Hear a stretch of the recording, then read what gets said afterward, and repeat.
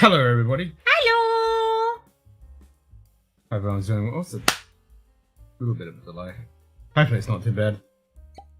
Hope everyone's doing good. What did we get up to? 44 something? 44.7 or something? Yeah, some fucking stupid thing. 15 in a fucking row, and we've got, what, another day, and then... A little pre on Monday. It's 3... Yeah, another hot day tomorrow, a little pre Monday, Tuesday, Wednesday, and then back Thursday, Friday, Saturday, hot again.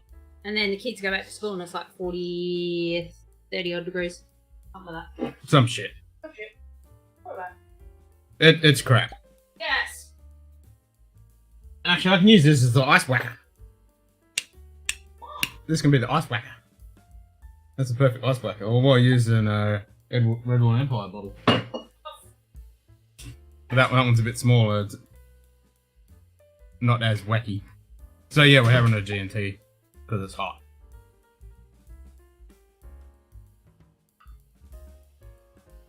Rev Fever 3. Tanqueray gin. Under dry gin. Which is one of my bog standard staple, and that's the import one as well. And then we're having Wild Raspberry Fever Tree Tonic Water. Which is pretty damn good. No artificial flavours, sweeteners, made with natural flavours, including raspberry and rhubarb. Oh, this has got rhubarb in it. Cool. God, come on.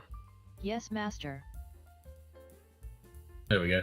These are not cheap, but they're very tasty.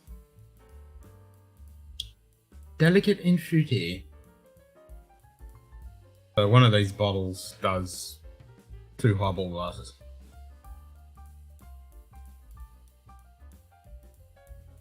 The only problem with this is it goes down way too well. It's quite tasty. Yeah, it's been bloody hot every day. And I was not the other days it hadn't been worrying me too much, but today it's just gone overboard. Absolutely ridiculous, just so over it.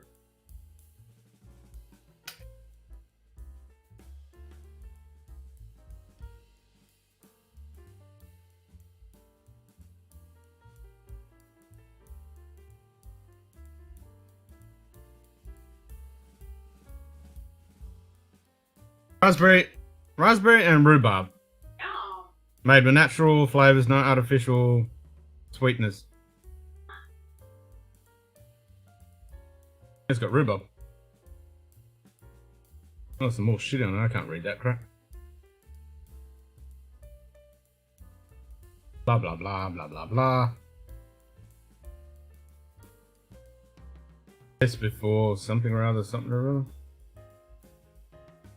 Oh, I can't read that. Oh no, it tastes good.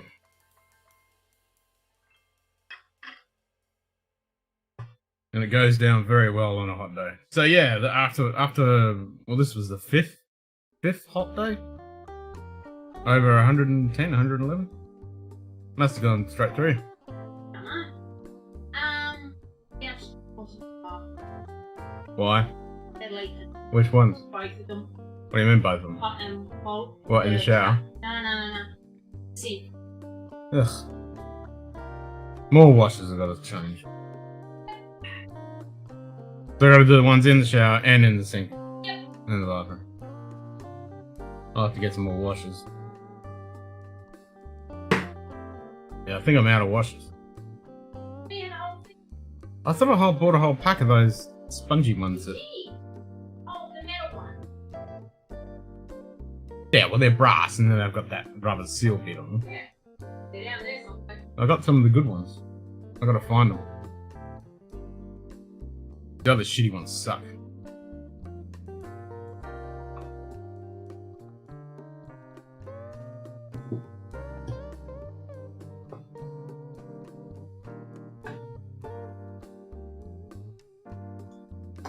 Nobody's on yet. Must be too early in the morning for everyone.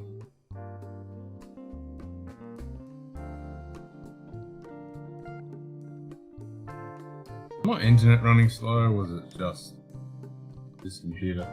Could be just this computer. That doesn't surprise me.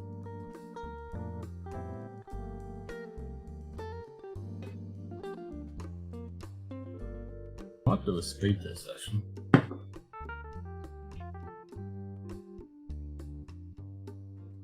Run a speed test.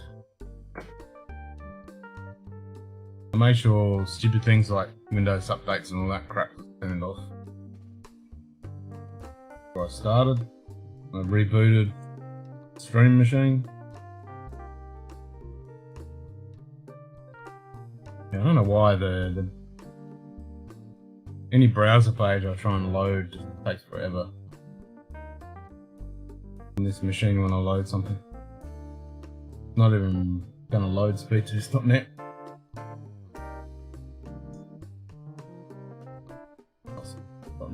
What was that?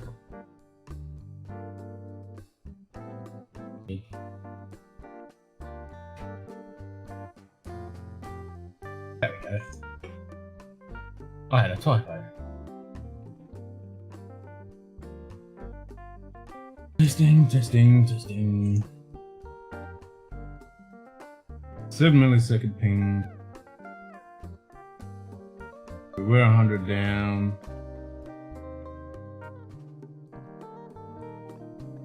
That's fluctuating between 80 and 100. This is good. Upload is what we need to worry about. Ooh, upload is a bit low. Looking at 14 upload. That's crap. It should be 40. Should be 30 at least. Ugh, might run that again. Is that shite? A lot higher than that.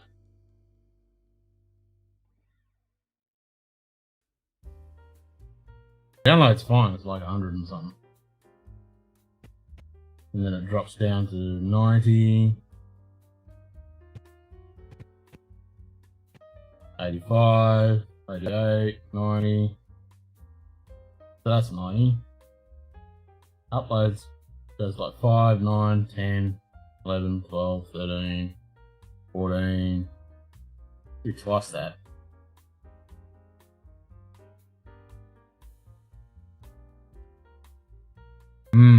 Pretty ordinary.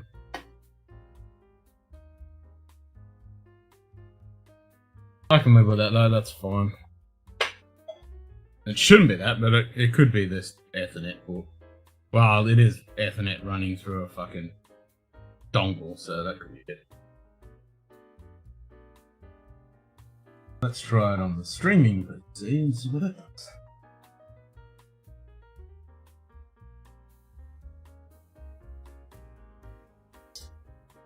If they've throttled my upload, I will go back and ballistic.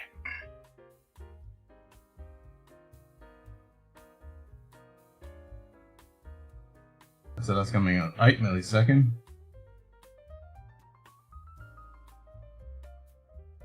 Right, that's consistently staying over 100. 108. Staying there.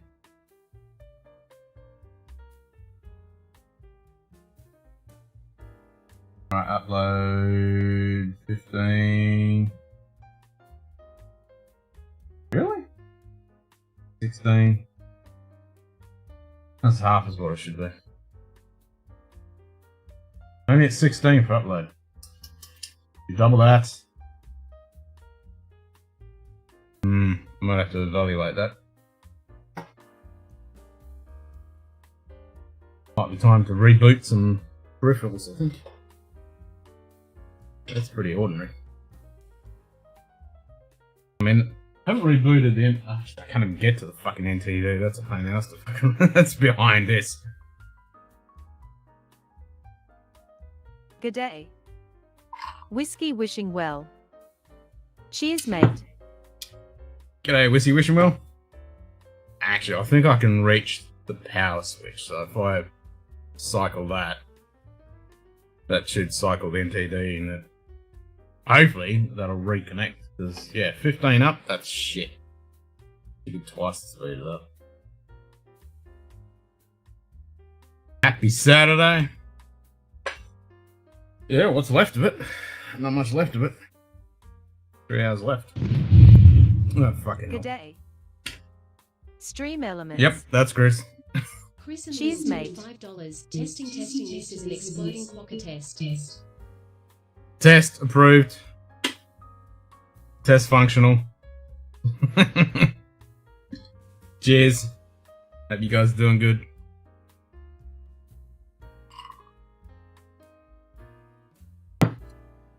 Test functioning. All above board. Not as good as my internet. I mean, don't know why the upload speed is at half of what it should be. Download speed's flying along. I mean, I expect the download speed to be down. Because, you know, yep, everybody on a Saturday night sucking down bandwidth, kids and shit. Playing video games and crap. But the upload, that doesn't make much sense. That should be... And it should be at 40, so I expect it to be around 30. Not half of that. That's garbage. Good day. Lilith Morgan. Has Cheers, the heat mate. affected it? Well, yeah, I wouldn't be surprised. I mean, fucking hell, 111 every day for 5 days straight. Yeah, the heat cooked it. Yeah, we'll blame the heat. That's it. Oh, I'll go with that. We'll blame the heat. This bloody heat. Yeah. I was saying a little bit later that this is the first day this whole week that I just didn't want to deal with it today. I had that aircon, but in my office I'm trying to get some work done, and I could only be down here for like 20-30 minutes at the Good day. most. Then I have to go back up to the aircon, cool off Chris the 5, Tats. come back down, backwards and forwards. Cheers, mate. Internet is melted down, and I'm not sure what upload speed you get in hell. You only get download in hell, don't you? You don't get an upload, because you only get uploads in heaven, don't you? You upload to heaven, you download to hell. I think that's how it works.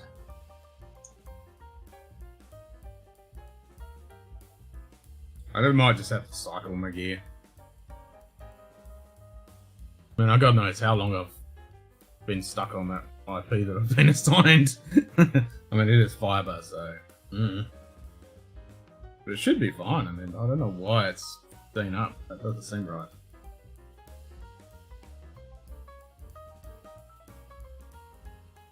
It's supposed to be 40.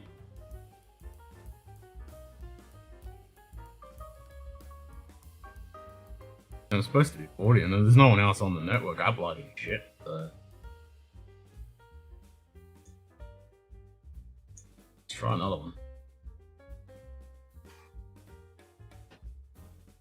It's not a bottleneck on this machine, because I tried it on my streaming machine as well.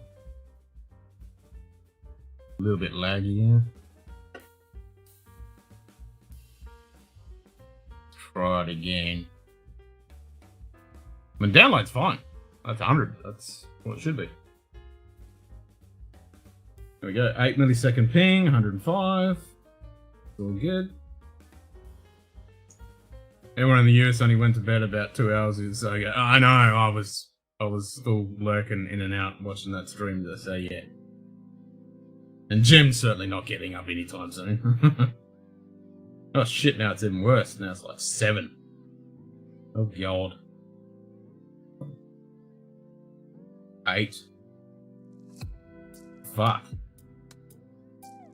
8 upload when it's meant to be 40. What the hell? Alright, let's just turn that off and just ignore anything about that, and just hopefully I'll have a few drinks and forget all about that, because otherwise that's going to really shit me off. Yeah, I don't think anyone's getting up too early.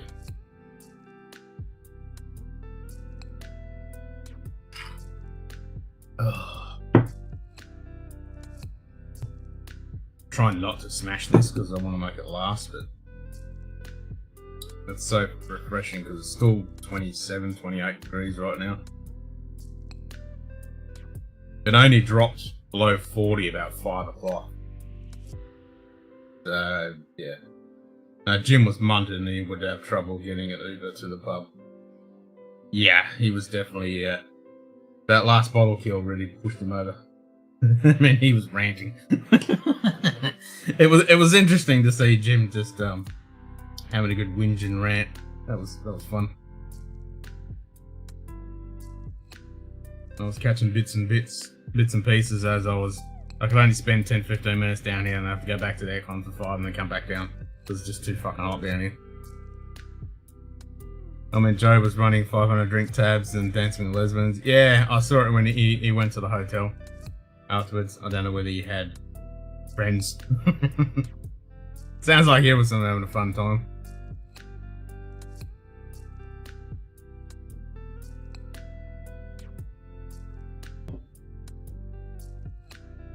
And Dara was, she was pretty primed.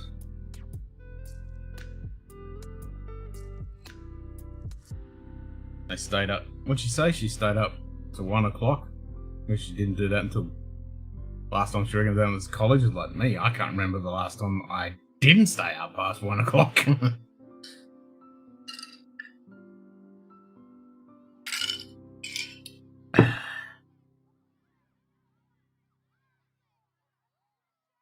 Even if I had to be at work at 7 or 8 o'clock in the morning, I still can't go to sleep before 1 o'clock in the morning. I cannot do it, Captain.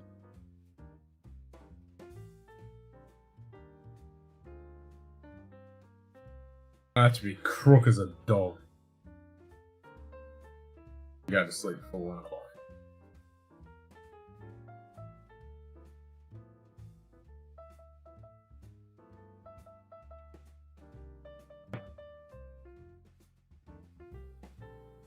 Well, I think Simon will be enjoying the nice cool weather down south. Lucky bastard. I'm totally over this hot shit. I don't mind a few days, but fucking 44 every single day for a week. That's because all you need to do is reboot and you're all good. You're saying I'm a robot? A robot?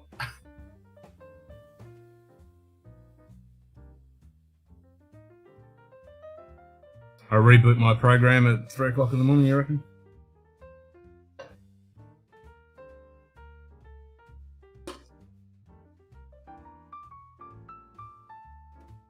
What whiskey should we start with?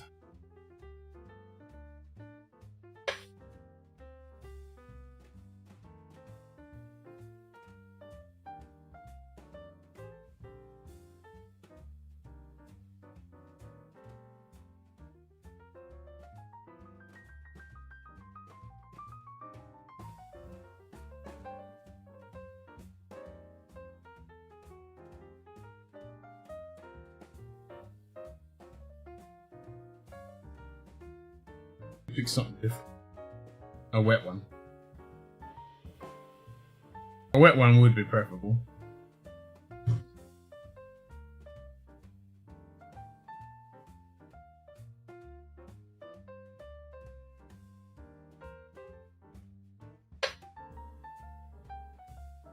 Craig, I like you 13.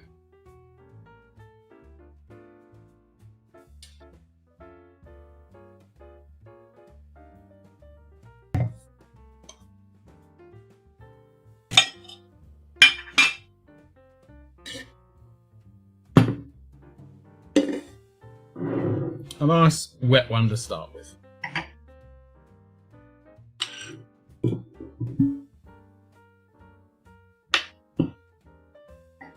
Cork hasn't shrunk. Always a good sign.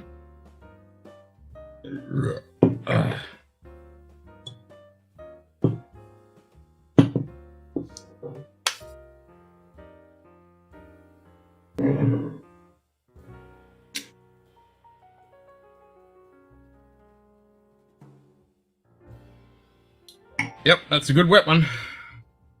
Smells good.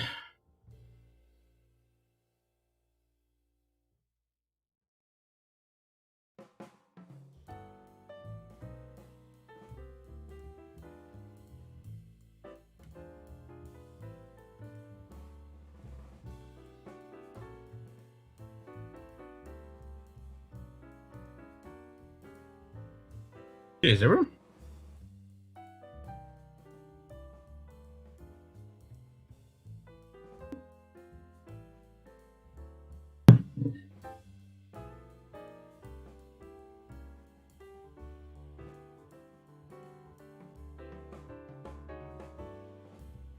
That was a good choice.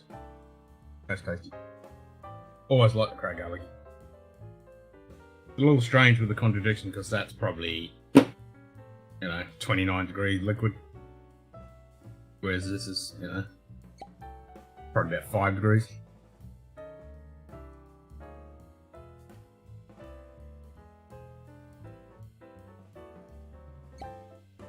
But tastes fucking.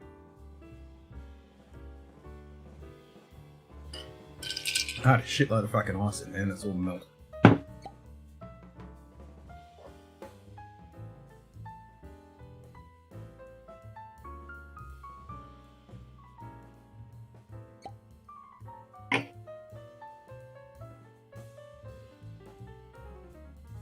The condensation. It's insane!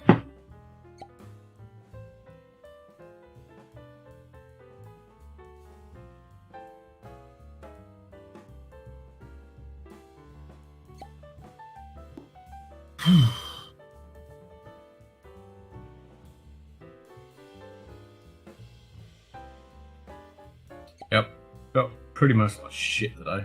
It's drained. Fucking heat.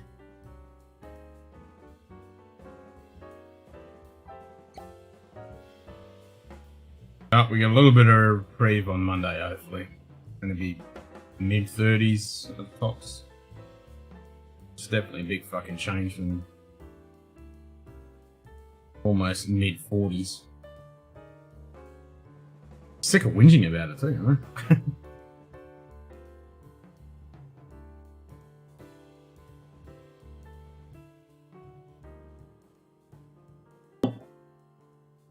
And then you see places like Perth, it's like unprecedented. It's been world record-breaking amount of 40-degree days in all of Perth throughout February in history, blah, blah, blah. And I'm like, really?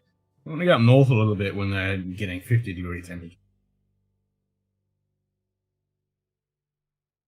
Good day. G'day, Dan. Dan. Cheers, mate. What? Are you fucking serious? Hey, Carly. Carly. Carly. No, she can't hear me.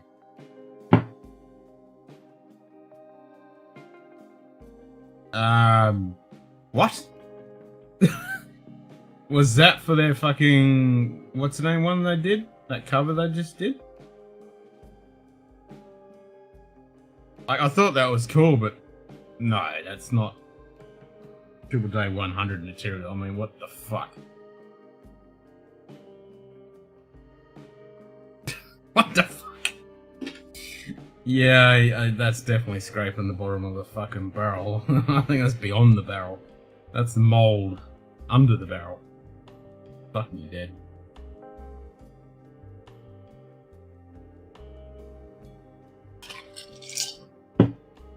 It was elephant. Oh my fucking god. That was ages ago.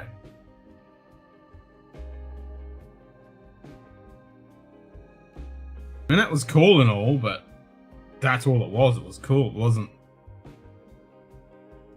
Out of all the music, of all the bands, that one.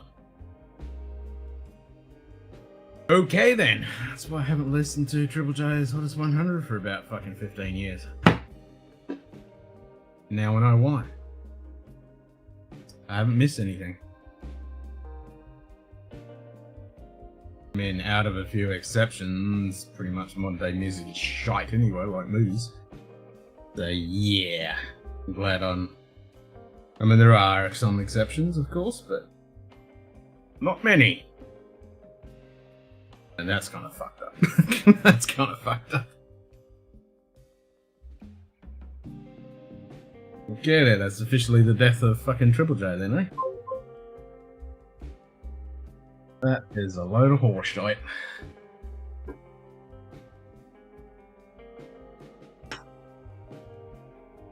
I didn't think Hottest 100 came out in Australia. Yeah, that's what I thought it was like around Australia Day.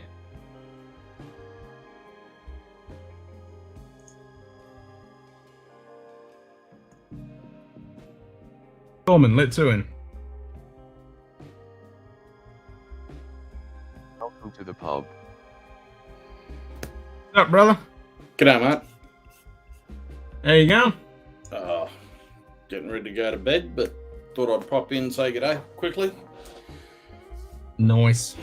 We've been, I've been moving some stuff around to get ready to start working from home on Monday. So where we used to sit on the couch in here in the bourbon room, I've now put a table, and so we're reversing it. So all the bourbon is now going to be behind us.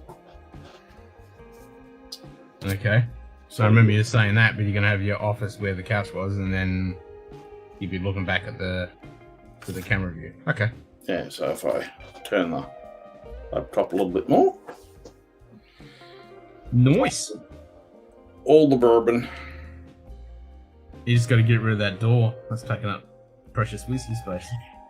Yeah, but if I got rid of that, I would not be able to get in and out of the room. Well, as long as you're in it, you're good. If you're outside, that's an issue, but if you're inside, that's not an issue. Yeah. Yeah. Well, I could always, I suppose, go through the cupboard here and into the next bedroom. Make that the. You only need a small one of those serving hatches for your food. Actually, that could be interesting. I could make the speakeasy entry in through the wardrobe from the next room. Exactly. And then you can, so once your food comes in, your outgoings can just go out the same hatch. You're good. Yeah. Because you got plenty of bottles to fill up, so once they're empty. I've got an open window, which I can open. Well, there you go. Have a pipe running out there. All good. That's it. Just climb through the window. That's it. But no, so we've catalogued all the whiskey today in the two cabinets behind me. Oh, nice. I did say that, yeah. And you listed all the ones you've got to go through yet. I think you're not allowed to.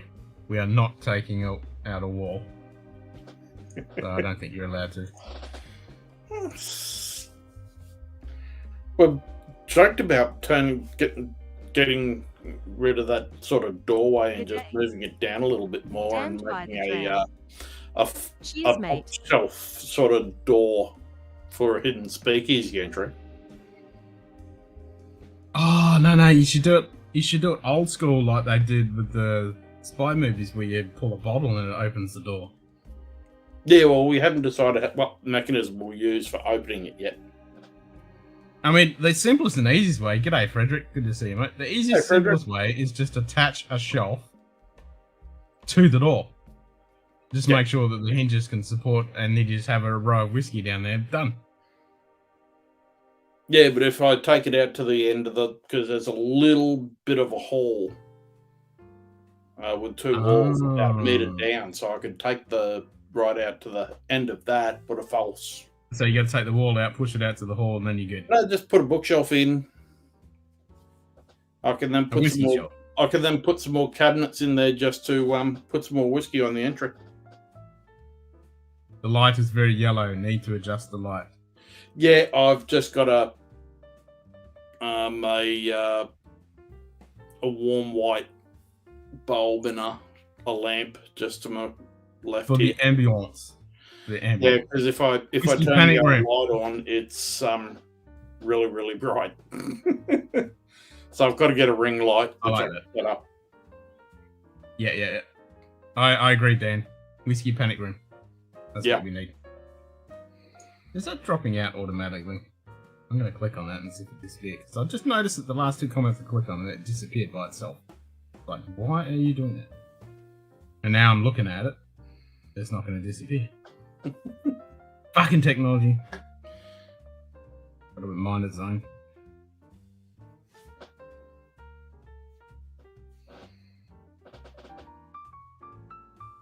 So you've been on leave and you got to go back to work at home, what, Monday?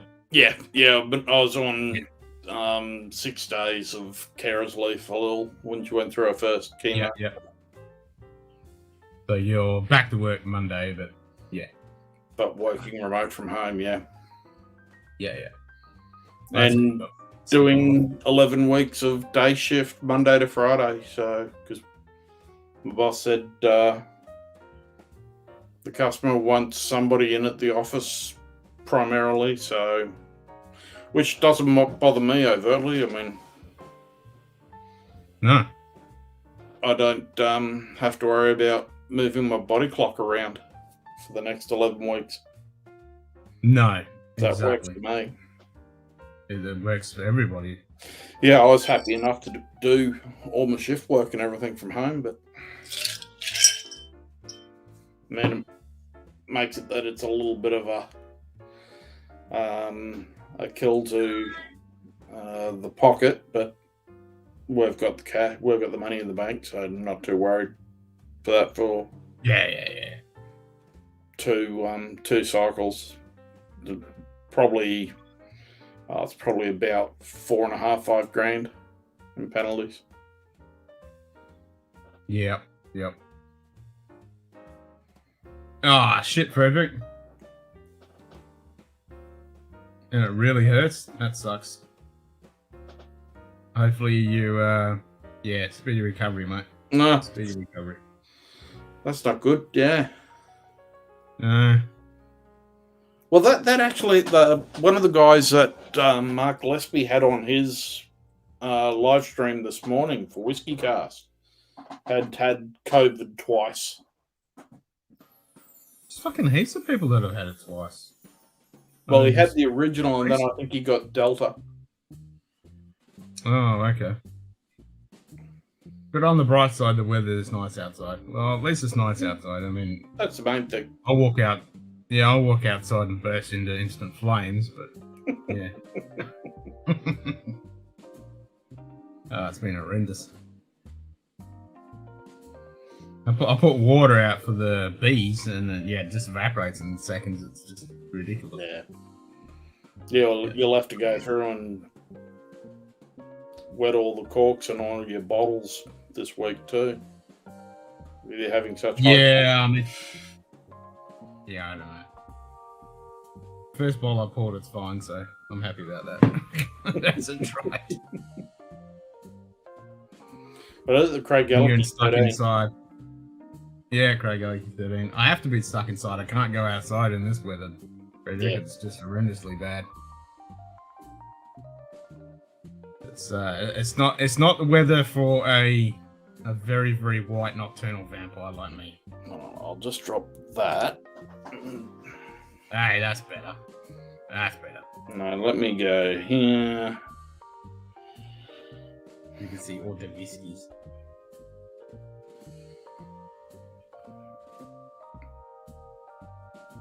Craig Gallagher 13. It is a perfect dram on a hot day to start my evening of a couple of drams. It's going down very nicely. I was thinking of something light and fruity, and this hits it to the thing. Damn, that's too bright. Yeah, that's where I'm just going to turn the dimmer down a bit.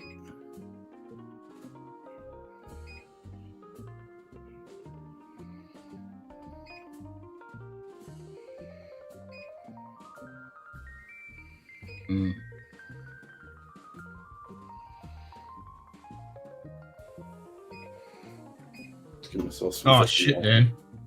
That's right. I forgot about you do tree cutting. Fuck, I don't envy you on that at all, man. That is brutal. 5 days cutting down trees of 40 plus, and after, see, that comment just disappeared. Yeah. I was like, I didn't do anything. And I click on it again, and it'll stay there. Alright, maybe I need to refresh. After the dreaded COVID shot felt a bit rough, but the whiskey has fixed that. So, which COVID shot? Booster or? Have you seen our new challenge on a Drams Divider kit? Not yet, Frederick. I haven't seen it. I haven't had a chance to catch up. As I say, I can only spend 15-20 minutes down here in the office at the most, and I have to go back to the aircon for 5:10 to cool off. Then I come back down for 5:20, so I'm doing my work and then getting the hell out because it's just too fucking hot down here after a week of 44 degrees. So yeah, I haven't haven't caught up on anything. It's just too fucking hot. Because it's probably, 60 degrees down here. Especially by the computers and the monitors and all that, servers and shit. Yeah. Because they're just radiating heat. But I will catch up. Right, so I'll refresh. But yeah, so I'm getting some bar stools, which will have, because the table's it's a high. Oh, okay. So we're going to have a couple of bar stools here, which we can sit on and spin around whenever we need to get anything. Nice. Glassware there. First one, Pfizer. Marky Mark has taken away my choice. Really? Taking away the choice, as in which one you can get? Well, that's a bit odd. Because my missus Kelly just got her second Pfizer shot. She was fine, both shots. Didn't worry. She was a little tired on each one, but other than that, nothing. I had a sore arm on my second Pfizer, and a little tired, but that was it. Yeah, same thing. A little sore arm, but that's when anything getting shoved into your fucking muscle tissue, shoved a liquid in. Will got sick about 5 days later after her second Pfizer. And then she had her her booster a week and a half before starting chemo, because they wanted her to have it before doing chemo, and she got a very sore arm and was really tired for about 2 days. Yep. Yeah, I'm fine. I just made personal choice to get the jab or not. Yeah, I'm in the same boat. I'm self-employed, so nobody can force me to have the jab because I'm self-employed. Unless I have to go somewhere that they require me to have the jab, and I'll be like, well, sorry, can't. Because now that we're not opening up, I'm going to wait. No, you guys aren't opening up again now. No, we're not opening up now. We were meant to be opening up February 5th, but he's postponed it. So you are... Even though the West Australian and social media is a bunch of fucking a-holes, and all they've done is complain. Like the West Australian, they've just... Every article they've put up since he's announced that we're not opening up, it's just been whinging. What else do you It's not proper journalism. It's just ridiculous. So, you know who's pushing their fucking agenda? It's fucking ridiculous. And even people are commenting, it's like, are you serious? Like, this is not news. This is just ridiculous. This is not journalism. This is just... anyway. It's very, very sad.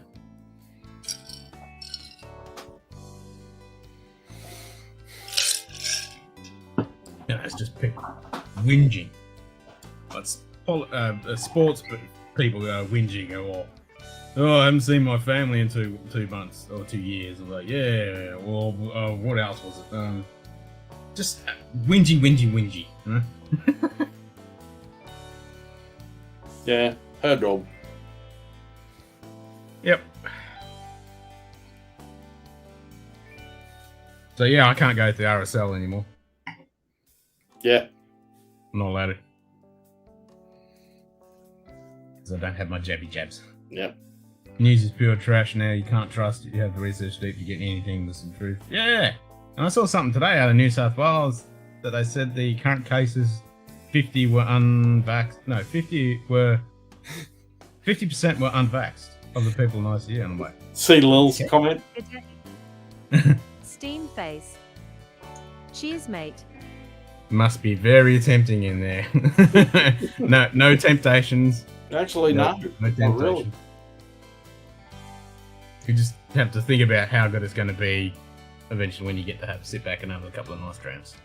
Morning, Ken. Can you play the Who the Fuck is Pete clip and remind me what movie it's from? I certainly can. It is from Angel's Share is the name of the movie. And here is the clip. It's another Pete. Pete? Who the fuck is Pete? They get it for the ground, then they dig it up. Where? Cheers, Ryan. You dig it up, you throw it in a drink, and you're wondering why it's barking a shite. Yeah, that's from Angel's Share. Very good Glaswegian whiskey beer. Because what do we have?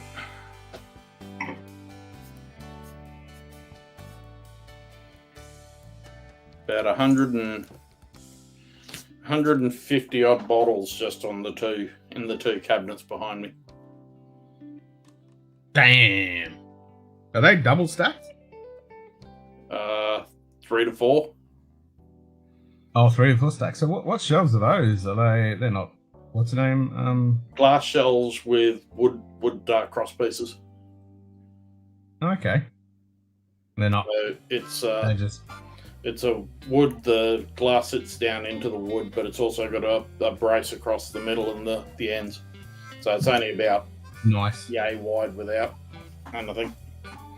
So the glass all holds it pretty well. And they by anybody, or are they just ones you picked up?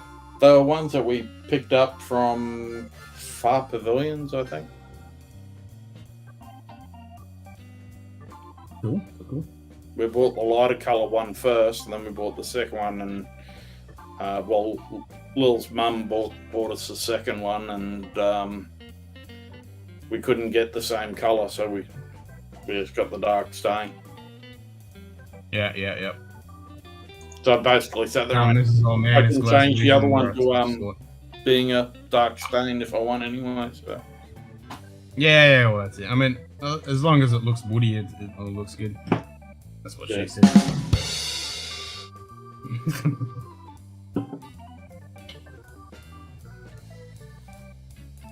it. Yeah, I don't know what shelving I'm gonna do whenever I get to move.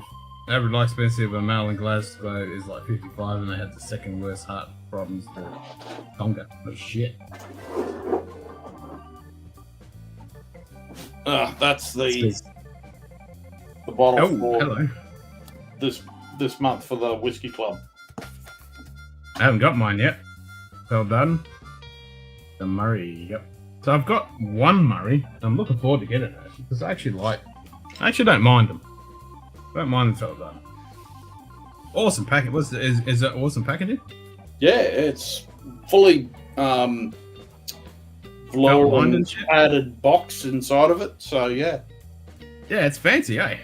There you go. Yeah, so it's 54%. Nice. 54.6. Sweet. Yeah, I'm looking forward to getting mine. Should be arriving here. It's gotten better. It has.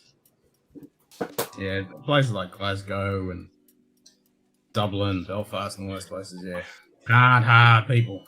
Yeah, but your bottle might be evaporated and all the. It probably has. It's probably just melted. So. Yeah, it's probably just melted. Is it peated? No, it's not. It's a Highland. No, it's a Highland malt. It's very light and fruity. Highland single malt. It's up strength. You might actually like it though, because it's similar to profile of a very loosely similar to an Irish. Yeah, it's distilled in 2008 and bottled in 2021, so she's 13 years old. Yeah.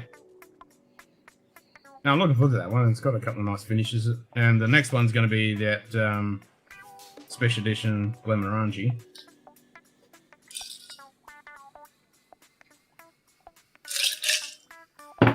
Glenmorangie is the guys were calling it on Whiskey Cast today. What did they call it? Glenmorangie. Glenmorangie. Yeah. Oh, really? Going, hey, Glenmorangie, boring. Obviously not Scotch guys. No, there was a couple of guys from Scotland. Oh, okay. They go, yeah, Glenmorangie. It's boring. Well, some of their stuff is pretty boring, yes. I will give them that. Hey, Shoot Kitty. How you doing well, mate? But that one actually looks alright. I mean, that's one of their car strength fucking whoop-de-doo fucking fancy ones. Nightbot. Cheers, mate. Minus 14. 61% humidity. Fucking hell. That's getting a little crispy. I'll send you some heat over, shoot kitty. You can send me some of that cool weather over. Well, we're at That would be 23 at nice. the moment. Yeah, I'm still probably about 27, 28. 69 Fahrenheit for those. When laundry's more of a dessert style, it's not going to knock your socks off. Yeah, that's right. It is very desserty. What are we at now? Yep, 26 and a half. No, that's come down pretty well with the sun going down at least. Yes, it's a lot better than 5 o'clock at 41. But the humidity is going to keep going up and up and up. Yeah. Yeah, that's what we've just had rain and overcast and wind and everything here. Just with the end of that tropical cyclone from the Gulf that came down. Yeah. No, please don't. It's good for my morning walks. Okay. Alright then. Well, can you send some of the cold weather to me? Because I'm dying. I've had enough. 5 days of 111 degrees every day is that's fun.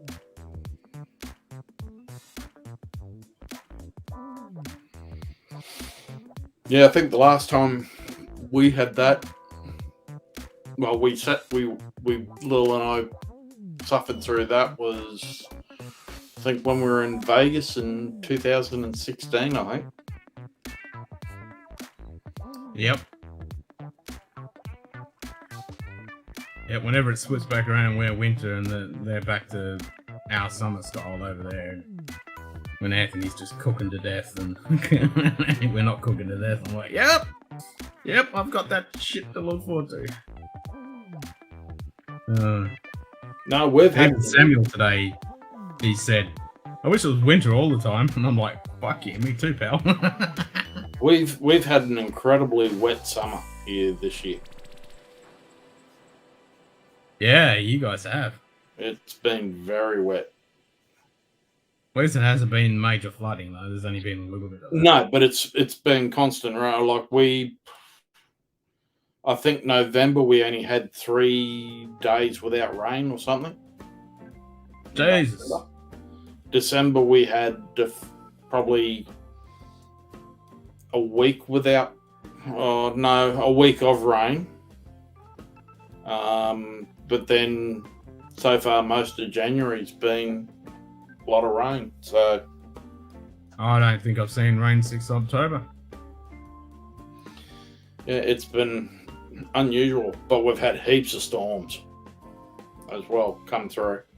Yeah, we've had nothing. Well, I mean, normally we have a couple of when storms we've had this time, yeah.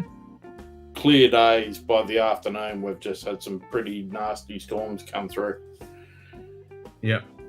And we've had localised flooding around areas. We haven't had it here, but south side of Brisbane, Gold Coast, and up in the hinterland and everything towards Sunshine Coast has copped it. And I've been seeing, quite a bit of activity. I mean, normally we get a little bit of activity inland a little bit that kicks off around sunset and get some nice storms inland. But nothing. Had nothing. None of that. Oh, we had an absolute pearler of a storm come through the day that Lil had her surgery. A day. So Whiskey yeah. eyes. I got home just in time Mate. before it. And, Hey, Trish. okay, Trish. Or Leon. Or Leon. It could be Leon. You never know. It could be Leon. Send Samuel to Quebec for a winter, then see what he says. Yeah, no, he's not going to like that. He's only ever known the climate like here. He would die in an instant in Quebec fucking winter. No, the winter here where it's like 20 degrees, 20 degrees Celsius. He'd be happy with that. I'd be happy with that. Yeah, 18 to 22 in days during winter. I mean, I'm happy 30 Gets down below to about 4 to 6 degrees at night. Yeah, I mean, that's perfect. That's perfect. Yeah. Oh, this Trish Leon's getting ready for work. Okay. we try not to assume.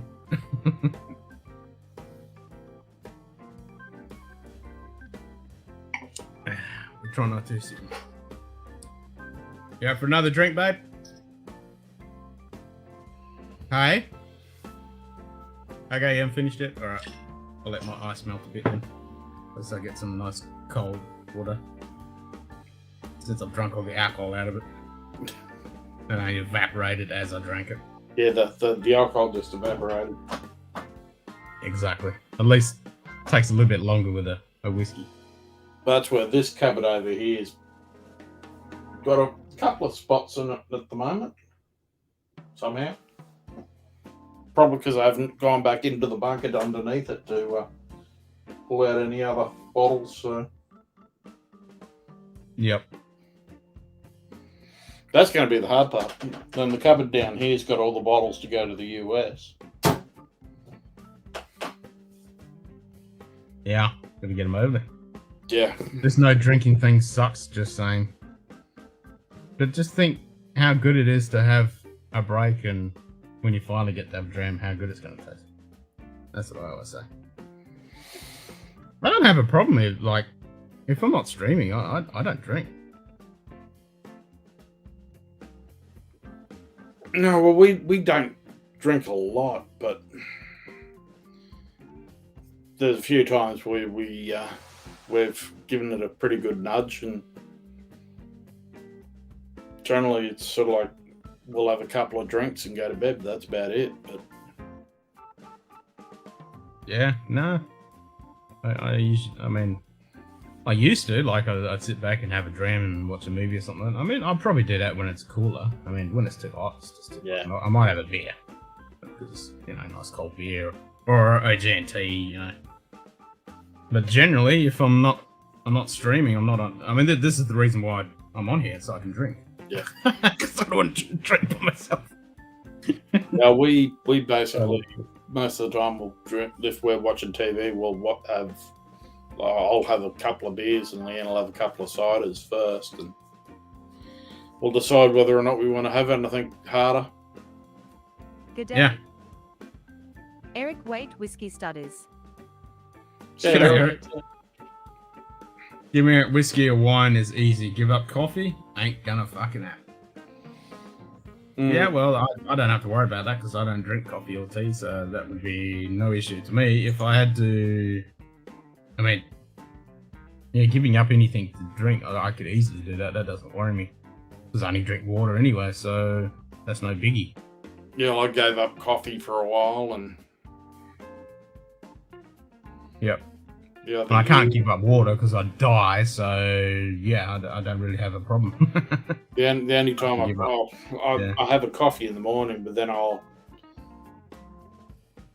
if I'm on afternoon shifts, I tend not to. I'll have a coffee at work, and then if I'm on night shifts, I'll have 2 coffees through the night at work, just to keep myself awake. Yep. I have some important blood lab work coming up in a few weeks, so I'm going to be good and have no alcohol until then, plus my body passing it. I just need a reset. Yeah, and a reset is always... The reset's always a good thing. It is. I mean, if you can go a week or 2 without having any alcohol, when you come back, your palate is so pristine and so good to have that dram because it just hits you with all the flavors. What do you mean, aquavita? Yeah, pretty much. That's Sam who wants to drink aquavita. Yep.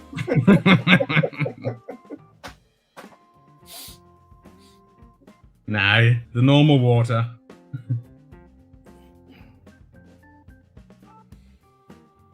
Not the water of life. So yeah, like if I'm not streaming, I can go a week or 2 without having a dram. Well, I haven't missed it. The 10 days that we've gone so far, I haven't missed it at all. No. And that's always a good thing to do. That's like a good reset because, yeah, if you're not missing it, you know you don't have a problem. No, that's right. But if you were constantly thinking about it and, you know, it was on the back of your mind the whole time, you'd be like, that's not good. And that's where I've had the guys Yeah, at work exactly. sort of make comments saying that, you must find it hard walking in that room. I go, no, don't fucking. No. No, But I do the same. I come in, I'll always look at my difficult. stuff and, you know. It's always been difficult to walk into this room because you'll stand there and for about 25 minutes going, what do I feel like? Trying to decide what the hell you want to pour. Yeah. Yeah. So you don't have time in a night to get drunk because you're there going, what do I want to drink? You have that, and then you go, what do I want to drink next? I'll go have a look. Well, I normally don't have that problem. I immediately think, oh, I'll have this, I'll have that. But the last few streams, I'm like, what the fuck do I want? Yeah, but there's a lot of times that we'll sort of like switch around between, corn bourbons, wheated bourbons, ryes. Now that Yeah, I we're mean, you I do the orange, same. I'll switch Japanese. around and mix it up. And yep. it's sort of like, Sometimes I butt chug coffee to get really high. Okay, so if the shakes come in and doing a snort of line doesn't work, then you just butt chug it. How long does it take for a butt chug to hit?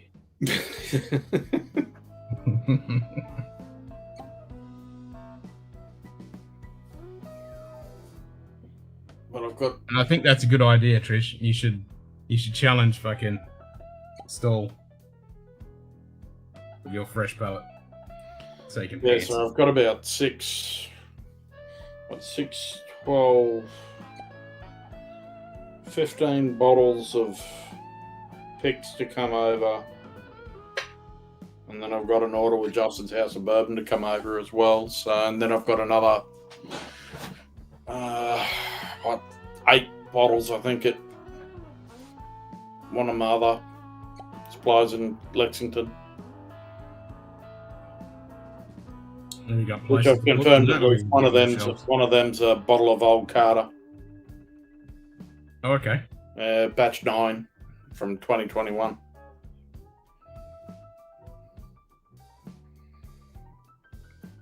Got that. I've got Just trying to keep another- mentally healthy. It's just been stressful lately. Yep, totally understandable. Not that Yeah. you would know anything about stress, right? Yeah. Yeah, I can These two completely can definitely, sympathise with you there, Trish. Yep, you two could definitely share some stories. Well, I mean, like You guys have got the going through maximum stress meters. the passing of my mum, just over 13 months ago now. I had to go through dealing with all the funeral arrangements, and then I had to do. I did up the order of service and the video of all the photo collage and put that all to music. And, Yeah, I did all that shit too. Yep.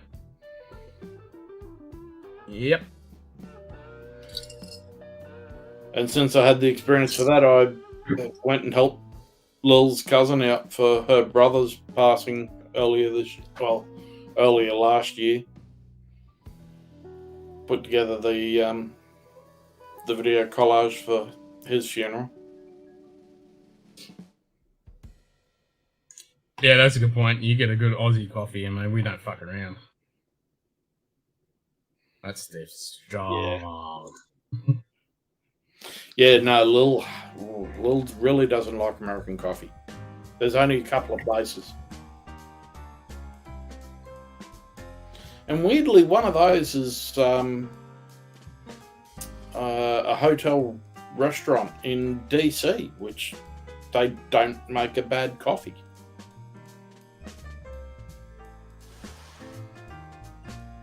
Yep. Yeah, It's my like- mum died months ago. Now my brother. There's so much to do after the buck. Yeah, there is so Yeah. much to do. People don't realise how much stuff you have to take care of. It's just tons and tons. Well, that's why we were lucky. We'd gone through dealing with cleaning out Mum's house 2 years before, or a year and a half before. Yeah, that helps. selling the house and everything. So paid for her to be in Yep. aged care. So it that sort of broke up a little bit of it. But yeah, mum's house was huge. It was probably 56 square Oh shit. because it was 3 levels. Basically, the bottom level, which was just the garages and workshop, basically was the size of my house, I think. Damn. It was just incredible. That's big. Yep. Well, we flat packed 16 cubic meters of skips. Jesus. And that's not counting the stuff that went to people's houses and what I took to the dump. Yeah. Why does the chat keep disappearing? That's really annoying. Well, Jim had that on someone's stream yesterday, I think. What's that? The chat keeps disappearing? Yeah, the chat would scroll and do all sorts of weird things on. I think it was on Cheech's It stream. seems to be random when it happens. Like, I'm not clicking on anything, and then all of a sudden it just disappears. I don't know why that.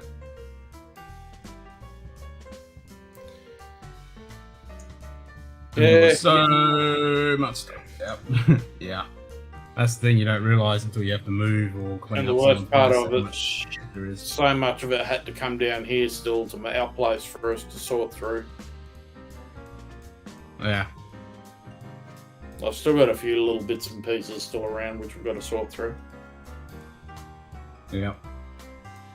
Yeah, I've already slowly but surely getting rid of we've got rid of one skip bin full of shit. Chockers, man. I stomped the shit. I crushed everything down. So yeah, probably a couple more skip bins, and then when I move it'll be a couple more, I'd say. Yeah.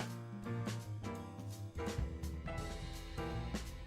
mean, especially doing IT shit, you know, you get old computers and cases and stuff, and you rip a few parts out, and there's just a pack of old cases and monitors, and fucking parts and shit. And then, you know, with the boxes with deliveries, you know, of whiskey and Star Trek models and comics and all the other shit you order, you just get boxes and boxes of shit. Yep. And some of the boxes are good because I'll keep them for packing, but yeah, you just get... Like, I was keeping some of the whiskey boxes, you know, like the ones at the Single Malt Whiskey Club, because I think... And then I'm thinking, what the fuck am I going to do these with? I'm just going to be pretty much sticking it in a big box with about 5 boxes, 5 bottles, fill up the car with about 5 of those, take them over and just do trips backwards and forwards and just do that. Otherwise, you put too many in a box, it's too fucking heavy, it's going to fall out and break. Yeah. You're not going to stick them in a single box. No, you want to move about 6 to 8 bottles at a time. Per time, yeah, otherwise it's too fucking heavy and bulky. Yeah, you don't want to take the risk. Exactly. See you guys later, maybe about to get ready for the day. Hope everyone stays safe and healthy. Have a good... Yep. Straight back at you, stay healthy and... Yep, have a good one. Cheers.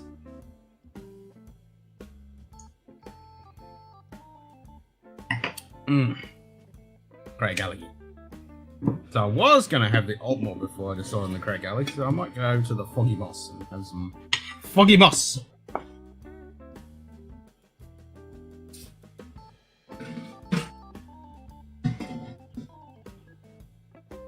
So we'll go with the Alt Malt 12, the Foggy Moss.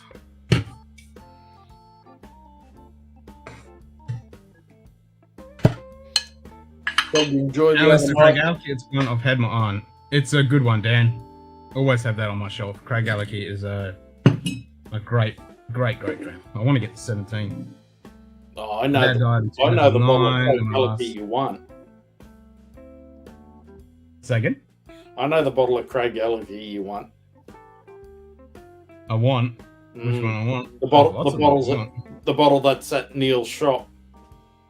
The 33. Oh, I do want that one. Yeah, I do want that one. Yes, that one I do want. Just out of my price range at the moment. Yes. Just a little bit.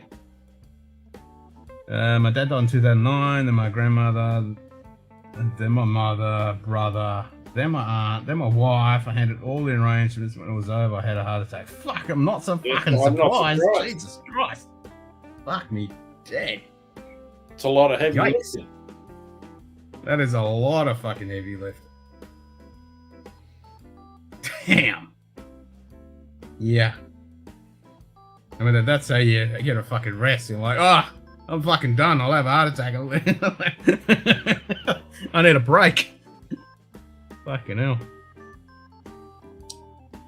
Yikes. Yep, that's brutal.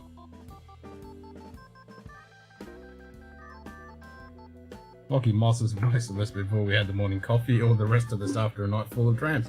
Either way or the other. Yeah, but yeah, not wrong there. But it is called the Foggy Moss because it's a distillery that's covered in fog. So they call it the Foggy Moss. I mean, even on the picture, see, you got a distillery covered in fog. It's in a valley. Yep.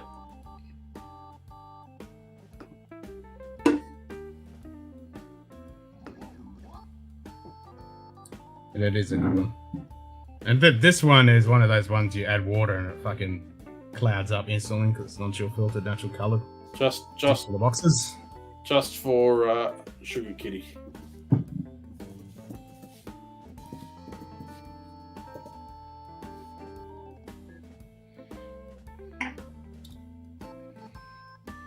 Just for Shinky.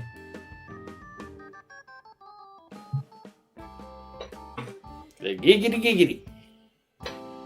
Oh, you're doing the giggity. Oh, there it is. Giggity. Giggity. You know somebody's gonna play it now.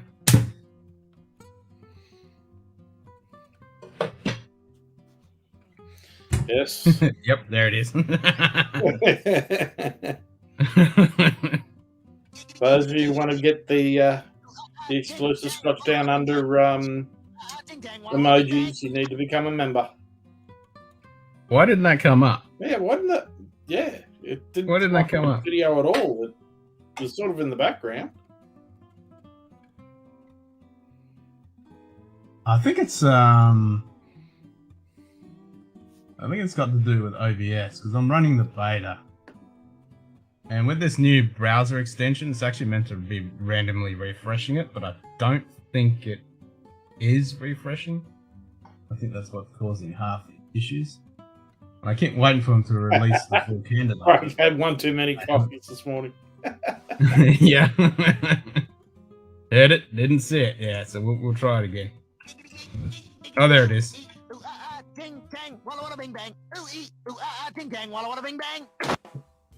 There we go. I refreshed it. So.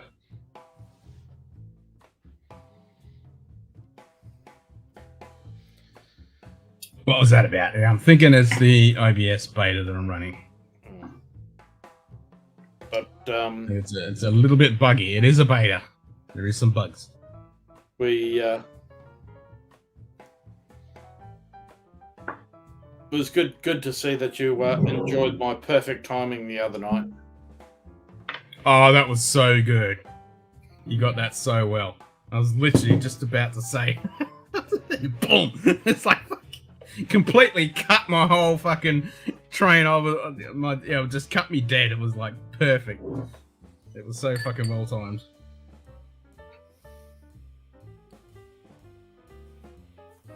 Yeah, that was priceless. Yeah, well, I actually thought that I went too early because I forgot that after the countdown, it then goes through and it does the opening. You then go through all your credits of the Patreon members and Yep. sponsors and all the donors, and sort of like, it's probably going to hit him and it's not going to be on, and then perfect timing. Now, as soon as I went like that, I was just about to open my gob and then I was fucked. That was it. Done. Couldn't get a fucking word out.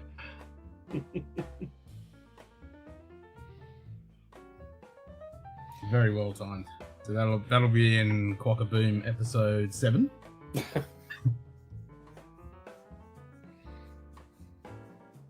Yeah, I need to Search for more quackers. and actually get some. Say again. The search for more quacker. The search for more quackers. The search for quacker. Yep.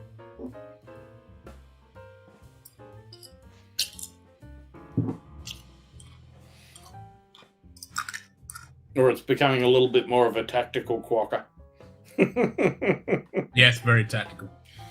Oh, yeah, because we were discussing it on Clifton's Discord hangout yesterday. Because Yoda was on there with us and Zofa, and we were discussing the fact that about it all. And we were explaining it to a couple of the other guys, and because we were all commenting on Yoda always going, no THX. No THX. I'm all good. we're explaining the whole THX thing to people. Hey, Aaron. Okay, Through High Test Coffee, we have a local shop that roasts their own. They make a high caffeine blend called Jet Fuel, made out of some non-Arabica beans. Oh shit. Yep, that sounds nasty. The quacker search never ends. That's it. How are you, AA, Ron? I need to actually put a quacker on a shirt. I need to. Well, we're going to do that for the members show, remember? Yeah, I need to find. I need to find one that isn't copyright and all that blah blah blah. Well, most of them are all. And there's enough of them in the free domain on the internet. All their selfies. Yeah, but not really, because they're still owned by the person who took the photo. Technically. I mean, the disclaimer is, like, if you take a photo on your phone, you put it up on Facebook and YouTube, if you read their terms and conditions, Facebook and YouTube own it. But a third person coming along and stealing it isn't allowed to. But you can turn... We just need to wait till we get over there and we go to Rock Nest. I mean, as long as I get an image, like if it's a graphical image or I turn it into a graphical image and I modify it and tweak it and change it, that is fair use because you've changed it and you've done all that to it. That you can get away with. You could always do the quacker mother throwing its young at a quackerburn. No, they don't throw them, they just drop them. But we can't have any quackers harmed in the quacker boom explosions. No quackers were harmed. They're an endangered species. That's right. A copy to a computer is considered fair use, putting it on a shirt for sale, no. Yeah. Even having a copy, well, yeah, it depends. Having a copy on your computer... As long as it's not being used for commercial, it's probably fine. Yeah, I mean, yeah, because there is dollars happening with it. But even having a copy for yourself, I mean, depends on the licensing and blah, blah, blah. Yeah. Because I have the same shit to do with, you know, when I license my photography or I need to get licensed photography, you know, whether it's commercial, private, or whatever.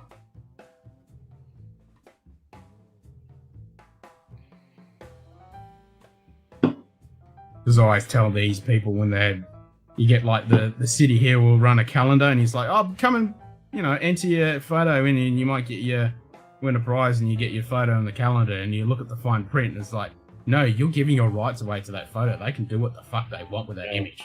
So if you've got an epic image, they can run with it and do whatever they want with it and make money off it and you haven't got a single thing to stand on.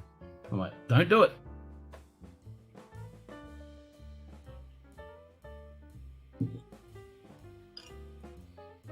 Got to clean out that bookshelf. Got a lot of empty bottles there. I could probably restock a distillery at the moment. Yeah. We've certainly got a lot better than any bottle shop I know of in my local area.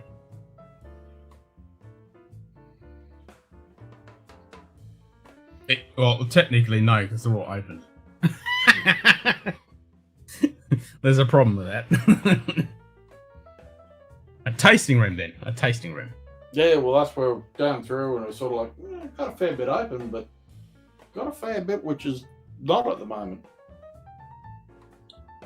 Yeah, I don't have too many that's not open. They're usually just backups. Or, I mean, there's 2 above my head that aren't open. That one, and that one. But everything else is pretty much open. Yeah, well, I've got, that if you want any of that one for you, Yeah. I've got it right there. So. Yeah. Yep, that one. It's a great tasting bar. Exactly, it's a tasting bar. That's it. Welcome to my tasting bar. Mostly bourbon. How many bottles are we talking, Chris? Well, we're at 170 so far just in those 2 cabinets. Probably got about another 100 in that cabinet there. Then I've got the 3 bunkers. So yeah, still a fair bit. Just a couple. Yeah. I mean, the bunkers are more my backups and things like that. But I was amazed at how many bottles of Russell's Reserve I've actually got in the cupboard, the bar. So, Well, yeah. two different picks in there, and a couple of 10 years, and then a single barrel, and You can never have enough Russells. Russells big shit. So I didn't realise I had that many. And then I've still got another couple of picks down in the cupboard, and I know I've got, I think, about 5 or 6 Russell's picks still over in the US. Nice. And then I just got another one added into one of my bunkers at one of my suppliers in about just before beginning of this month. Yep. We had another Russell's pick. Are you using a spreadsheet? You didn't get one of the apps? Where you can just We're just on a spreadsheet. Okay. Well, small island nations don't have a collection like that. Yep. Especially since a lot of it goes back. Another G&T, babe? A lot of it goes back to 2012. Oh, okay. 2010 for the Parker Heritage 27 and that. Damn. I can have an elderflower, yeah? Yeah. Yeah, I want Roger. I want elderflower.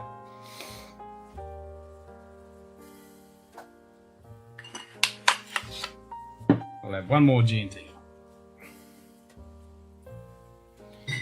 But then a lot of bottles were earmarked to be open for my 50th last year, and True. you didn't get over, and No, I'm still bummed about that. the my mates who turned up, they brought their own. They brought craft beers and that, and a few things, and we only cracked open probably about half a dozen bottles. I think I brought in about 48 bottles or something. My brother didn't get down from Darwin, and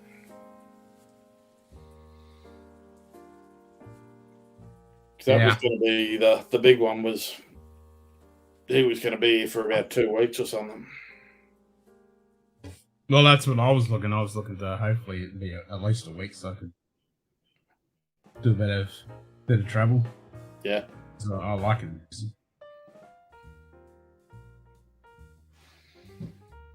So don't know when I'll get over there next. Fair bit there now, which is just sort of like, yeah, we'll get to that. Yeah, we'll get there. And I've got people trying to hunt down a few different bottles for me to get sent over before mid-March for when Lil finishes her chemo. Yep. So a couple of harder to get I bottles. need to go to work. I took a week vacation in Good Texas. day. Now I need to get caught up on stuff. Bourbon baller. Cheers, That's mate. Cheers, Eric. G'day, Bourbon Boy. Cheers, mate. Parker's 27 is awesome. Just bought a case of the wheat whiskey yesterday. Oh, cool. Well, I was quite chuffed to see the Whiskey Tribe do the alter ego. Yeah. I was like, I've got that bottle. Shout out to JD. Yeah, I wish I had bought more than the one bottle of the Parker 27.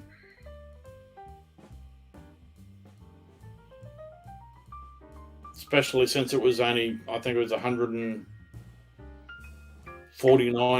at the distillery or something, I think. Oh, fuck. Yeah. It's always the way. 49 or It's always the 190, I way. can't remember which.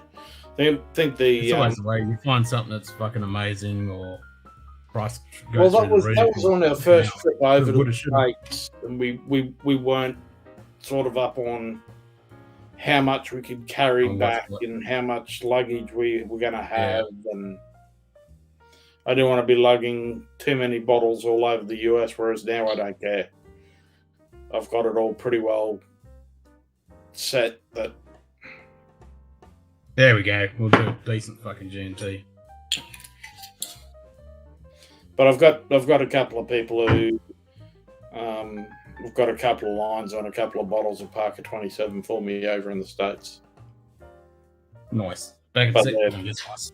About $800 though now, so Oh shit! yeah, and that's with me being looked after. I mean, the only bottle I've seen over here was down at Nick's, and they wanted $2,500 for it. Ah, get Yeah, that's what I said. I was actually going to, at one stage, I was going to offer them I'd trade up my 23-year Pappy for the replacement 27. Yep. Tanqueray imported. London Dry Gin. One of my go-tos. If I want something just nice and easy. The Freud 10 Sherry Cast is hitting the spot tonight. Oh, you lucky bastard.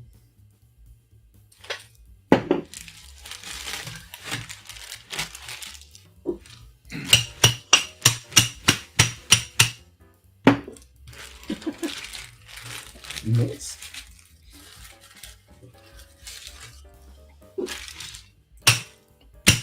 That's where I didn't make the mistake of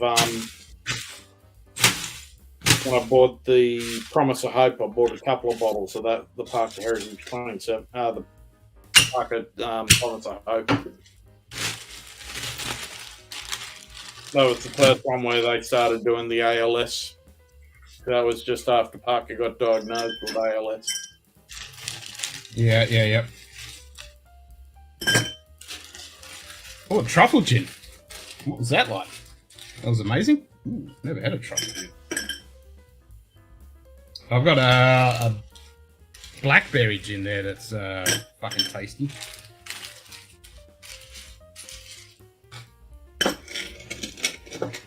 And I got some of the I can see that bottle breaking. Nah.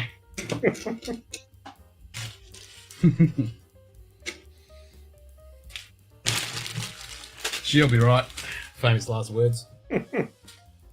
Tanqueray tastes like Christmas tree.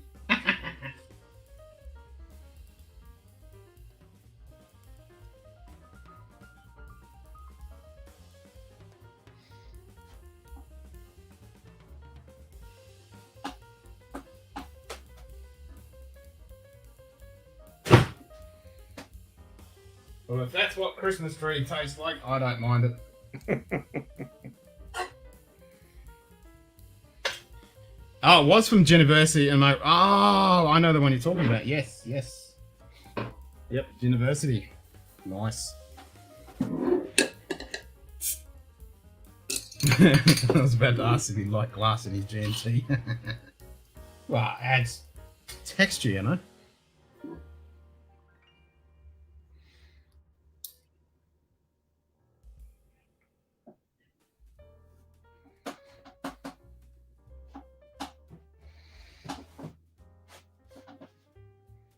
Now Perry did a dry stream on Friday morning over here, Thursday night over in the States for Lil.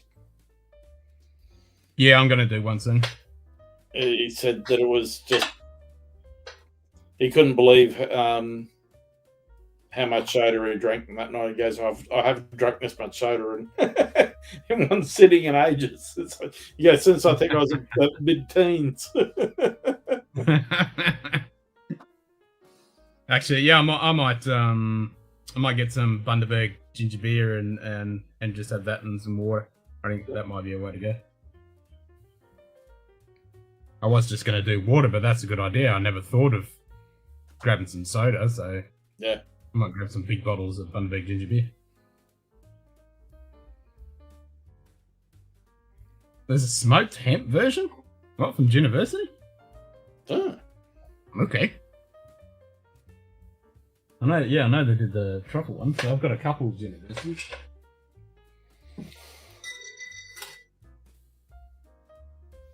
So there's their London Dry.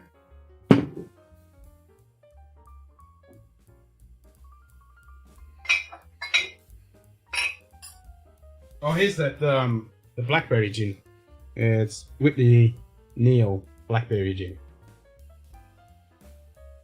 That was very tasty. Carly and myself had it in a gin tasting night we did. Yeah, I've got to get some Limestone Branches gins over from Stephen B.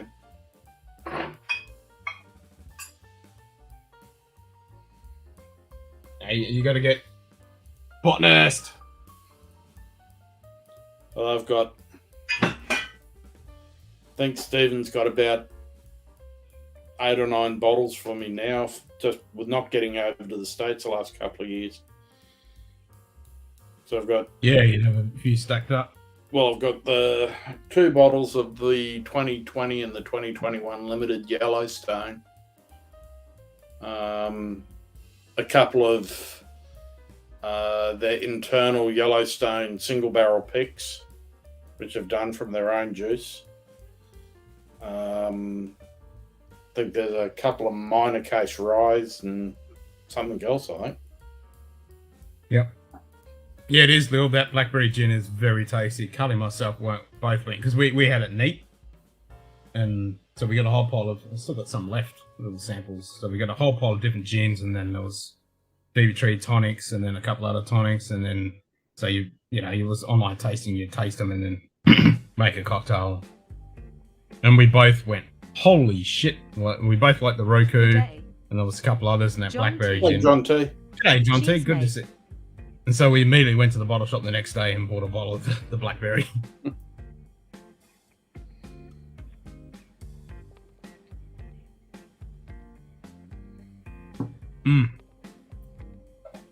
Yeah, but that Tanqueray with the elderflower.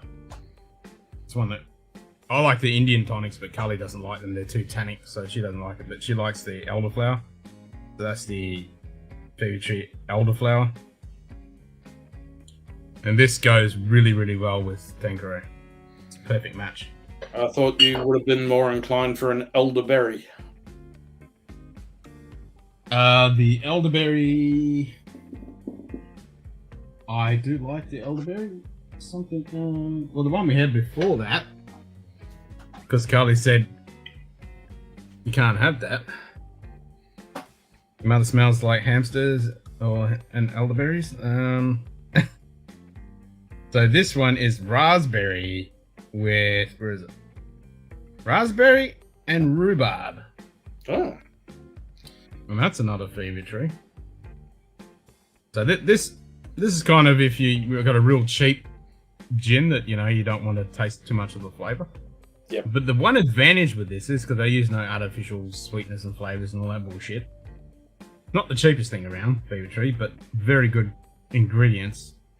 This one doesn't overpower the approach. It only kicks in on the finish. Yep. So you get whatever the gin is, and then you get this lovely raspberry and little rhubarb kick. And it's It's almost. You could say it sounds like almost reminiscent of a cordial type taste, but not that thick, sugary, fake kind of thing. It's quite tasty. Have to find those. Sounds tasty. Yeah, I mean, Fever Tree is good stuff. I love their ginger ale, their ginger beer, their blood orange, their smoky orange. Yeah, all those oranges they do. They work really well in highballs. Like you get the smoky orange and then have that with a smoky whiskey. Oh, that's pretty good. Well, actually, that reminded me that I think Mark's got the guys from Glenmorangie on his channel next weekend. Oh, who have they got? I'm not sure.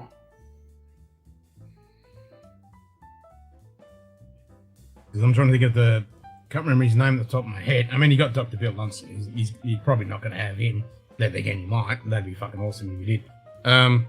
There's a US, the big US rep. He's been on. He knows his shit. He's really fucking knowledgeable. Yeah, no, I know that it's Scotch actually the guys from the distillery who are going to be on with Mark. So. Oh, so it's from the. Oh, okay. When's that on? I want to catch that. That'll be next Saturday, probably 6 a.m. your time. Yeah, I'll have to catch it on the replay because that's when I go to bed. Yeah, keep it open. Yeah, they're very tasty, though. Very tasty.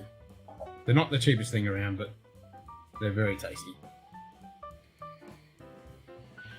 Righty, well, let's just go on midnight here, so I might call it a night at our end and. No, fair enough. Get some rest. Get up 7 tomorrow morning, so I've got to try and get my body used to getting up again. Are you doing a 9 to 5? 8 till 4. 8 till 4:30. 8 to 4. Okay. Well, that's not too bad. So, but At least you don't have to do a fucking commute. no, well that's it. Either way, You can sit in your jocks and do your job. That's all good. Yeah. Yep. Just have a polo shirt on and. Yep. Exactly. As long as you remember to turn your camera off if you get up. But I mean, like, That's that was the always catch. the big thing for me. Like in my old role, I used to work from home. On shift, I'd work at least 4 days a week from home. I think I was only at one stage there. I was only going into the office on Wednesdays, and that's because we had our team meetings. Yeah, commute down the hallway. Yep. Down the hallway. That's pretty much my commute. Get up. Fucking put some clothes on. Take a leak. And then I'm at the office. Well, that's where it'll be. Get into the study and into the office and boot up my two laptops and then remote into the network on the second laptop. Yeah. That's it. All the network tools. That's what I do. Yep, all the bits and bobs. I was lucky today. I got an email from. I had an escalated job for one of my clients' servers because the PHP wasn't showing up correctly. Like I changed the version and everything, but it wasn't showing up in the CMS. Yep. It's still coming up as the old shitty version. I'm like, what the hell's going on? I'm like, it's showing up on the server perfectly fine, but all the CMS is reporting it as the old version. I'm like, well, this is out of my hands. I can't reboot the Apache or anything. I haven't got access to that. So I contacted the online tech mob and I'm like, yep, this is what's happening. Oh, well, okay, we'll look at this. Yeah, no worries. Comes back 10 minutes later.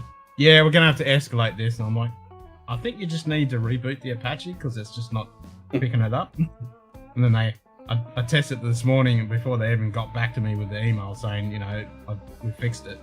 And yep, that obviously that's what they'd done. And it's refreshed and it's all good. And then they sent an email and I immediately went back, yeah, it's all good. Have a good weekend. Thanks, bye.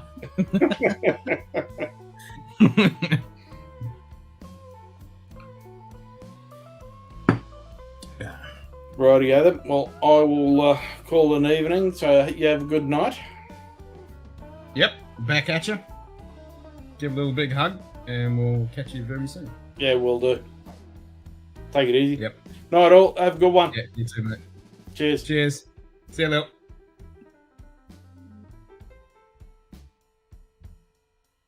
Viewer, small. Switching to small viewer. Today. Wait for it. Are you going to change? Maybe not. Oh, there it is. Damn, talk about a delay. What the hell? I mean, that should be instantaneous. That's ridiculous. Night.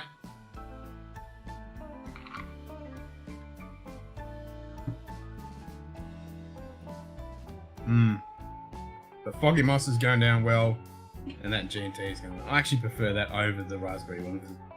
You get a lot more of the gin coming through, which I do prefer. I don't mind occasionally having something flavoured like that, but I'd rather the gin have the flavour than the tonic, because you're just covering up the gin.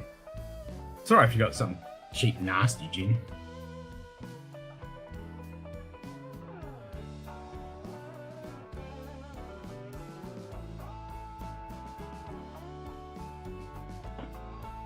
And I wouldn't say Tanqueray is cheap and nasty. I mean, it's not the greatest, but it's pretty decent. I don't mind it.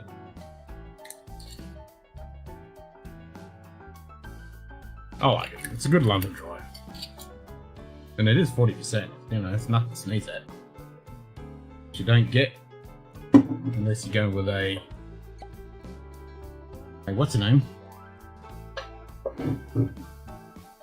Air Force gin.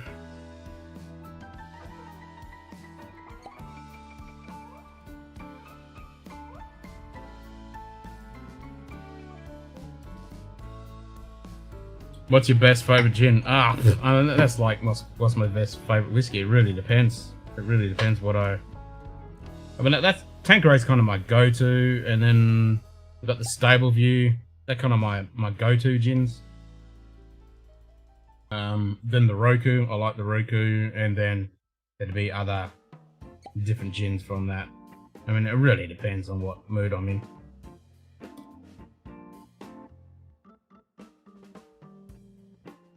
You know, what kind of flavour profile I'm going to go with, what kind of tonics I've got. And then, yeah, mixing and matching the tonics with the different gins and what you get. Yeah, it's like anything, it really depends. The Stable View and the Tanqueray are kind of everyday. Like, I'd probably never go with a Gordon's or anything like that. That doesn't really do anything for me. But pretty much, I like a London Dry. So I would say my profile would be a London Dry as one of my favourites.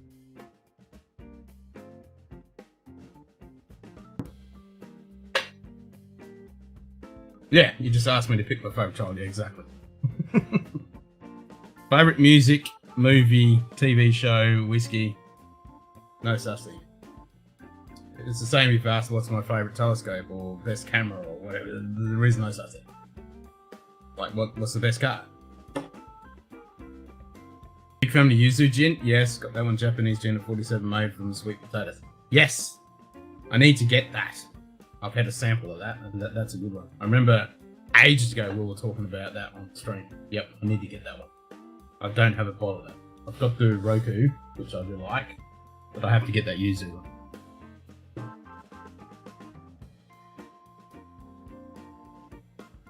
Yeah, I've got a few up there, and I've got another University, one of the pink ones. I can't remember what that one is. I've got the straight London Dry, because that's my profile I like.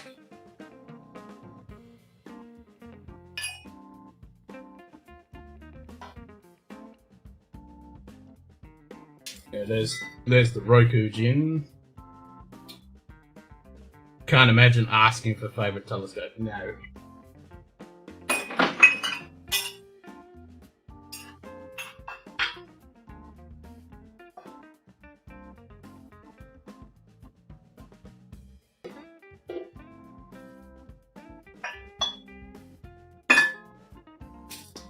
Yeah, I got a few. So the Stable View is a local gin here, which I don't mind. So they make rums, but then they've started producing. They got another still and start producing their own gin, and it's been selling really well. It's actually nice. There's a couple other locally produced gins that are pretty fucking good too, using botanicals from the area.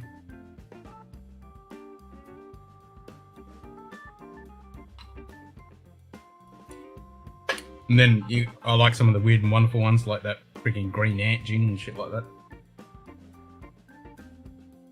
But it's like anything, there's so many different fucking good gins out there. From all over the world, and they're all unique in their own way. I've been thinking about trying to get Captain Slow's gin, the Asian parsnip. Such a weird combination.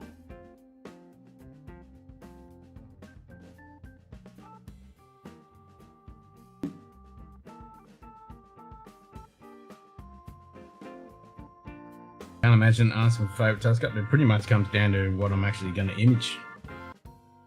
Am I going to go visual? Or am I imaging? Or if I'm doing a tour, how many people I've got, you know, what's up in the sky at that time, what I want to look at. I can give you my favourite eyepiece, which is a Beta Hyperion. I think I've got version 3, not the version 4, and it's a, what is it, 18 to 25 zoom, Beta Hyperion. That's a good eyepiece. Haven't heard of the James May gin? Yeah, it's Asian parsnip. He's now distributing it international.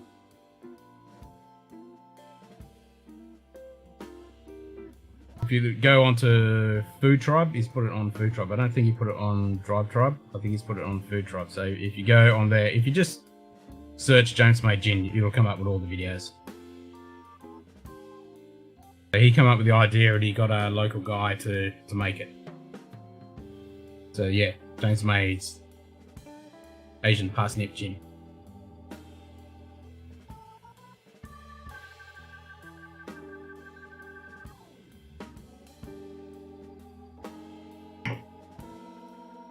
Which is pretty cool. But I always like it, if I'm going to have a new gin, I always like to try it neat. If I like it neat, and I appreciate the flavour profile and everything like that, then that's what I want. I don't want something that I'm just immediately going to mix. Sometimes I just want a gin neat.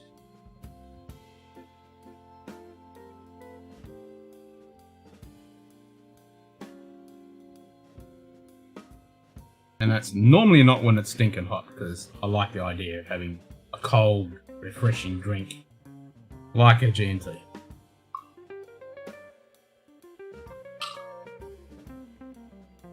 I love to do nighttime viewing photography, but living where I do in the densest state of the county, it doesn't work out.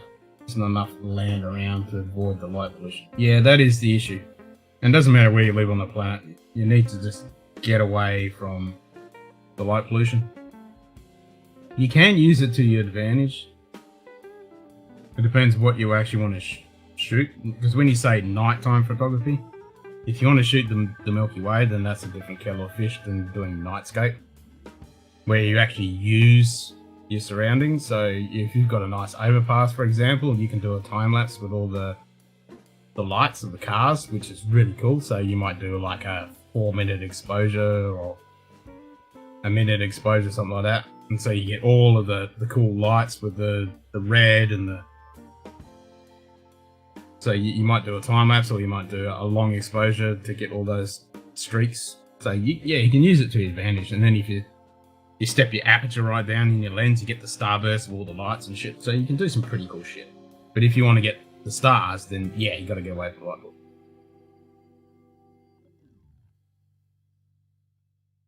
And then you can do cool stuff with, you know, getting what's the name, foil, and lighting it up and spinning it around and doing all that kind of effects. And then you got LED lights of all sorts and weird and wonderful designs that you can do really cool effects and stuff. I wonder how the Tesla tequila was. It's a cool bottle. Can't underestimate a good foreground. Yeah, that's what so many people just think. They don't think of the foreground. Like if there's a storm or a good Milky Way, and they just forget about the foreground. And it just ruins your shot. It just totally ruins your shot. You need something interesting in the foreground. It just shits me every time there's a storm and you see people in their backyard with their fucking phone when all they have to do is literally walk onto the street and they've got something a bit interesting with a leading line into the storm and shoot that instead of just their fucking backyard. New Mexico, Arizona, some parts of Utah, Colorado, different story. It's unpopulated, areas owned by native. Yeah. There's so many places in the States, definitely around Utah, Arizona, Colorado. I mean, so many, endless bunch of places I want to go and shoot nightscape and storm chasing. It's on my bucket list. When this craziness of the world ceases, I'll be able to go and do it. I'm hanging out.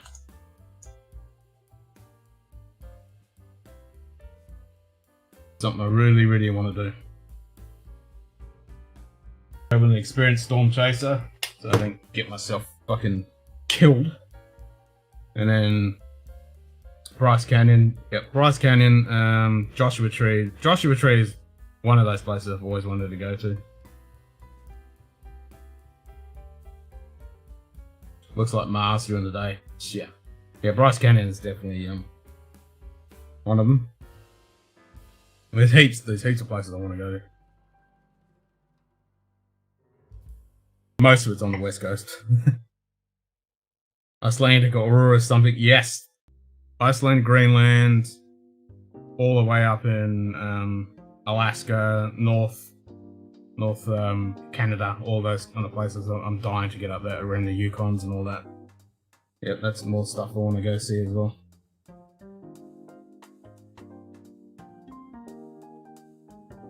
And then obviously Scotland, up in the Highlands.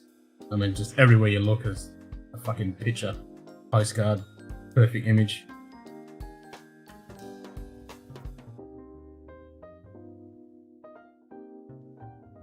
Archer's Eden also, I was going to say, the place I saw the most shooting stars because of the least ambient light. Yeah. I mean, when it's shooting stars, aka meteors, it really comes down to that meteor shower that you're in at that point and where you are on the Earth, and obviously no moon, no ambient light. So I bought my son a actually no, he picked it. That's right, he picked it. So he picked himself a globe. But I think it's a National Geographic globe, and you put batteries in it, and at night time it's got a sensor on it, and so it lights up with all the light pollution. And it's pretty cool. So he was really excited because we put batteries in it today, and we showed it to him, and he's super excited. He goes, "We haven't got much light pollution where we live in the world." And I'm like, "Yeah, that's right, son." And then he goes, "And look at Asia," and I said, and then in Western Europe, and I said, "Oh yeah, go over to North America." And he goes, "Yeah, North America's so bright." I said, "Yep, that's light pollution, pal."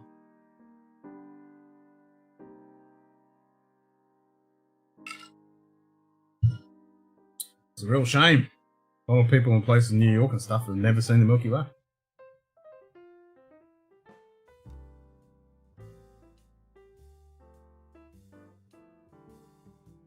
Which is a real shame. So all those national parks are similar to native reservations, perfectly unpopulated, yes. Hagen AZ. G'day, hanging. Cheers, mate.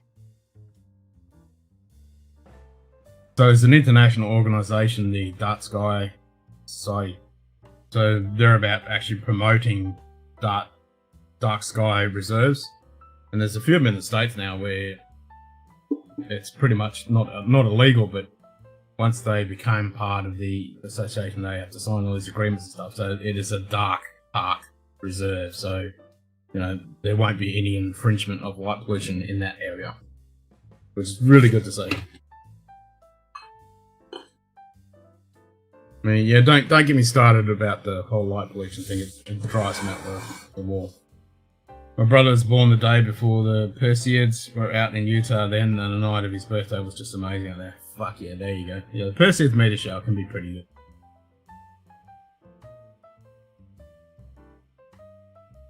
It's real hit and miss depending on what meteor shower.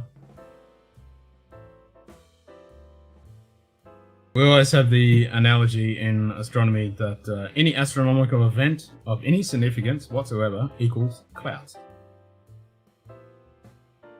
Good day. Charles Ashworth. Cheers, mate. G'day, Charles. Morning.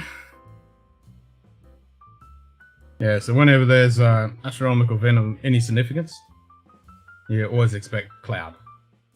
And then in the astronomy community, if there's cloud of any type, we always blame each other because that means somebody's bought a telescope or a piece of telescope equipment. Because you're always guaranteed, you know, months of clouds if someone's bought a new telescope. It's like, who the fuck bought a telescope? Because we got nothing but fucking cloud. Spent some time in Utah and it's incredible from the deserts to the mountains. Yes. Yeah, there's so much great foreground element for doing nightscapes.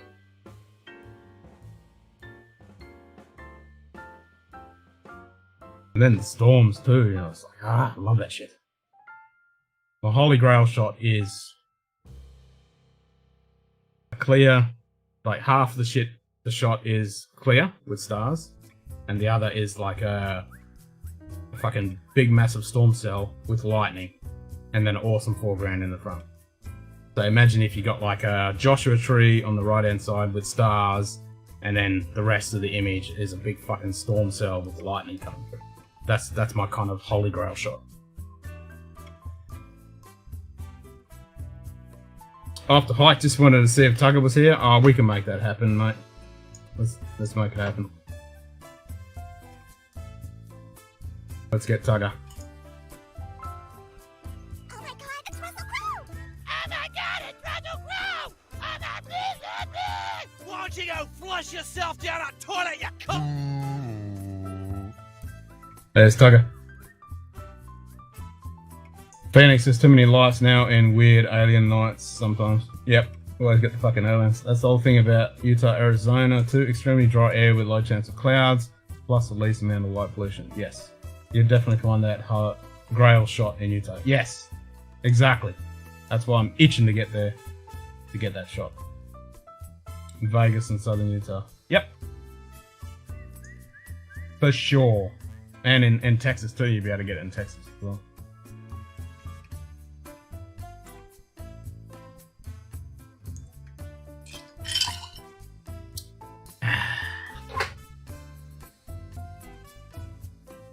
I almost got it here. I was storm chasing one night.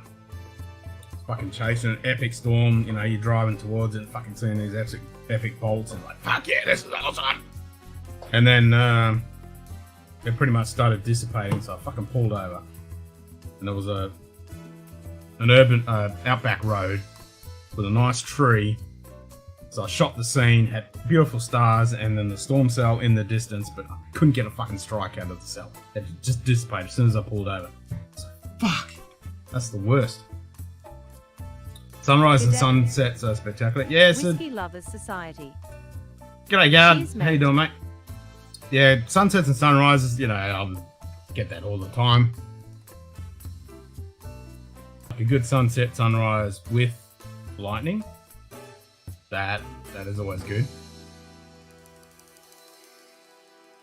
Sunrise and sunsets, I mean, You always get people the same thing in their backyard taking an image like that, and it's like, yeah, there's nothing interesting in the foreground. So whenever I see that the clouds look like they're going to be promising, I can drive for fucking 2 hours just to find a good location to get something interesting in the foreground, just to make that. Because no one wants to see well, just posted a picture I took in the Discord. You might like, oh, there we go. I'll have a look at that.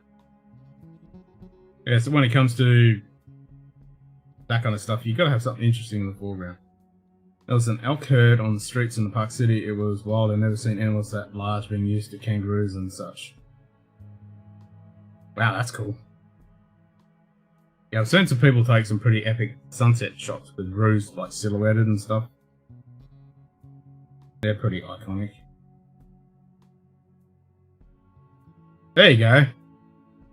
So you couldn't ask for a better fucking placement of that rainbow. I mean, yeah, that's a good shot. There you go.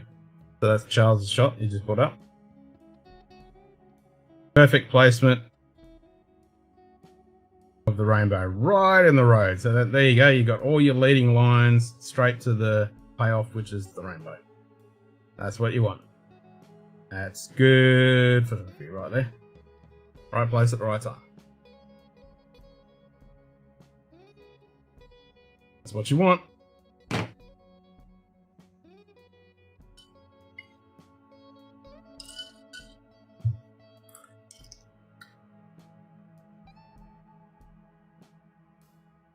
And when it comes down to those sunset shots, you know, you can't be like, I can't be here and think, okay, the light's starting to go good. Jump on my car and go somewhere because it's fucking over. You have to be there, waiting.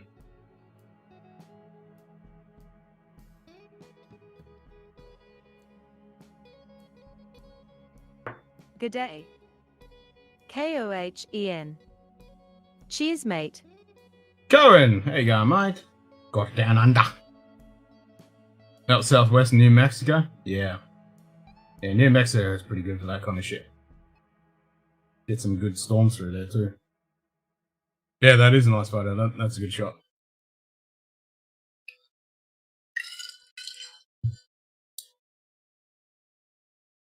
If anyone wants to look at my crack, just type !photo. It'll come up with my Instagram. I've got a bit of shit on there.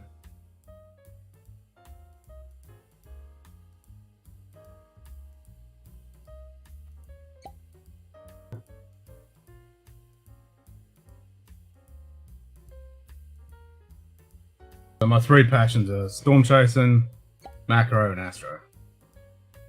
And then everything else in between. Probably my least favourite stuff is people shit. Unless it's environmental portraiture. I like doing that. So if there's a theme, I like doing that, but I don't like doing just family shoots, you know, in a studio or a boring background. It's like, ugh, boring.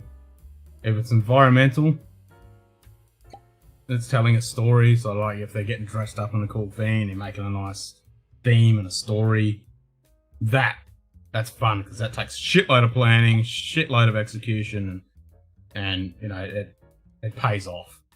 Something that really you can look at and has an awesome story. It's different for everybody, you know. It makes a message, not just a bunch of faces.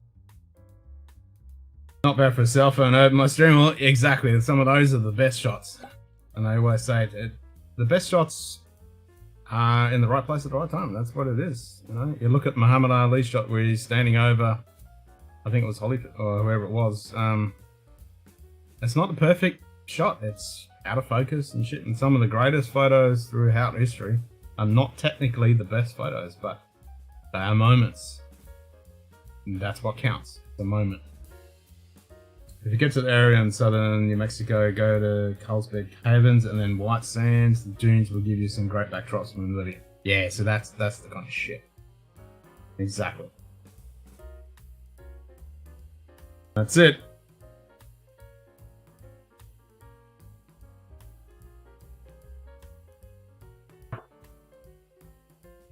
Nice.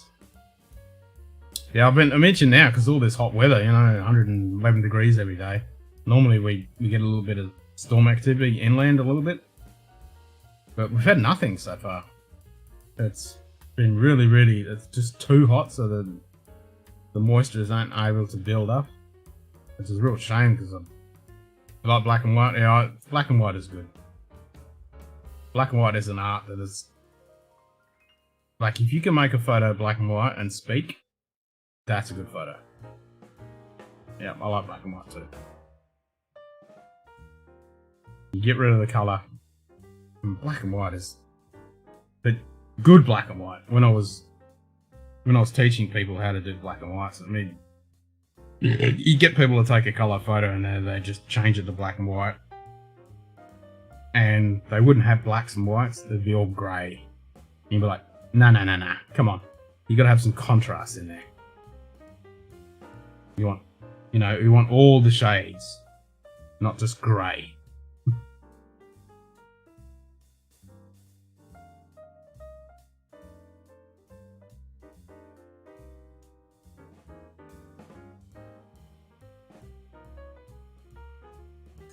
So yeah, I don't know if you want to have a look at some of my shit. There's my Insta. Black and white separates the pro from an amateur. Very much so. Nice. Got the single cask out American peated cask strength Spanish oak Oloroso 632 for the US. There is another cask for US 187, but I heard not as good enough cask. Damn. Yeah, I haven't got any out American. I need to get some of that shit. I hear good things. I need to get my hands on some.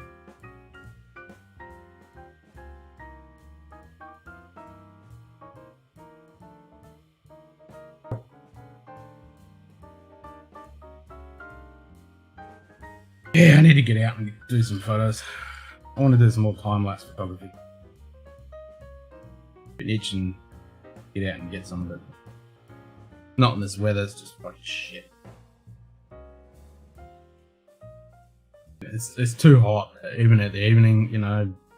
Even with a low ISO, your sensor's too fucking warm, it's noisy as fuck.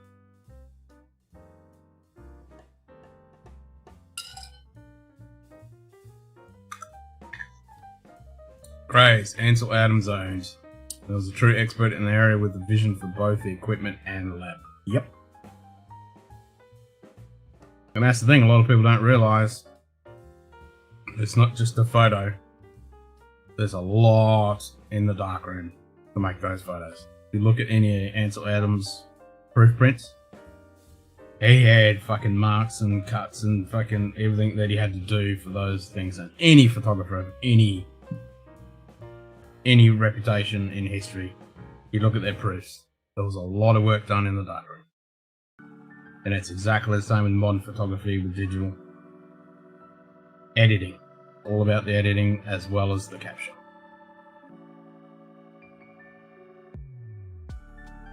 Can't just go click and there's an epic image. You gotta process that image. Get the most out of it. Because, you know, a camera is just a thing that captures light. You've got to make your vision. Don't get me wrong, you can make a great in-camera image, but if you want to get the best out of it, it needs some form of editing, even if it's a little bit.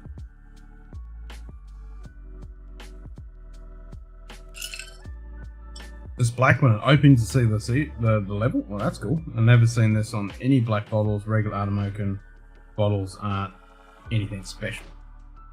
Yeah, the regular Artemoca was, you know, it's only new. That's pretty cool. They've got, yeah, there's not too many black bottles that actually have a opening on them. A couple have, but yeah, not many. I don't really have a problem with the opaque bottles. Doesn't really worry me. When you look through a bright light, you can see the level. You can always tell by the thing anyway. Some people go, oh, I want to know how much whiskey's in there. It's like, you can tell. But even things like Classic Laddie, and you shine that through light, you can see it. One day they might find Mallory or Vern's little Kodak camera with both on the top of the Everest and a needle in a haystack. Well, if it's frozen, the film might be alright. It's definitely a needle in a haystack. Ever since going to California, I had an Adams poster of a half dome hanging in my room. Nice!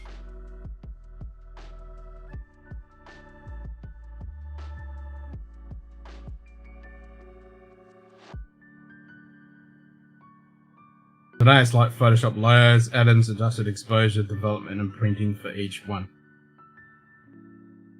Would the filter home up frozen? Yes, yes, it would. Yes. You got to keep film in your fridge. That's where you got to keep film. Because it's like anything, like alcohol, it doesn't like heat. So being frozen, it will actually preserve it.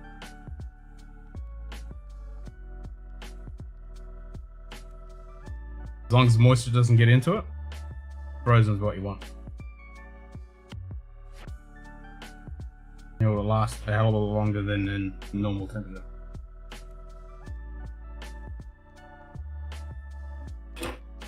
I got some Ilford 400 sitting in my fridge. Black and white.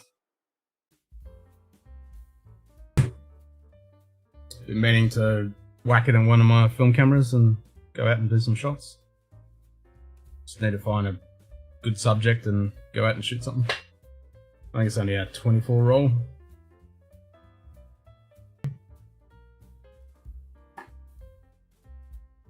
Oh no, it's a 36er! Woohoo! 400 ASA. Woohoo! Nice.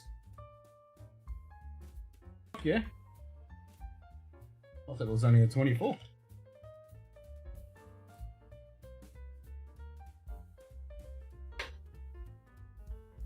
So yeah, definitely got to keep it in the fridge, yeah. You know, you got to do the minus 20 degrees thing.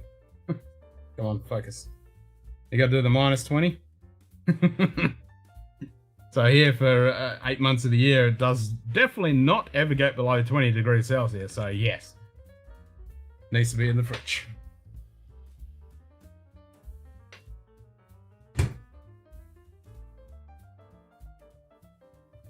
Yeah, that's what I was saying. It needs to be dry. Yeah, and being in a Kodak camera, it's probably been exposed to moisture. Film in the fridge is not a good idea on its own. It needs to be dry. That's the thing. It has to be in a vacuum seal. Then it can be in the fridge. Film outside is likely to Disappear. get wet. Yep. Cheers, G'day, Dis. mate. Yeah, that's the problem. And I mean, it's in a normal film canister, so that, you know, it's sealed, so it's all good. But yes, and in a normal fridge, you're gonna have moisture and shit. Yeah, being an exposed film in a Kodak camera, they don't have the greatest sealing. It's not going to be the best. Also got a Four Roses single barrel store pick for the Tournament of Roses in Pasadena. It's probably a big deal to Four Rose collectors because it's with the Tournament of Roses. There you go.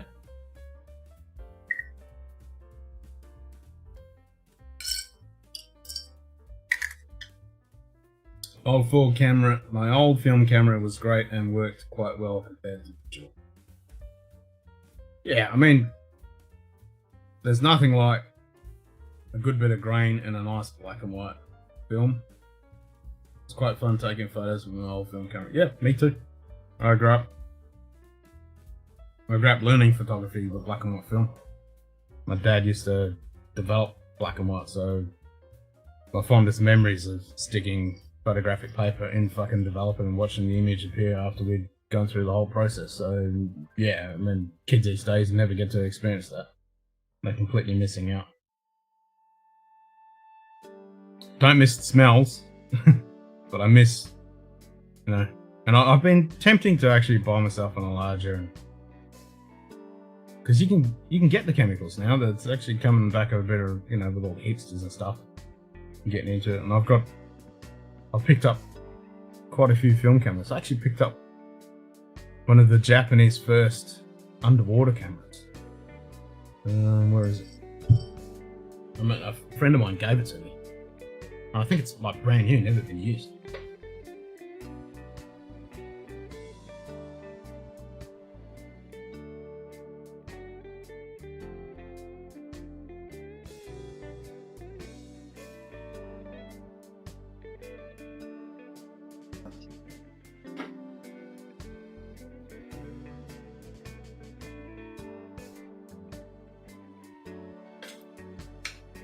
How cool is that?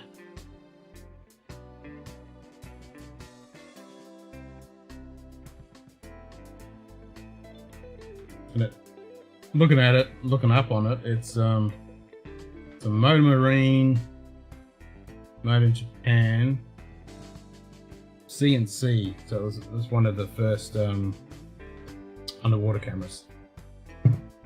Nothing beats a Kodak, fuck yeah. Developing is really cool. I did that a few times. Black and white was quite simple and tons of fun. Yes! Tons of fun. Get this open now. Ah!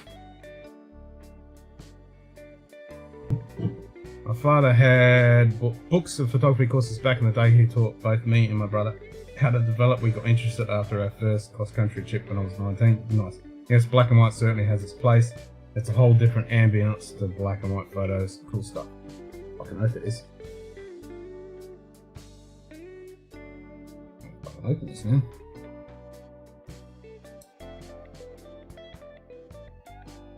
This is like never been used.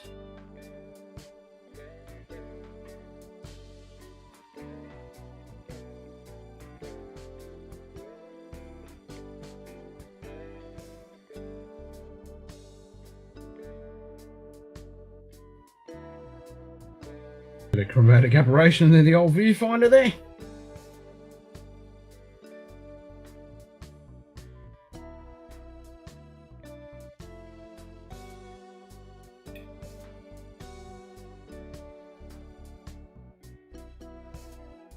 In the second trip when I was 10, me and my brother were taking pictures and travel slides and developing bus, but then the time after that we started shooting black and white rolls on our own. Hell yes. Hell yeah.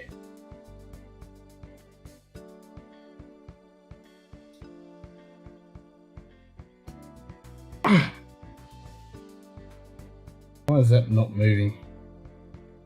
I'll have to look at that. But yeah, I've got the box and the manual and everything. Yeah, it's one of the first underwater cameras. It's a Japanese underwater camera. A friend of mine gave it to me. It's never been used. It's very cool. I can't seem to get it open.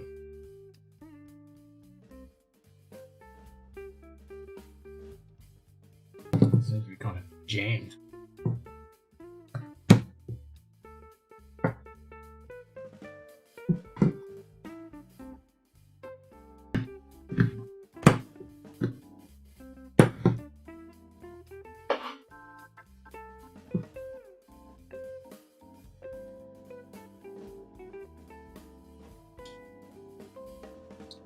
Oh, that's locked on there. Does that camera work? Yeah, it used to. Used camera equipment today is great. Old lenses still available. Dirt cheap prices and everything's like old Sunpack flash. Yeah, I've got one of those. They're light meters are like $10. Yep, you sure can. You want to get a good light meter, though? Fucking hell, they're expensive.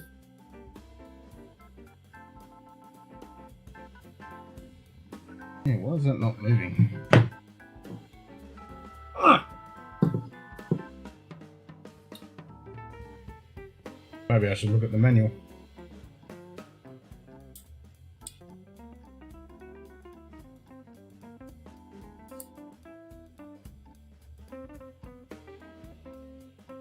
$32mm.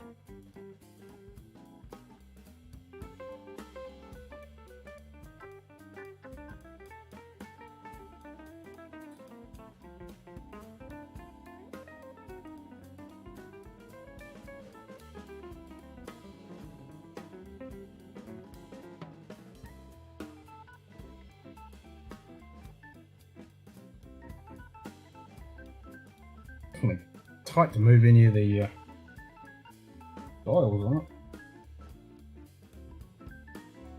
Maybe that's locked.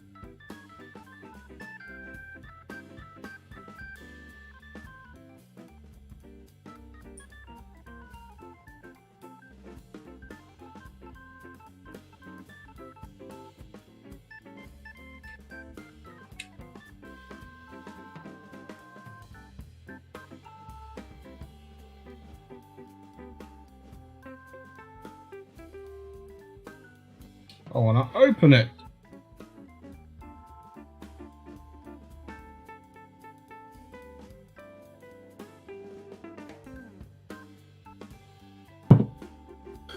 Only got one of those phenomenal Vivitar Series 1 zooms that used to try to figure David out Gesh. how the elements are constructed. Cheers, mate. $39 on metal glass. Not a speck of plastic glass forever, yeah. Can we allowed to post links in here? If you're a mod.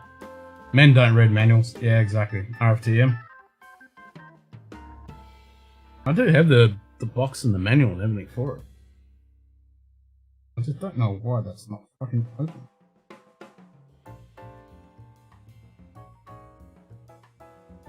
For the batteries.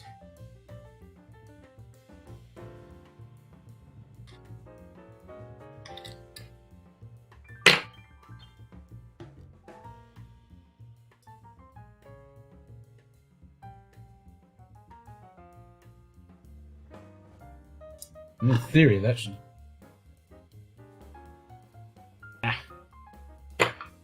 Nikon mounts, or they have changed now. But yes, they didn't for a long time.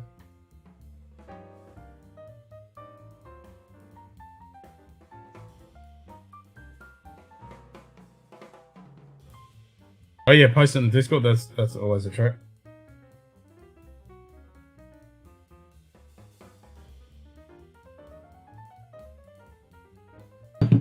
Anyone know if there's a list of online or Scotches mainly or totally matured in European oak? In other words, hardly to none American oak influence, please. I don't know if there'd be a list. It'd be one of the things you just have to look at individual bottles. If you're going to go European oak. There's not too many European oak, only matured ones.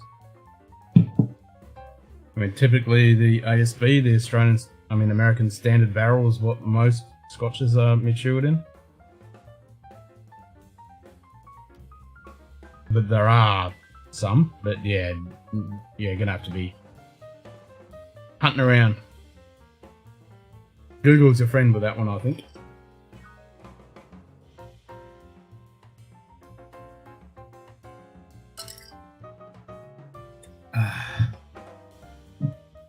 Kind of bugging me. Why is that not moving? Maybe I'll get some force onto it. Oh, if it's a photo, definitely put it on Discord.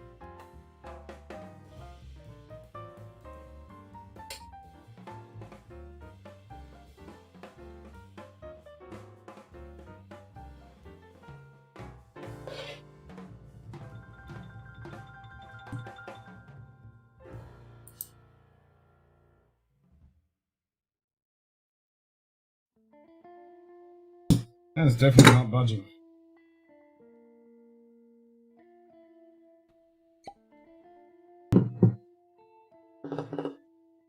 Alright, look at that another time.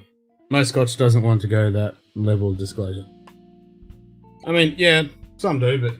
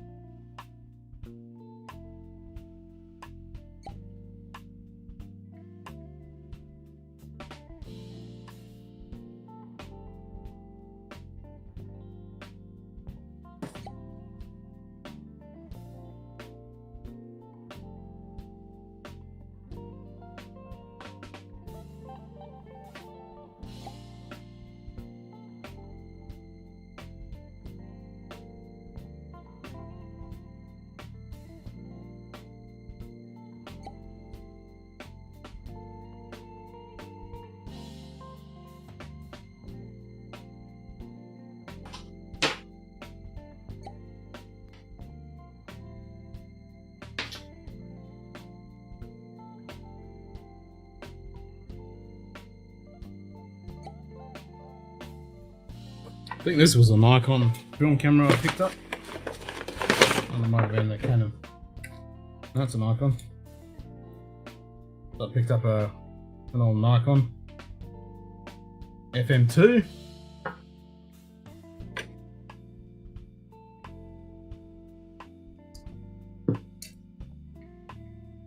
Nice bit of kit with a kit lens, and I think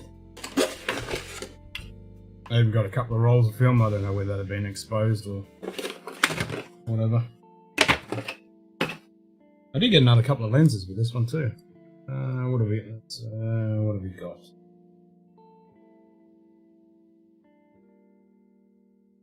Still in pretty good nick.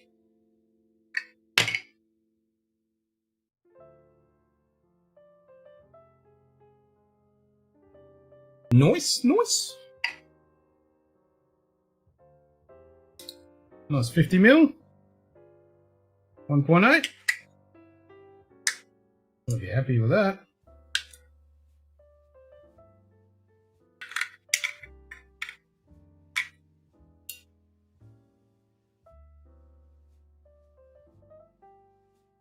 Going through my books, but it's hard because it mentions shared scotches but doesn't say which oak was used. Yeah, you'd have to find on the distillery itself what ones aren't and are.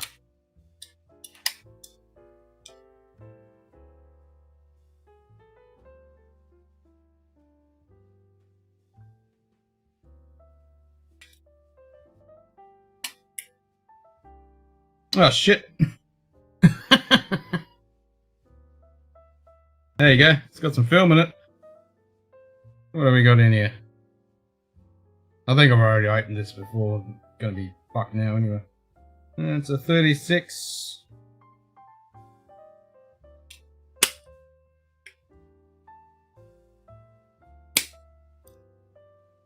Probably not Nikon's best there. Oh, it's an FM too. It's actually, it was a pretty decent camera back in the day.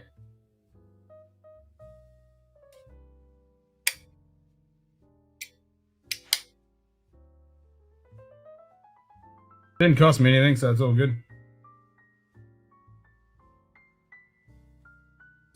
And then I got a couple other lenses.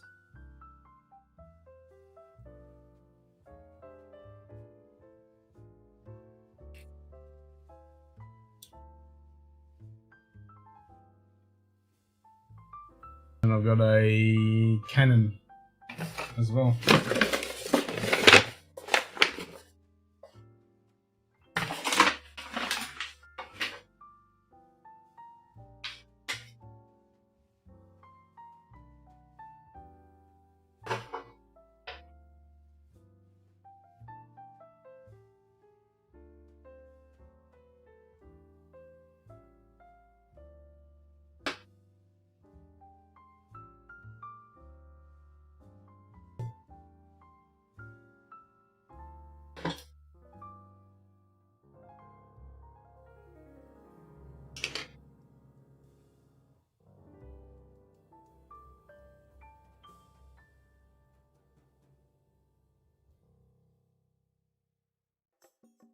See what this is.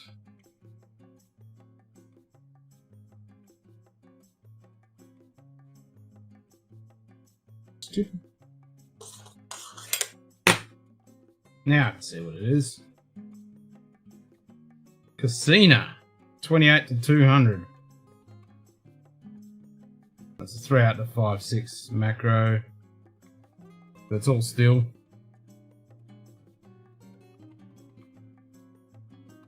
So somebody's put a 72mm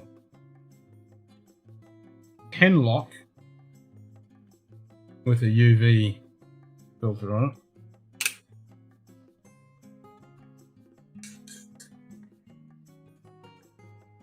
By that I'm comparing to something like 70s FD. Well, yeah, I mean, now you're talking. Man, that's got a short fucking throw.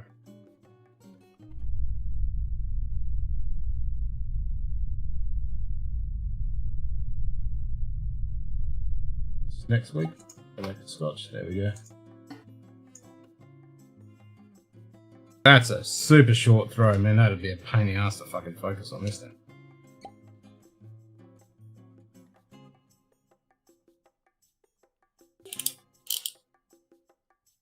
I'm thinking this is not very old because the aperture ring. Yeah, I'm thinking this is an automatic, not a manual lens. Meh. A bit shite.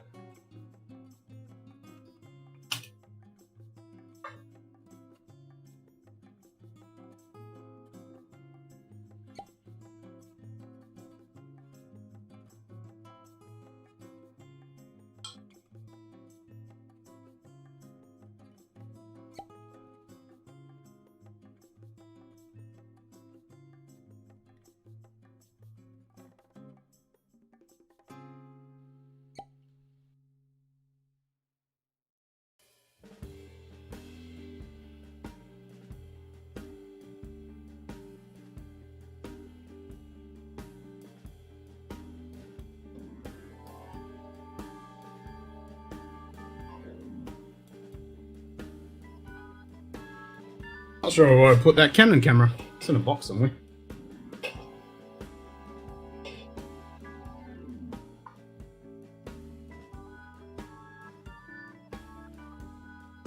Found Belvini 15 Simcast yesterday, searching online, and my mouth was watering reading about it. All Euro Oak, but wow, what a price. Yeah. Stopped making the high ones for a while and then concentrated on the middle and low. The digital line changed that when fewer competitors came around. Very true. Ken is in camera mode. Ken's always in camera mode. Most podcasts were French or Spanish oak. Don't know these days, so the demand is not that high. Yes. And sherry casts.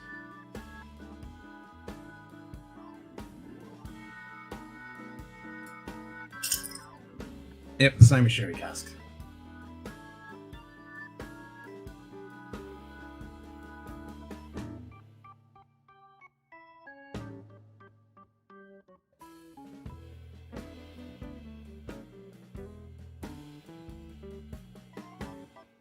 Ken's always in camera mode. I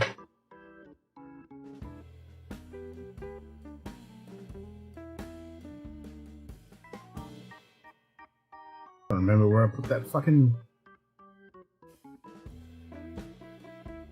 Canon. It's in a full leather case too. Stash it away somewhere.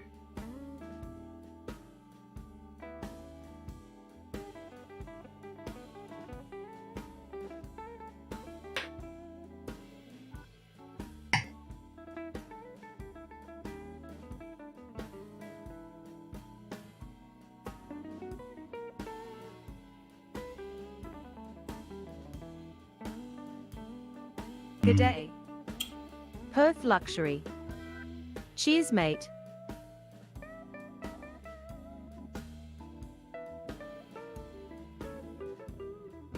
G'day, Perth. Belvini 15 is good stuff. A little pricey, but that's Belvini. True. Haven't tried Fever Tree Dry Ginger. My preference is still for Schweppes DJ. Really? Did you have it just as it is? I mean, it's meant for mixing. I don't find it is the best as it is by itself. And was that the dry ginger ale or was that the dry ginger beer? The ginger beer. Because the ginger beer is actually quite tasty and that's good in mixing. 1832 Glen Scotia Pete puts a different spin on things. So did you, what, with the ginger beer or by itself? You're mixing it. Got me confused now. Have you picked up any new bottles lately? The only thing I bought at the bottle shop recently was the Yoichi, but I do have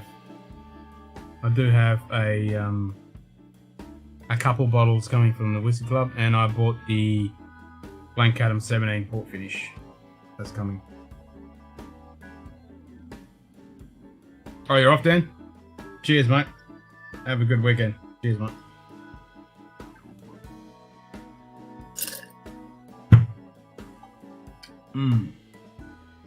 By itself, yeah.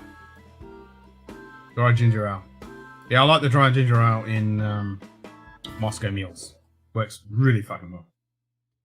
But as it is, by itself, it's not the best. The ginger beer for just sipping by itself is good. The dry ginger ale, not so much. Only bit of Verni I own is the 15 and it's nice that ABV is higher than usual with me. Yeah, I've got a Belvini 12 coming that I picked up for... Julie got it from Costco for a cheap price, so I thought I'd grab it. Not something I'd normally gravitate towards, but it was a cheap price, so I thought, oh, what the heck. I'll grab it. I haven't had it in yonks, so I thought I'd have a go. I would have rather the 17, but it was the 12.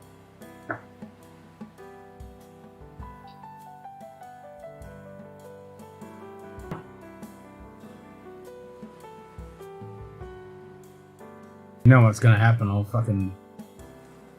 find that camera in the morning. I'm like, fuck, there it was, right in front of my face.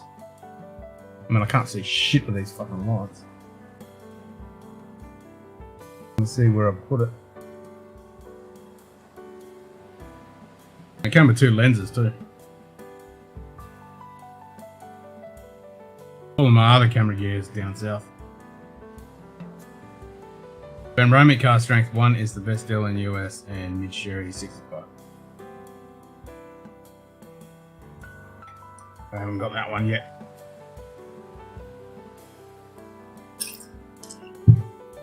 I'm waiting for these Diageo special releases to drop. So I can get the Oban, Zip it. Lagerwallen, and probably the Talisker 8. Have you heard or read anything on the Glenmorangie winter release? No, but I want it, because I hear good things. I've heard that it's actually decent. So I wouldn't mind getting that one. I was hoping that the latest release with the Whisky Club here was going to be that, but it's not. It's a different Glenmorangie. It's some car strength special oopy-doo fucking release, so getting that instead. It's a nice blue bottle, but don't know much about the spirit. I haven't got it yet. I'll read about it when I get it. So that's on its way. Got the Penderyn Rhiannon coming, which I'm looking forward to. Talb Darden, the Murray 13-year-old that's finishing a few different casts. That's coming. That should be kind of tasty. Got that Glencadam coming. And that's about it at the moment.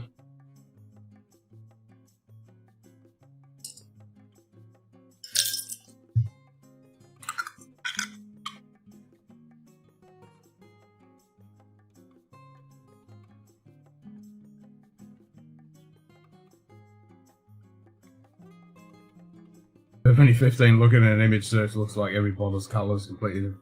I think that's kind of case like we're talking about with the Glen Alekies. Same kind of thing. Because the one that Simon got was a lot lighter than some of the other releases. And then looking at the difference between my Glen Aleky 12 and his current one, I mean that was a huge fucking... I'm fucking locking up, aren't I? Fuck's causing that?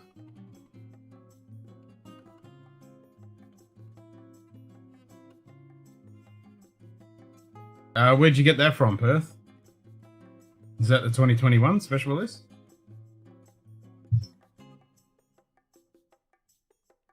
Did you order that from overseas, or was that in Australia? Because I want to get the three of them. A lager, Oban, and the telescope. Heard pass on Glenmo for the price, but better than Taylor Cake. 100 and not as good as Quinton Reuben for half the price. Well, Quinton Reuben's a completely different kettle of fish when it comes to that. Yes. Yes, as in... yes for both. Makes you want to open the container to pick your favourite colour. Kind of does, doesn't it?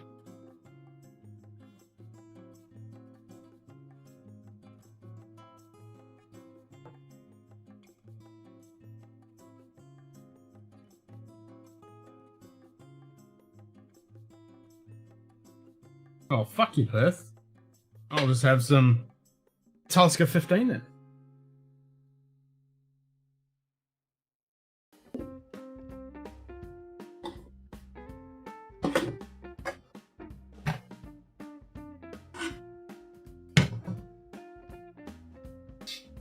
Interesting to try a few to see if the flavours are much different with each different colour. Yeah, well, being single cast stuff, like Cohen's saying, yeah, it's going to be different.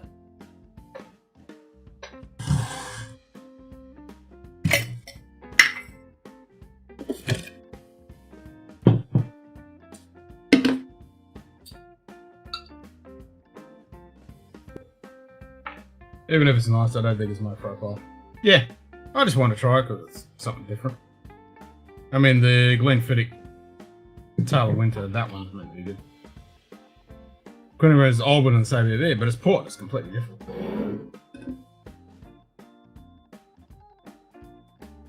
Oh, hello.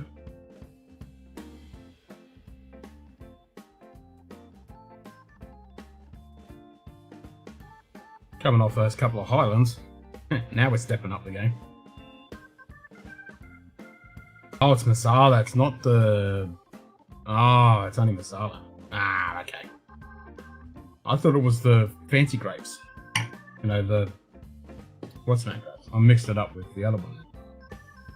Ah, it's only just Masala then. Ah. Oh, I'm not that fussed then. I've got heaps of nice Masala finishes.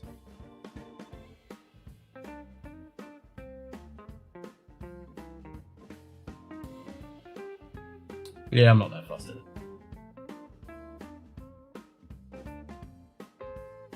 No, I haven't tried that one yet, Perth.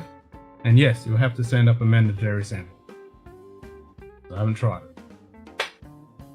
Well, if I have, I don't remember. But I don't think I have.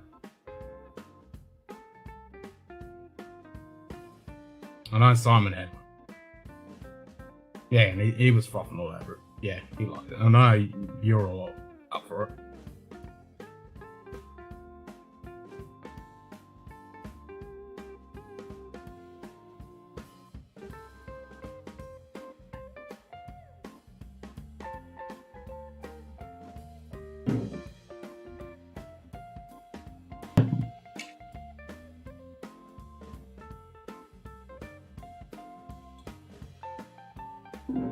I'll have to send you a sample of that, because that's pretty fucking good! 57.3. Right. Yep, 57.3. I did just read it right. That's pretty fucking tasty. Lots of shit going on in there.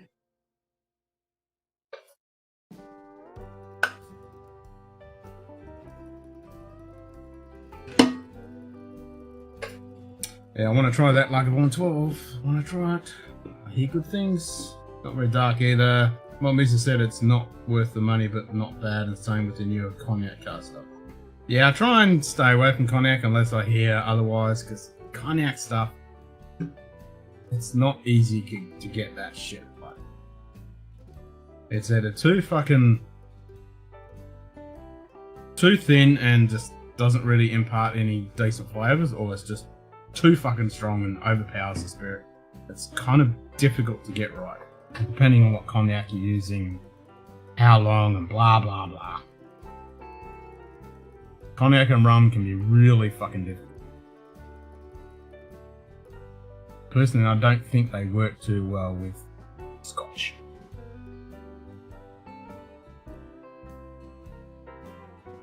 I think they kind of work a bit more than with rum, not rum, bourbons. Malaga, fuck yeah, you're not wrong there. That was a hitter. This shit's good. Yeah, we gave that a decent score. That's a tasty.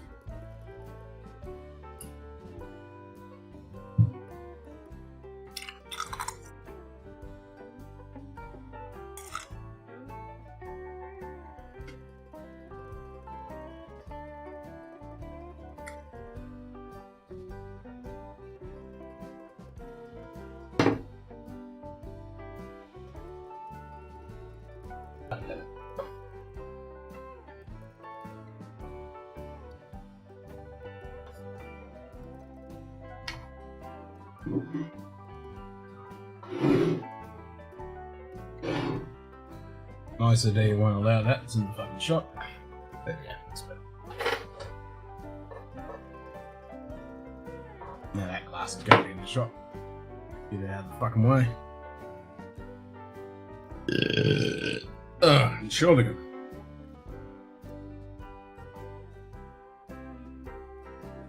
Yep, Quinta Rubin. Always gonna have a bottle of that. That's a standard fucking staple Glenmo release. The Alta Nectar Dior, the Masala if you can find it. I like the what's the name? What's the fucking name of it? Is it Bacolta? I like the Bacolta.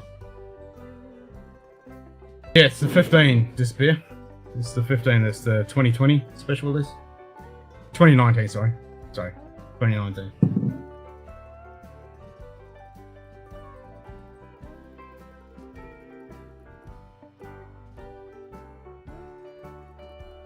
It's pretty fucking good.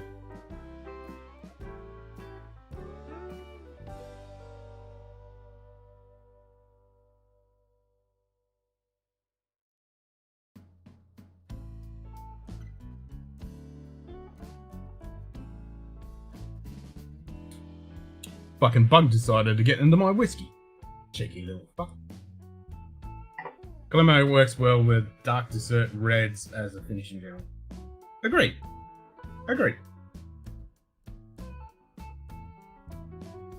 saying that, I did like the Taylor cake. I bought 2 bottles out. That was really good on any time of the day, you know, like a warm day like right now, that goes down really nicely. I reckon that is an anytime, all day kind of sipper. I reckon it works well for that, but I do like Glenmoe with dark red, kind of, yeah, good fortified red wine type finish. G'day.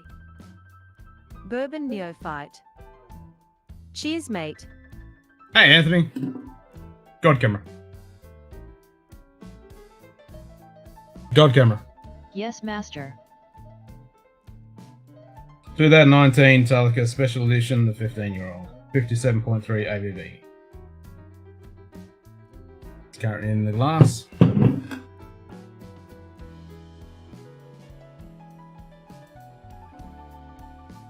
There's a few fucking bugs flying around and one decided to get into my fucking whiskey. Well, he didn't last fucking long. That 57.3 fucking knocked him off.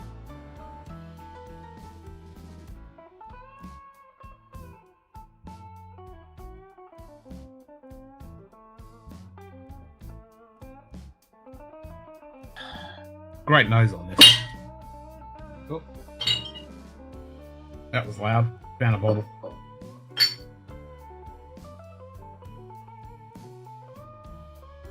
You always know when you're a true whiskey tuber when you got fucking bottles all around on the floor.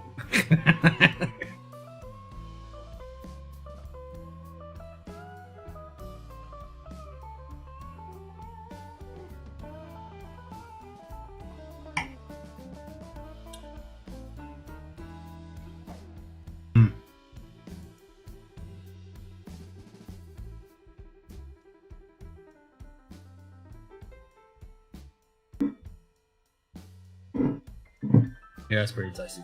I like Tyler cake, but for $100 it was not worth it, and I got my lager for 70 at high over there. Yeah, I got the... I can't remember what I paid for Tyler cake.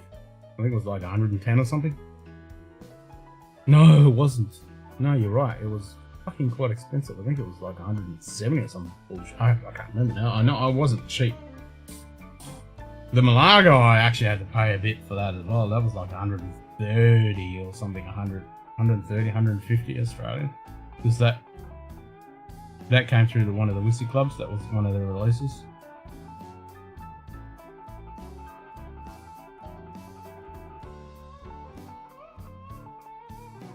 Chard, is it?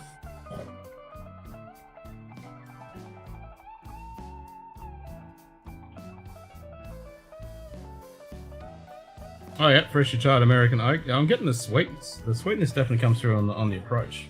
I know we got a tiny little bit left. I definitely got a little bit of char on the finish on the first sip.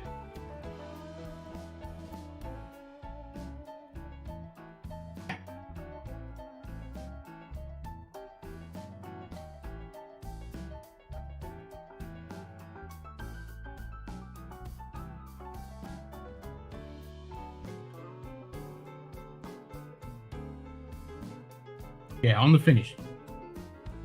You can definitely pick up the char on the finish. Nice little charcoal kick. Yep. It's nice bit of sweetness, floralness. And that's after the first sip. Yeah, the charred oak, and it's not overly done, it's just a nice little subtle note that carries through. Along with that little puff of smoke and obviously the typical Talisker kind of notes. There's that underlying little char note as the finish carries on. You know, the rest of the flavours dissipate.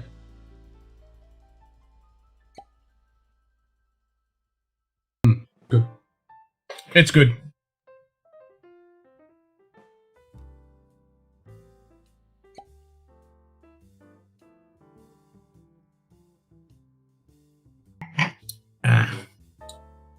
Yeah, I didn't mind that.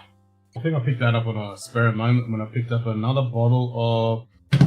I think I picked up another Lagavulin 2017. I picked this up at the same time.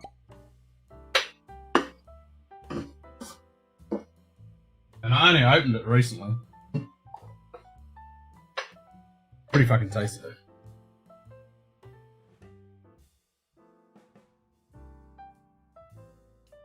4 a.m. conference. Fuck me dead. 4 a.m. I'm not sure. I saw some replay and I think it was over 20k, but I'm not positive. Yeah, it was 2200, I think. Oh, 22. 22, I think it was.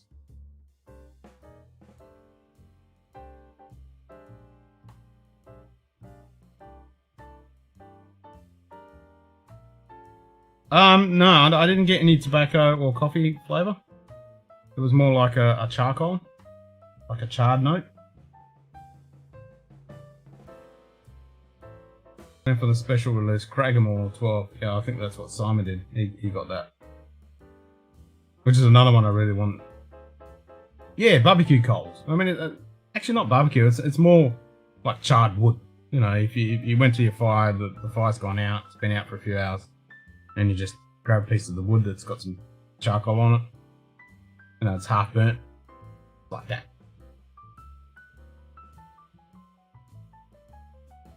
If you get a nice, you know, charcoal smoked meat. Yeah. And it carries that smoke flavour through. A Star, yeah, that's another good one. An Altar, yes, that's another good one.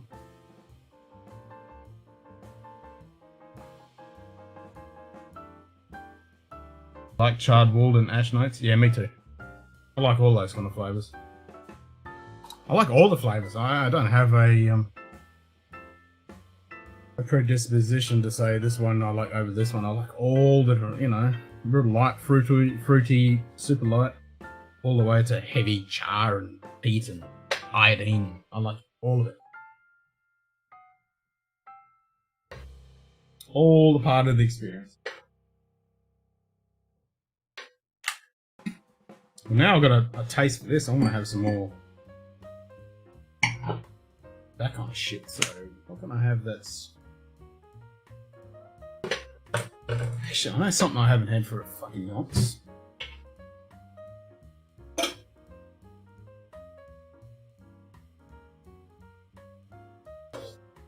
The Anok Peter.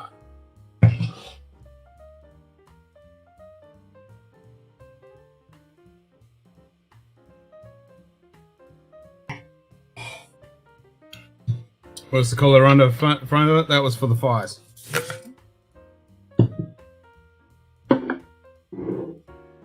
Oh, this is a bit warm. Got heated up today.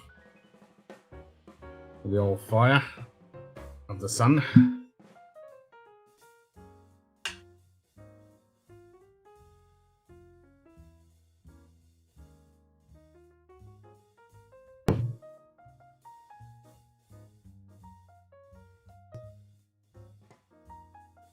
Expensive heavy chard. I mean, I like some char. I don't want a super heavy char because it just overpowers everything else.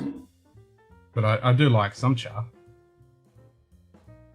And I thought that the 57.1 Kilkerran heavy sherry was overcharred. It's fucking tasty as fuck, but you gotta lost everything else. It was just amazing sherry char bomb. You didn't really, you know, you wouldn't, if you go someone that blind, they wouldn't pick it as Kilkerran. That was one downside for it.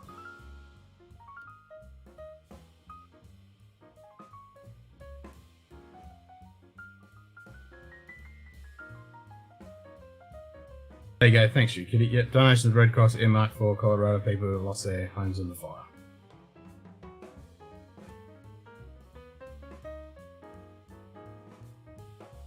Oh, I thought it was 22. Yep, I hit 22. There you go. 22, 445.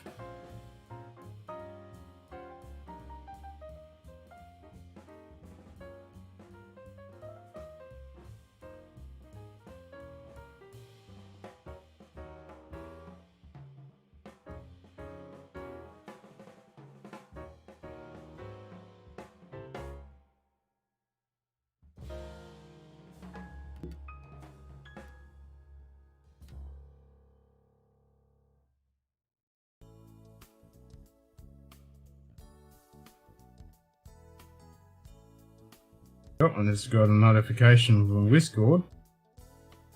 The Bill's putting something in at everyone. What did I miss?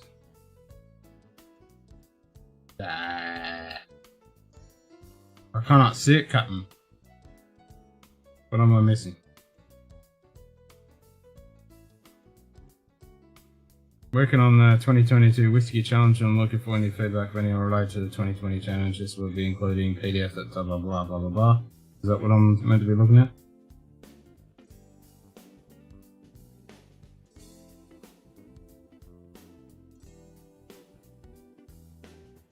(2022 Whiskey Challenge). What's the challenge?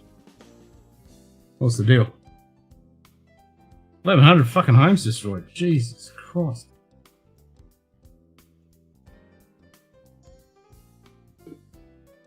That's 72 for the Whiskey PX. I love including shipping. Essentially a sherry liquor that I can make myself with a bottle of patty and cheap PX for $30.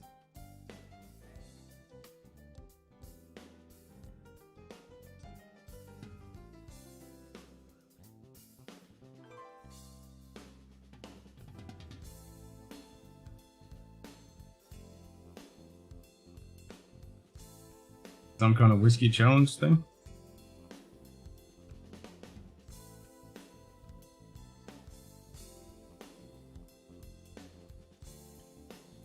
No idea what that's about. I shall look at that later. I do not know, Captain.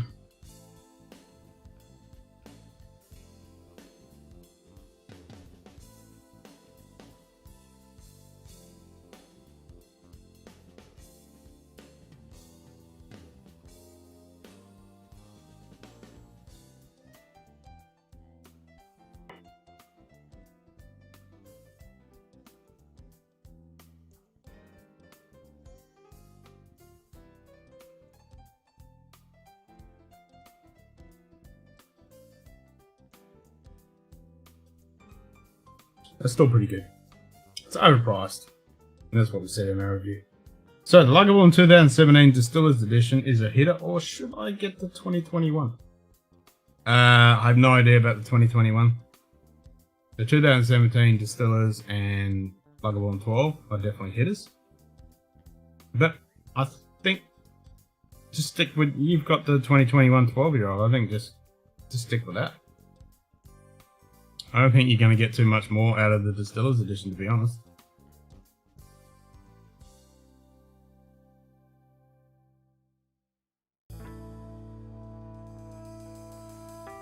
Cleaning ones lost a lot in the fire so 2 years ago, so I know how stressful that was, so some of the damage myself. Damn, that's not good.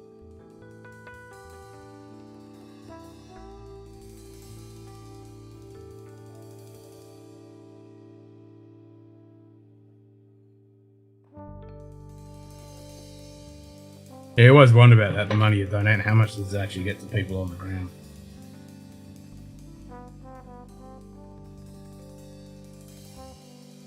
I mean, saying that, Anthony, if you can find a 2017 for a really good price, grab it.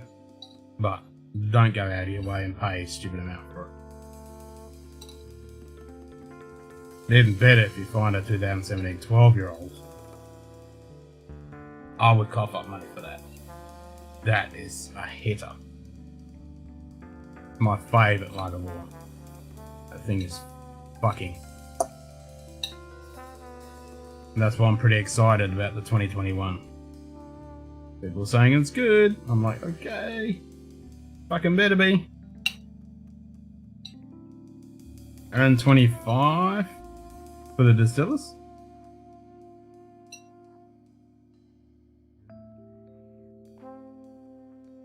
Good to have a fire like that there in the winter and tough it. Yeah, but it's fucking dry as fuck over there.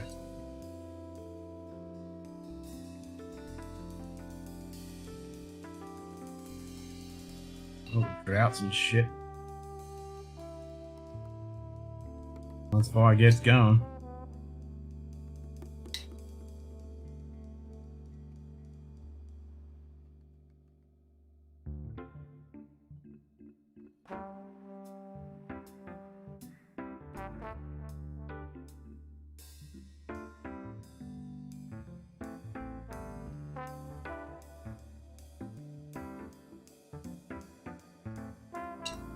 Here, the 2021 Lagavulin is the best of the bunch. Yep. That's why I want to try it. Waiting for it to drop. Dennis, I think Red Cross is pretty reputable. Yeah, Red Cross has got a great reputation. Since we've done the Haiti earthquake with 8% of donations actually made it to Haiti, I'm quite NGO skeptic myself. Yeah, me too. Me too.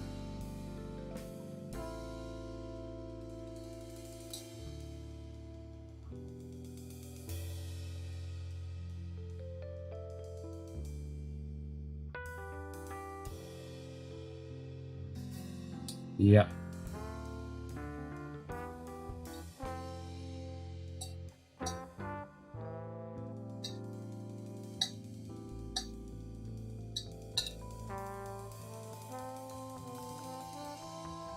All the glue we put in lumber makes buildings toxic mesh balls. You don't even need the fucking glue, it's just wood. Wood fucking burns! Crazy windy here today. Yes, it's fucking crazy windy every day here. 111 degrees every fucking day with stupid fucking winds. That's why I call it Satan's arsehole. Constant farting hot air. I prefer a different place to donate, but they're also a lot worse. To me, the Red Cross is just a bit disorganised, but well managed. Yeah, and Red Cross has been around since day dot. They're one of the OGs.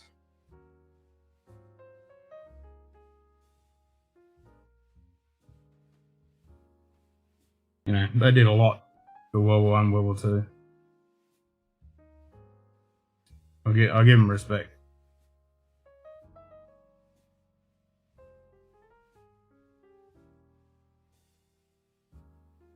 Oxfam staff has set up brothels.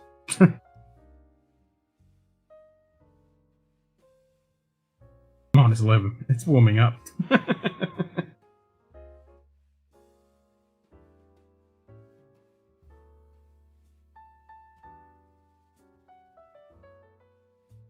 We should fucking cool down here. Fuck me dead, I'm over this shit. So uncomfortable. Just no fucking let up. Just no relief, you Good know? day. It's just hot. Greg McDonald. G'day, Greg. Cheers, mate. 412, but what the heck? Quick dram of Lefroy Sherry Oak. You're liking that fucking sherry, aren't you, lucky bugger? Cheers, mate.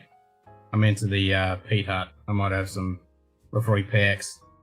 I'll join you. I don't have the sherry. A lot of NJs are just milking the system. Fucking oath they are. One more time for everyone who come in. Is there an online list of scotches that are matured in European oak, at least for the most part? I don't think it is. Yeah, it's 26, still 26 degrees and like 60% humidity. Alright, let's do another speed test and see if our upload speed's actually gotten better.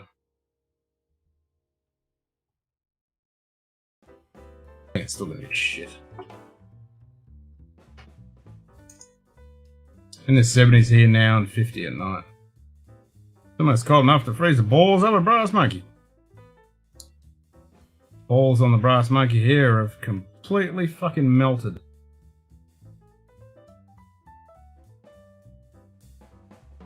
Oh, there we go. Finally a little bit of breeze came through then. That was nice. How's the Anok? This is actually alright. Fucking hell, that download has gone to shit. It's like 74 now. What the hell's going on? No, upload's still at 15. Half of what it should be. Yeah, it's pretty crap. Oh well, whatever. Yeah, this is actually not bad. I don't mind it, but I think as we said in our review, it's a bit overpriced for what it is. It's good, but it's not gonna wow you.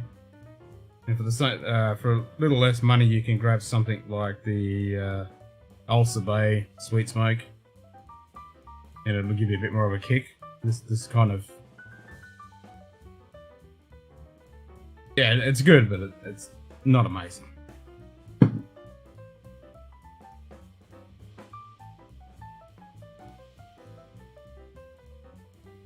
Organised huge anti-phase march in Dublin last year against a party that won 0.4 of the vote. Fucking hell.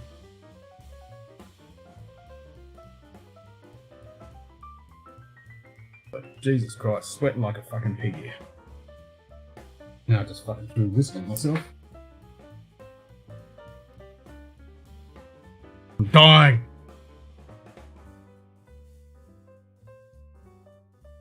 Can't handle the heat. Sweat, man.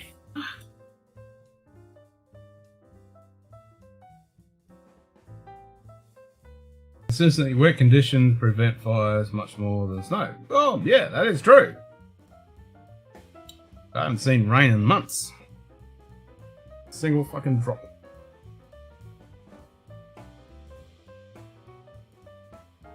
This is 20 feet over the top, covering a whole house. It's still going to catch fire. Yep. Shit will burn.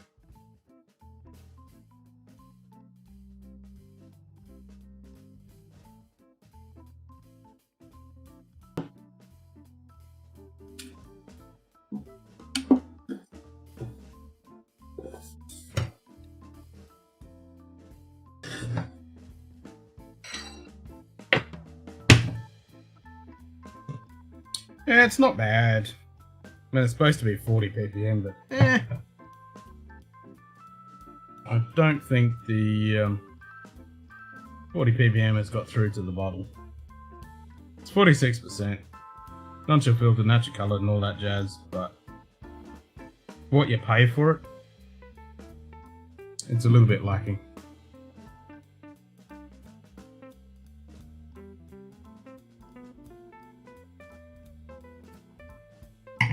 It's good, but it's a little one-dimensional.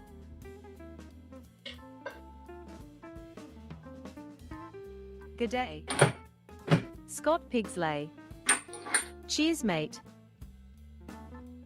Hey, Scott. Plus, we're also near the city of Den, which didn't get the snow the high elevation does, and you got that shitty fucking wind blasting through.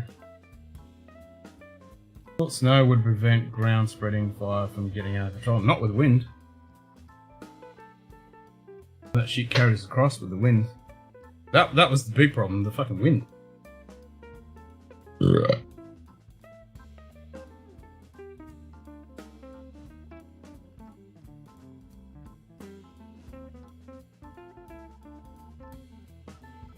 Fucking sick of this fucking heat, man. You guys are freezing and I'm fucking cooking to death.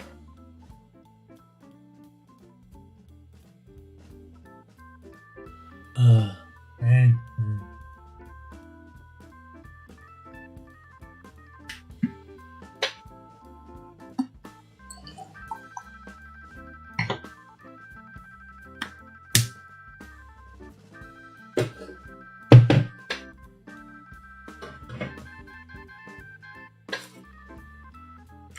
Oh, Carly bought me some Pocky. I just got normal flavour. Pocky, chocolate flavour. Then she also got me some ginger chocolate.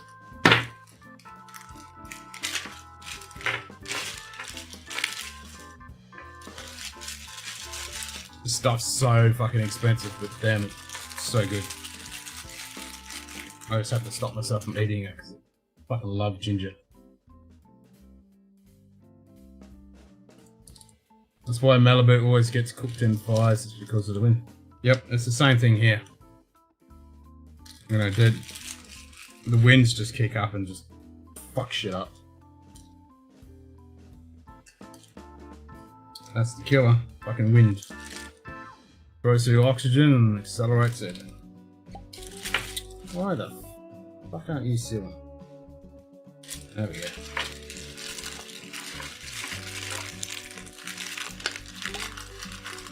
Oh, pine trees are like they're fucking firelighter material, that shit. Once pine trees go up, fucking hell.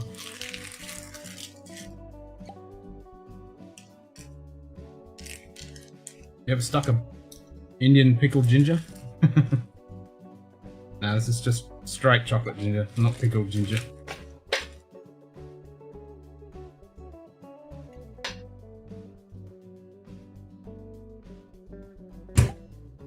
Pretty fucking good though.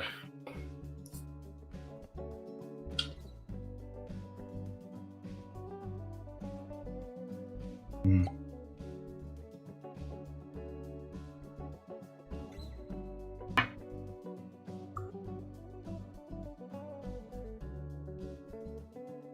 Alright, we'll go some Lefroy PX gas.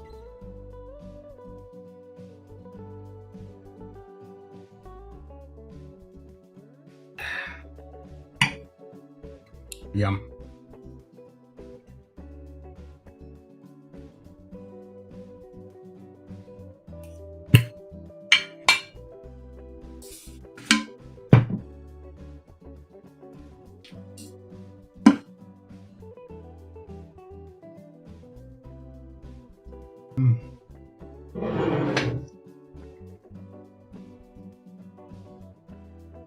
An Indian ginger pickle? Addictive. I've had it. It's very good.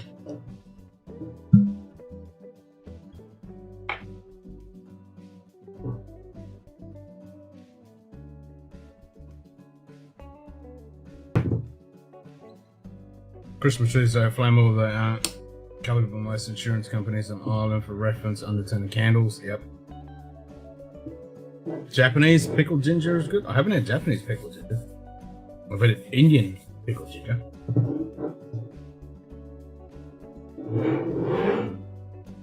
I mean, fucking ginger in anything. I just love ginger.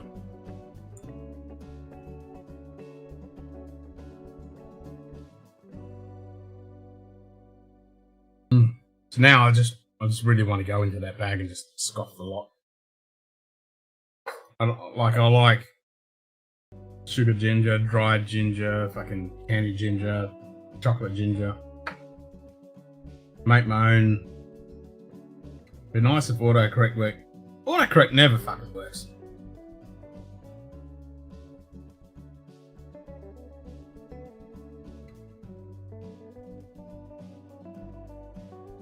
God damn, now I want some pickled onion. Pickled onion.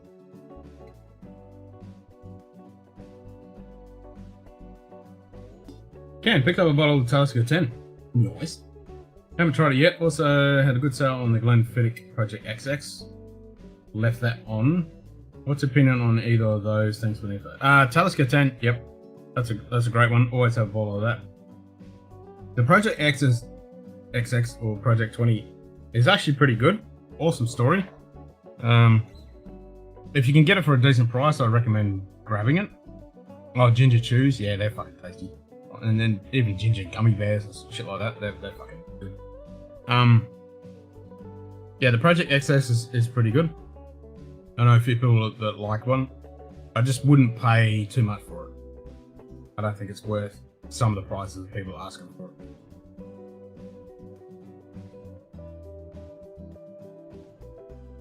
Turmeric is lovely, yeah. Turmeric is good and good for you.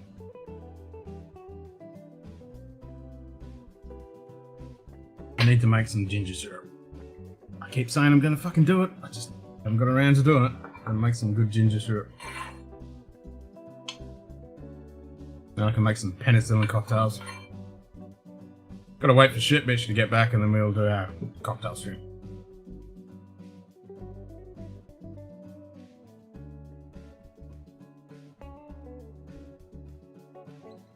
I'll have to make him make some ginger syrup. Not that hard. So I can show him how to do a proper penicillin. I reckon he'll blow his fucking brain away. High ABV for, yeah, it is high ABV. It's good. It was on sale for 50. Oh yeah, that for $50. Yeah, grab it, man. Seriously. Yeah, that's worth every fucking penny at that price. I'd grab a couple of bottles for that. I just wouldn't pay anything stupid like 150 or something like that for it. But $50, fuck yeah, butter. I'd be buying a couple of bottles of that. Cheers, Des. Thanks, mate.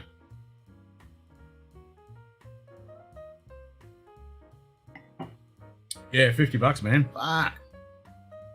That's worth it. For sure.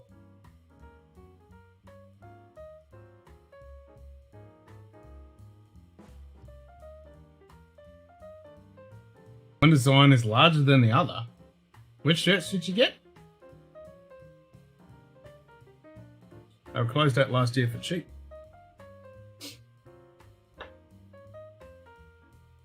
There you go. We're not paying cheap here. We're getting shafted for the price.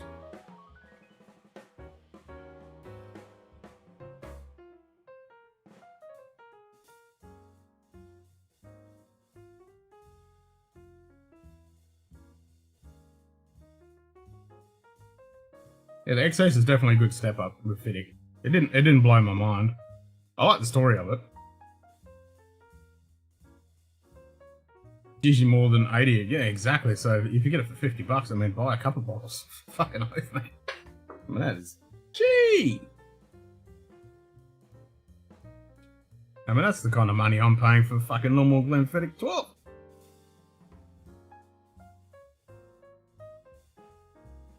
That's like $70 Australian.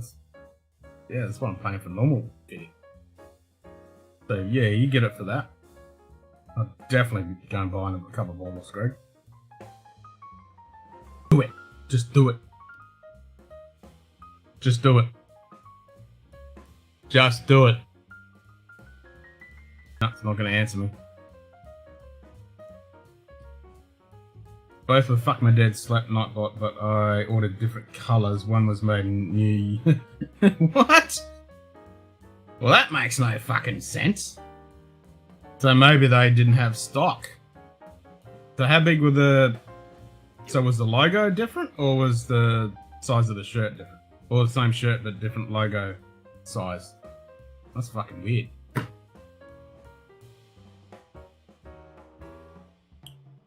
Jane Walker, $28. I heard that's actually not that bad. And of course New York City arrives later than the 1.5 across the country, of course. Yeah, it wasn't anything fucking working. Why didn't that work? What the fuck's going on?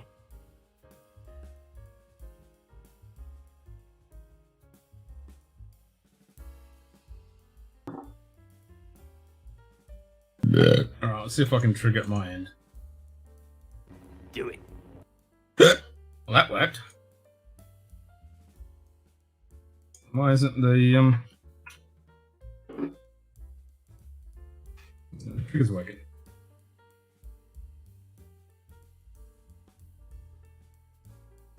Yeah, they're not, are they? Alright, give me a second. I'll refresh.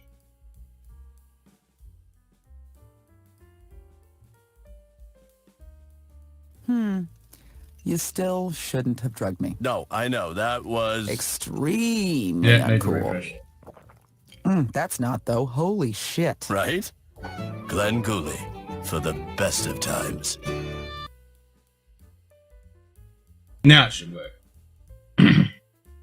It's a designer that was different sizes, about 3 centimeters difference with the new... That's fucking weird.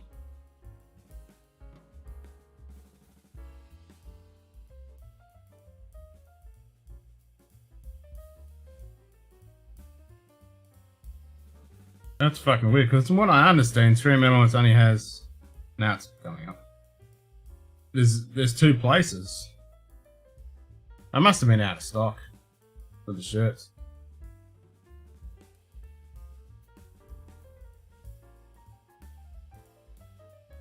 This is all malt, yeah, about now you're talking. 3 centimeters, fuck, that's a big difference. Oh, fucking... Greg McDonald tipped $10. Thanks for the Scotch info, Dr. Ken. I'll consider that advice a weekend house call. Cheers. There you go. Thanks for the heart attack. Yeah, for $50, definitely pick up a couple bottles of Project XX. I mean, I'd be buying a few bottles at that price. Alright, why is our fucking pop-ups not working? What the hell is going on? Let me refresh it again. Alright, try another one. There's definitely no... Yeah, that's weird. Different scale. Could have been. For exactly the same print, that makes no sense.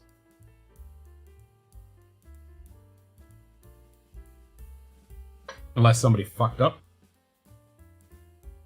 Do it.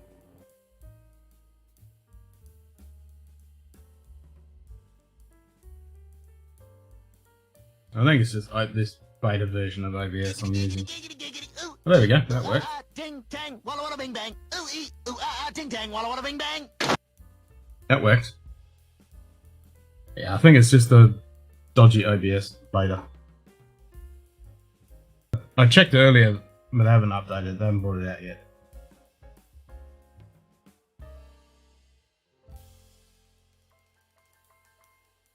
And I didn't want to wait because I wanted the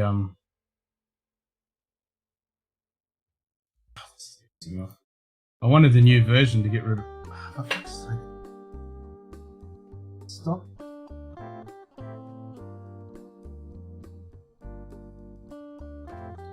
Fuck you.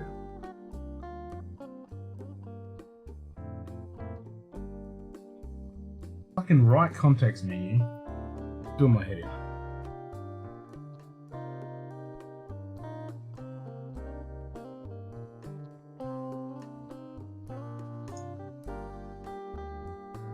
There we go.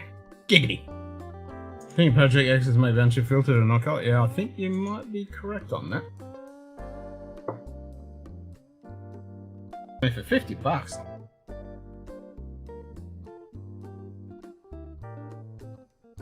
Kinda jealous.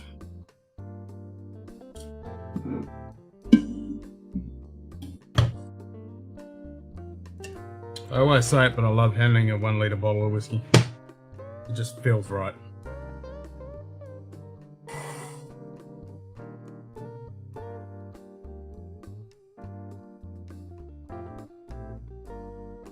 Getting a nice little bacon note then.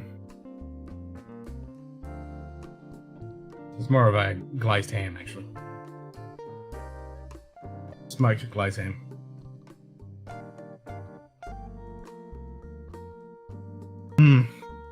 That smells good.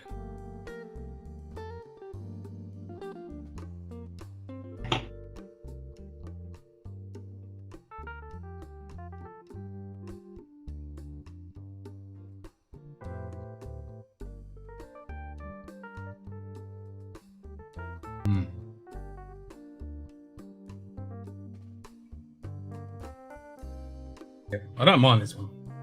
I reckon it should be a standard release instead of a travel only. I know some people don't care for this, but I reckon this is great. It's just that nice little kick of PX. It's got that lovely, like the iodine's cut down a little bit, and you get a little bit more of that ham glaze kind of smoky note.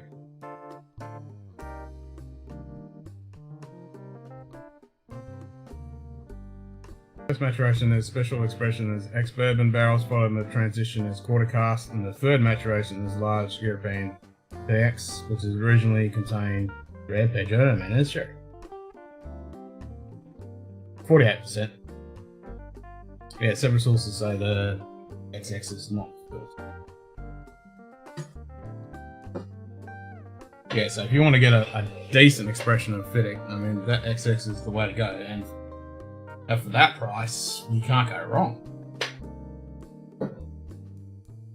So another one I need to pick up is the Glenlivet. It's was it licensed Drams? Licensed Dram. This was the original one, they're listed still.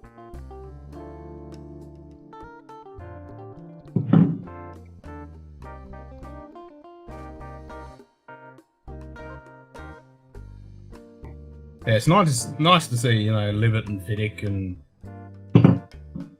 Diageo with their some of the expressions actually bringing out decent stuff for a change. There just needs to be more of it.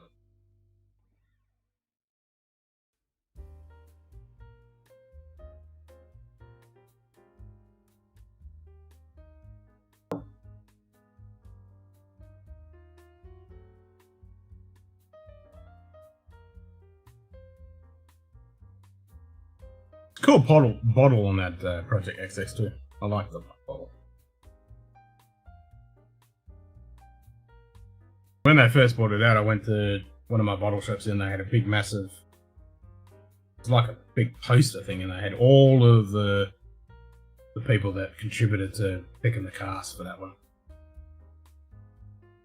Well, Frog 33 is only $1,200. That's cheap for a 33 coming for Floyd. 33. Yeah, that's not too bad, actually, isn't it? It's not too bad. I mean, that 30-year-old Ian Hunter story. I mean, I paid for the privilege of having that because that's Ian Hunter's story book 1. That was 2,000 Australian.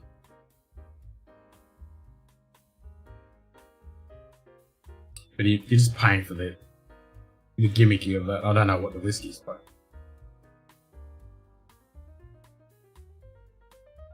As long as we keep buying the Diageo special releases, it should make its way back to the everyday bottle. Oh, I don't know about that. I'd love it to. But I don't know about that, you know, Diageo. I mean, even if they just every now and then just bring out, you know, a special release of something. They don't have to. Like the special releases every year are good, but they just need to bring out, trickle out, just little one-offs here and there, you know, just a special Oban or Talisker or Lager or just something like that every now and then. Just good stuff. Some companies are 33 of me. Well, you're not wrong. And the only one you can get a cheap 33 would be Glenfarclas, but yeah. Watching, listening while at work. Wish I could have a dram. I just reviewed the Portic Skag 110 proof. We'll post on here. Is it any good? I hear mixed reviews on Portic Skag, but being 110, I mean, 55 ABV, that might actually make Portic Skag worth getting. I know the normal expression is a bit eh.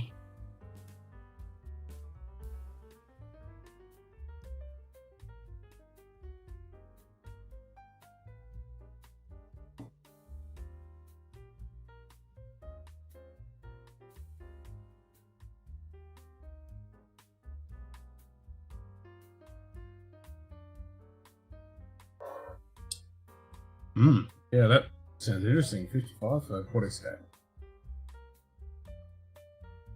Is it hot? I think I saw someone else review it and they said it was a bit hot. 33 fuck is more like 18 of anything without trying to cuss. Yeah. Very true. Very fucking true. Very true.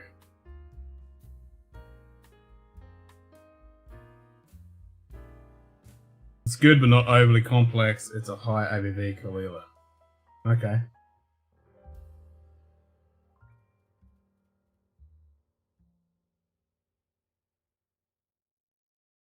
Yeah, I haven't heard too many people give rave notes about the Portic Skag. They seem to be a bit thin. I mean, if you want to go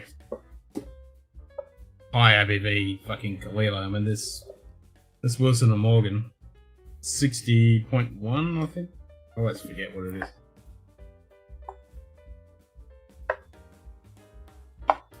It's a 10-year-old, but fuck me, did it. Got a nice kick.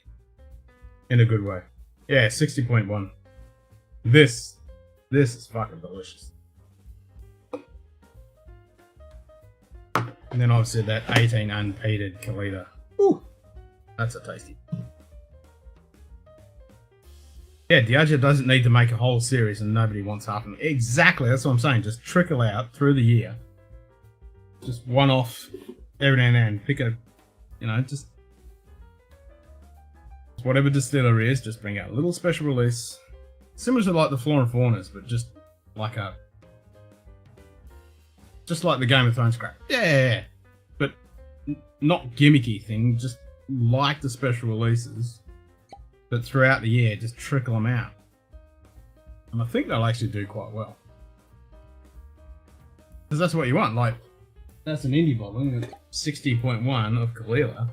If Diageo brought out a special release, like a 10-year-old at 60 ABV, we'd all jump on the fucking opportunity to grab that. Because that's what we want, you know? Non-chill filtered, natural coloured, fucking 60%. Fucking boom boom, yes please.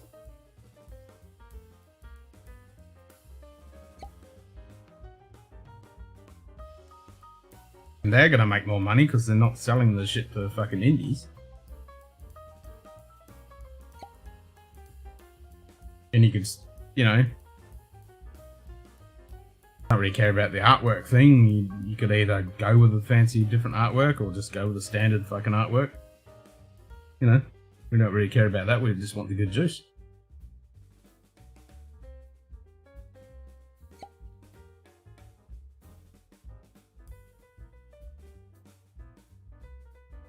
And they can do it. There's no reason for them can't do it. Don't just make them a limited run. Don't charge stupid prices for them. Get a decent distribution, spread it out a little bit. I reckon they'll be on a winner.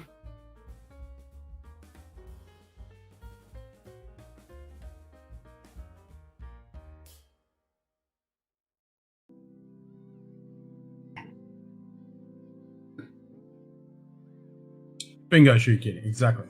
Yeah, bit of a batch. That's it.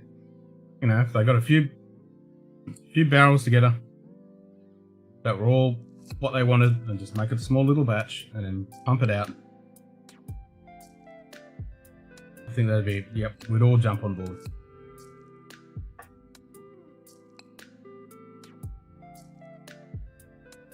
Glen Farkless is a must not buy. Family cast buys, but more than I care to spend.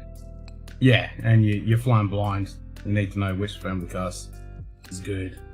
Just grab Farkless 105. I mean, that's the one to grab. Every other Farkless is a bit bang. Unless you want something that, you know, got a decent age statement that you're not going to break the bank just to wow your friends.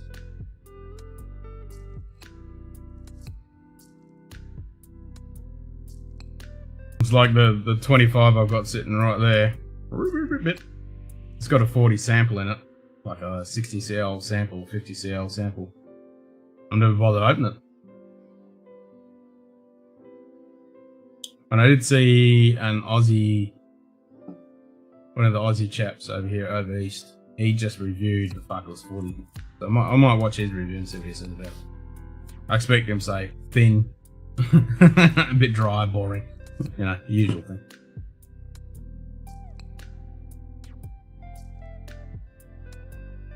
I think Farkless, yeah, they can make good shit, but I think they're just sitting on their laurels and just not worried about cast management, and they're just pumping out the same thing. People still buying it. It's a shame though, you get things like the 105 and you know, it can be decent stuff. And the same with the family cast, you know, if you get a good one of those, they're fucking good.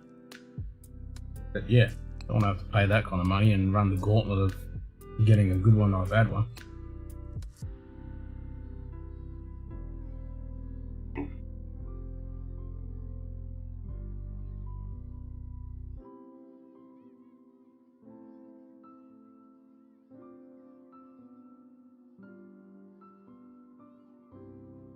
That Glen Cadam series won't come to US. What series is that?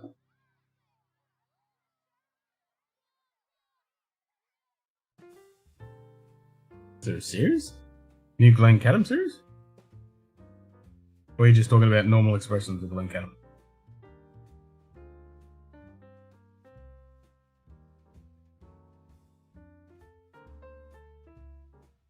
Jojo needs to do a Star Trek themed series. I'll admit it, I'm a dork. I'd buy them all. Oh my god, if they did a proper Star Trek series, not this fucking modern Star Trek, if they did original Star Trek, you know, if they did like a Freud with Worf on it and fucking etc, or just the ships or whatever, Star Trek theme. Oh my god, I don't care what the fuck. Yeah, I would so buy them all. Multiples of certain ones of them. Yeah, I would so fucking... You and me both, Eric. I'll sell a few organs to acquire all of those. I'd have to have them all. I would just have to have them all. Yep. As long as it wasn't Modern Trek. If it was Modern Trek, I'd be like, fuck you. Shove it up your ass. I couldn't do it. But if it was old Trek, like real Trek, fuck me. G'day, Brian. Good Hope you're day. doing well, mate. Slap shot. Cheers, mate. You just bought another Star Trek complete set of the ones? Yeah. I wouldn't mind getting them just for the bottles. I mean, the whiskey, or the wine, or whiskey, or whatever you're going to get, is never going to be there. Actually, Lil did put a post. There's a Star Trek cocktail book, which I wouldn't mind getting, and actually do some Star Trek cocktails. Because we've been thinking about doing that, actually. Just doing a cocktail episode. Trek ones.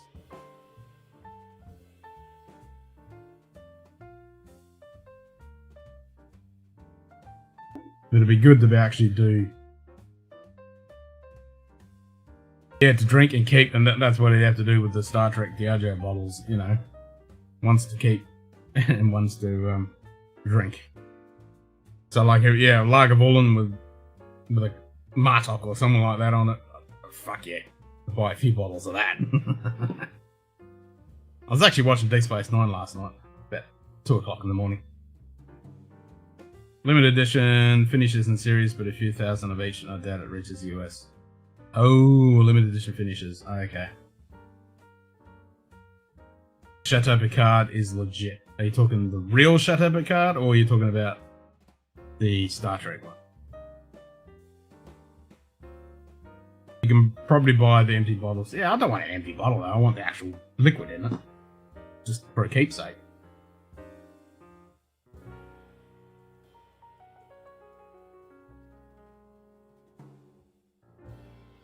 I mean, the empty bottles, you can do what they did back on the show and just go to all weird and wonderful places and buy odd looking bottles.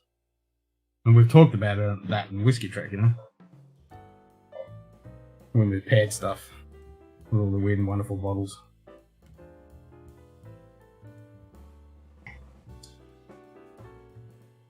I mean, this is not Whiskey Trek, but what whiskey out of Diageo's portfolio would you pair for the Borg? Actually, that's probably a good episode. Let's go. Hypothetically, Diageo releases, if they bring out a Star Trek series, what whiskies would you pair with species, characters, ships? We've done something similar, but Chateau Picard in Bordeaux is the source of the Star Trek Wines edition. Ah, okay. Now, I did see the episode where you were talking about the actual proper Chateau Picard, and then the one that they sourced for the show. Had the Hobbit beer series, and the quad was the best one. Stout was good too. Well, that's the thing, yeah. If you're going to do a Star Trek type one, or a Star Wars, or whatever, you want it to actually be decent, not like the Game of Thrones where there was only a couple of them that are actually good. You want something that's actually fucking good, which they never seem to do because they just sell it on the marketing of it. Right. Just once we needed a release like that, that's actually good. Got on the closeout. Yep, that makes sense. That's the way to do it. And I was looking on the site the other day, and they still had all the Game of Thrones fucking stupid prices. I'm like, are you fucking for real? Who the fuck is going to pay that money? That shit. When it's done and dusted, you know, Game of Thrones is in the fucking toilet. It's a giant turd.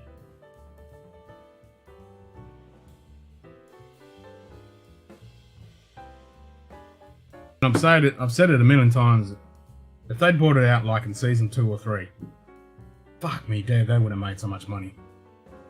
But bringing it out after the series finished, whose stupid idea was that? Even if they staggered and that, like if they wanted to do a whole thing all at once, and that was their idea, it was like, well, nah, fuck it. You should have brought it out in like season 2 or 3, or even 4, 5 even. If they'd brought it out then, when it was at maximum hype, fuck me. Even if they didn't have them all out and they just staggered them out for the next, over the few seasons, they would have made a fucking killing. You know, you would have had fucking people reviewing the show, reviewing the whiskey at the same time, you know. But yeah, they brought it out after it flopped. After it went to turd. And they put it out. And they wondered why it all went to shit and they were sitting on the shelves. You know, it was a little bit of hype when it first came out, but then it quickly died off. I mean, fucking idiots. And all the whiskey aficionados, we all identified which ones were good, you know. The Klein Leash was okay, the Oban was alright. Lagavulin was kind of one of the best. And they're the ones that all disappeared because We want it for the whiskey. We didn't give a fuck about the Game of Thrones. Like, I like the Game of Thrones Lagavulin, the 9-year-old. That's actually tasty. And Paramount would greenlight anything Star Trek produced alcohol. Yeah, well, they need the fucking money, because all their Star Trek shows ain't giving them any money.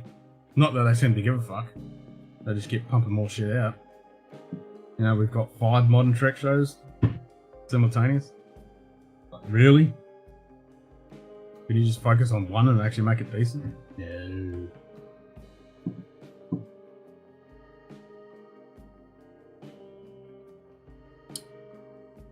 Yeah, I think Diageo could actually pick up that license pretty fucking cheap. Because, and it's not Paramount, it's CBS. Paramount has no power. They were the movies. The original movies. Paramount doesn't exist for Star Trek anymore. It's all CBS. Since the split. But we won't get into that nerdy stuff, that's for Whiskey Trek. But I think CBS would give Diageo the license to bring out those whiskeys. But they would probably... It's probably not going to work for the simple reason that they don't want the old Trek. So they've kind of squashed the old Trek. I did see in the new trailer that Guinan's in the card series too. Season 2. Which is kind of a shame because they're just fucking member berries. You know, they put Guinan in there, they put Q in there, and they'll be there for 5 minutes and that'll be it. You know, just to try and drag people in. Someone must be watching that trash Star Trek they keep making. No, not many. The figures, that's the thing. No one's watching it. They're not making any fucking money. The amount of money they're throwing into it is ridiculous. I mean, their stocks are in the gurgler. There's no investment in it. And they just keep throwing money at it. It makes no sense. It's weird. But anyway. And they've greenlit a couple more seasons of fucking STD. But yeah, I don't think they would sell it for Diageo, the licensing, real fucking cheap, but they would ram it down. They don't only want the new shit pushed. You wouldn't be able to get away with doing the old stuff. If it was like 5 years ago, you probably would have got away with it. But not now. Because they've got 5 shows, they want to push that. They don't want anything to do with the old stuff. There was a Captain Kirk bourbon that was a limited release. I watched one review on it with 4 guys and they said it all sucked. Yes, I do remember that one, it all sucked. Cool bottle though. I mean, who had that bottle that was black? And someone gifted it. Who had that? Somebody had that. It'd been melted and made into like a plate. It was that Kirk bourbon. Fucking really wanted that. I can't remember who had that. Why so many new series then of Star Trek now? Because they're pushing the agenda. That's what it's about. They're pushing the agenda. It's CBS. They don't really have many IPs. They're using this. They think it's an IP that's just going to rake in money. When Star Trek never raked in money. It was always a niche thing. Now they're trying to make it for everybody and everyone. For the modern audience. Which was never what it was aimed at.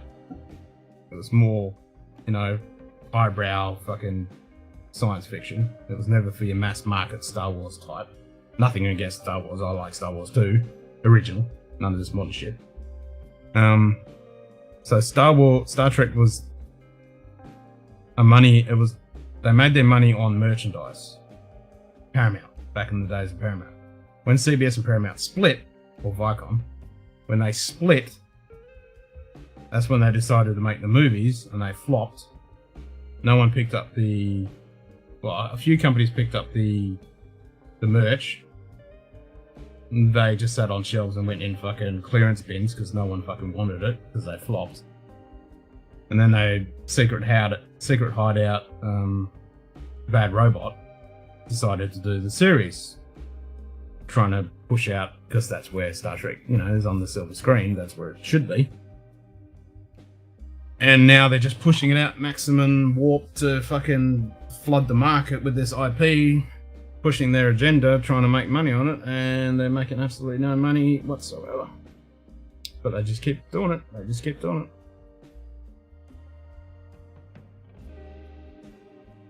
Now you got 5 series of horseshit. Dojo was Walking Dead bourbon from Heaven Hill. Closed out for 2 for $20. It was around 35 a bottle originally. Any good? And that's the problem with a lot of this stuff. It's all, you know, you're selling the gimmick. You're not selling the actual spirit. If someone had done it 94 proof and various supplies, then it wasn't 80. Yeah, there you go. That's the thing. If Diageo bought out decent whiskey with that IP of Star Trek, with the original characters, you know, imagine a Spock something, or a Kirk and Picard, and, you know, all that. I mean, fucking hell.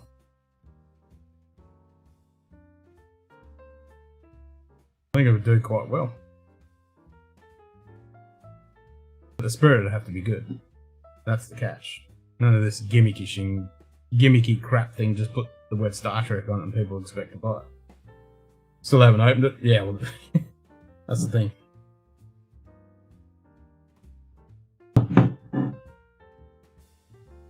Yeah, Diageo Star Trek, I really want that to happen, but I can't see it happening. It's just going to be all the modern Trek, because that's all they care about now. CBS is not going to want the other shit, because they've crushed it. They don't want anyone watching that stuff, because that was Paramount.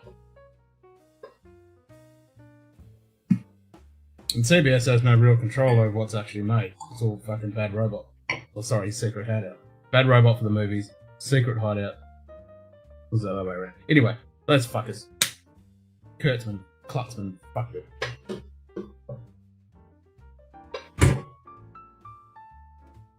Yeah. Star Trek's dead. Blah.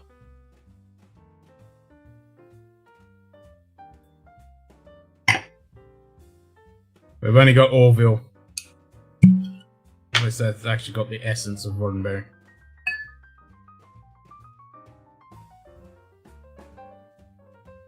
I think Ray Donovan show had a single malt edition. Anybody here watched Book of Boba Fett? We can discuss that.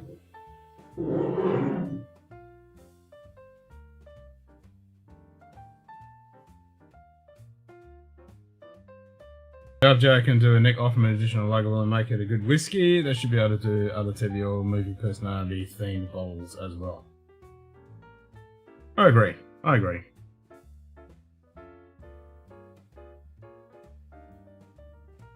And like we're saying, you know, they could have made a mint of fucking Game of Thrones. But there isn't really anything around at the moment that is, you know, Game of Thrones type hype. That was the last big hype show. Everything else is kind of flash in the pan. You need something that's going to hang around for a while and hang on. There isn't really anything like that. Because back when that came out, that was still week by week.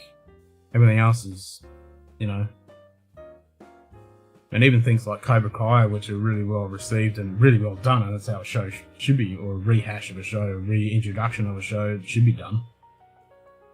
Everything these days is too fucking flash in the pan. It doesn't hang around. It doesn't have the staying power. So I don't think there's any real thing to get behind for a marketing campaign, because it's all here in one week and gone in the next kind of deal.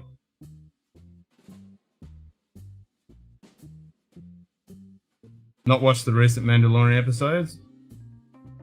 Well, Mandalorian was ages ago. That was last year before last year. This is Boba Fett.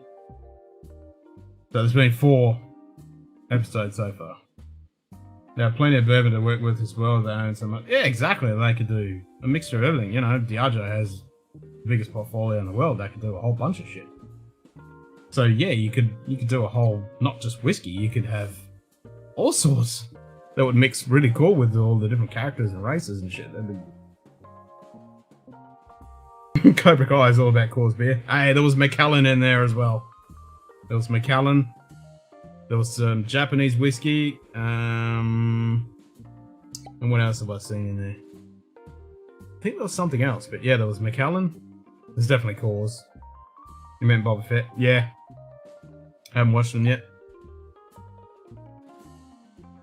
I have very mixed feelings. It's yeah. I won't say anything if you haven't seen it, but yeah. There's one thing I want to address, but if you haven't seen it, I won't say anything. It's just like, what the fuck?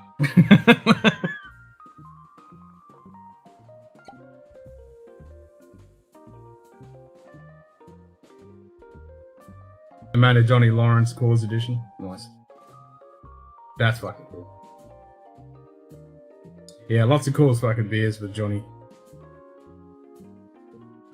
Which I get. I just love it how he's stuck in the 80s, you know? He just hasn't got out of the 80s. Yeah, that's a show that is done really well. But comes back to the thing, they should bring it out week by week. Don't dump it all at once. Doesn't work. You know, everyone's hyped about it for a couple of weeks and then boom, it's in the dust. It's gone. On to the next thing. They never showed the label on the whiskey, but the Coors is front. Oh, they did. The Macallan was front and center, and the Japanese whiskeys when Daniel went to Japan. There was a nice selection of Japanese whiskey, like Haikushu, Yamazaki, there was some Nika, and what did he bring off the shelf and Daniel had it? Yeah, it was there front and center. And the Macallan was front and fucking center too.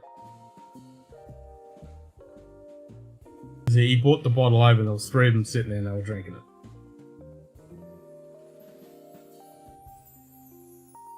Yeah, that's the thing, you binge it in a day. What, all of it? Like, 4 seasons?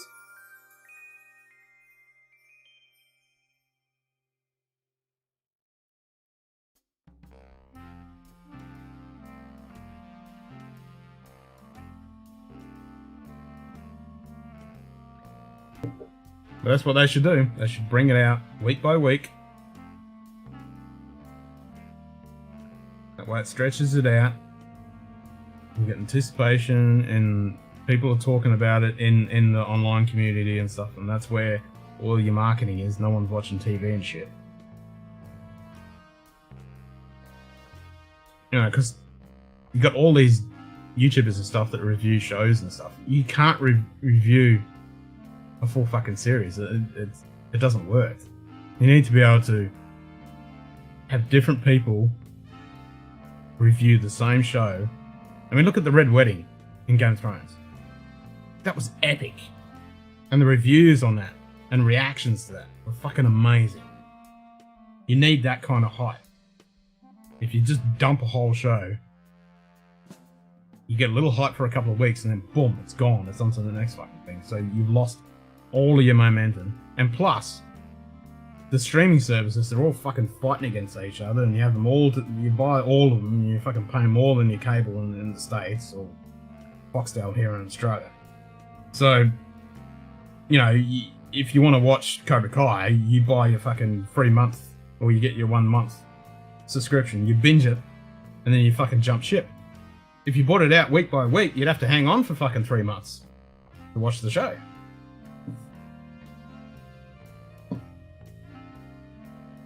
Show's so full of alcohol, I've never seen a show with so much alcohol in it.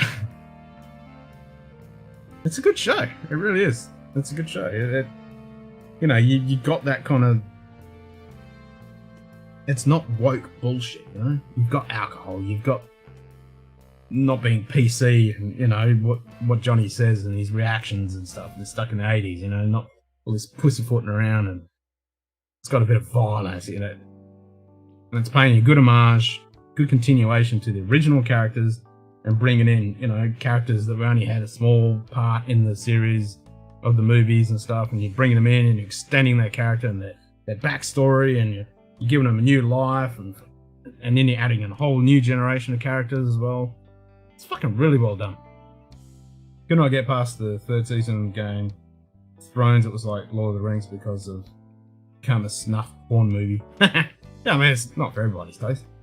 I drank a Magnum and Bollinger campaign on the last episode and it showed the label. Yeah. So there's a lot of alcohol in there that got a nice little bump.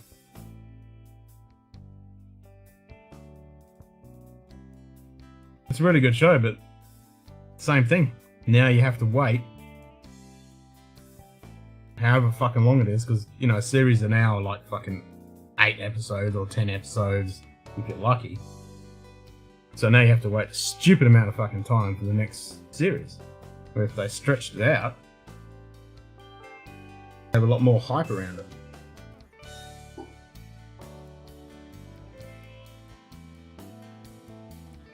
But what do I know?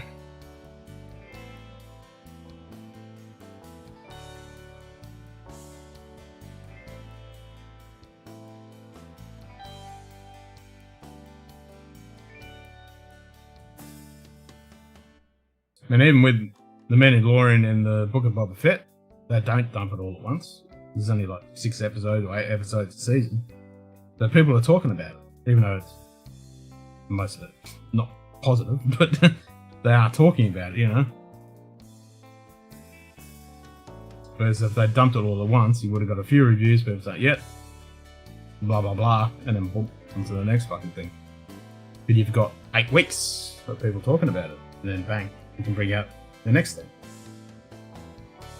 So if, you know, Disney Plus wants to keep people stuck to their platform, stretch it out, you fucking idiots. Don't dump it all at once. People can still binge it once it's all out, you know. People catch up shit later on. Not everyone can watch it all when it comes on. But it's there. It's not like the old days of TV. It was on at 8 o'clock, and if you didn't have a DVR or any of that shit, you had to be sitting in front of the TV at 8 o'clock on that night to watch it, or you never fucking saw it. That was it. Cause is King on that show. Blue Moon was also shown with Daniel, and it's a cool product. Yep. So it must have made a good fucking deal.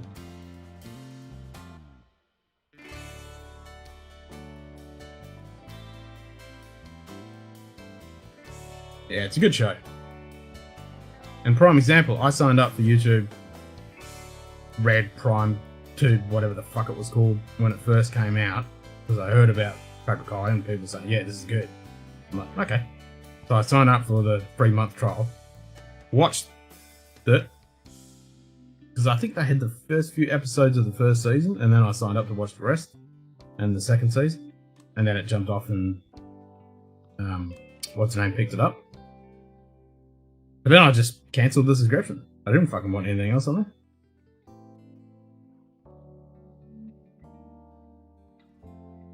But yeah, really well done. I mean, the third season was a bit meh.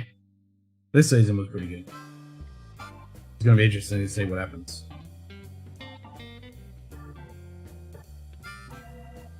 It's a good show. Well done. Hats off to everyone involved.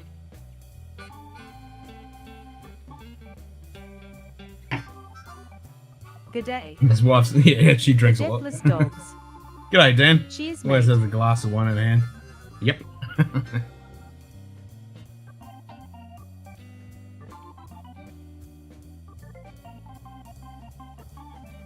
I want to have those sales of the cores are going.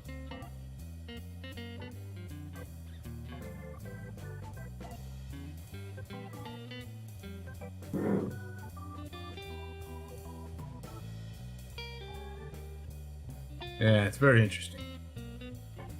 I'm fucking over shows only having 8 episodes a season. Witcher, prime example. What was it, 8 or 10? And then you gotta wait another fucking 2 years before the next season. Like, fuck off. Bring me out the good old days when you had 27 episodes of a season. You know, it'd go for fucking 6-8 months. Then you have your fucking hiatus. You know, Star Trek, prime example. You'd have that fucking cliffhanger, you know? You'd have to wait 4 or 5 months for the next episode. That build up tension, you know? These days it's just flash in the pan, it's fucking done, finished, on to the next fucking thing. doesn't work. It's never going to make any money. You can't sell product from that.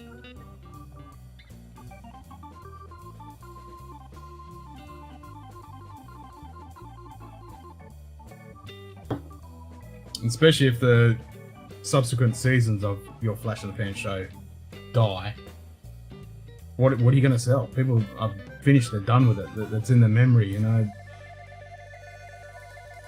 It's so wham bam, thank you ma'am.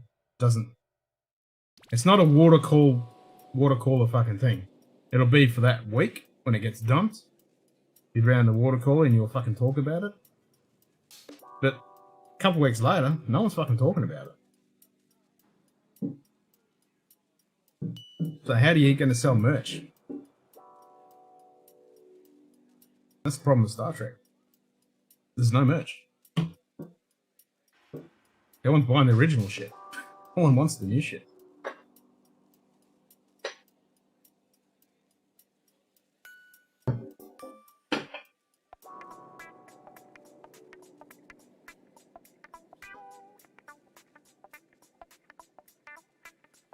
The bad guys are the best thing. Well, that's what's so cool about the show. Who are the bad guys? You know? Tony Lawrence calls the banquet beer like it says on the label. Bad guys are the best thing on the show. I mean, you obviously got the Cobra Kai being bad, but then you've got the other guys kind of being bad and good, and yeah, it's a good dynamic. They've done a really good job on it.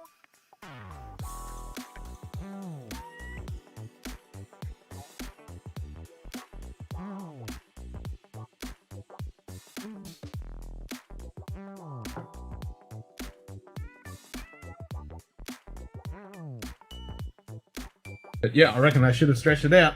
Don't dump it all at once.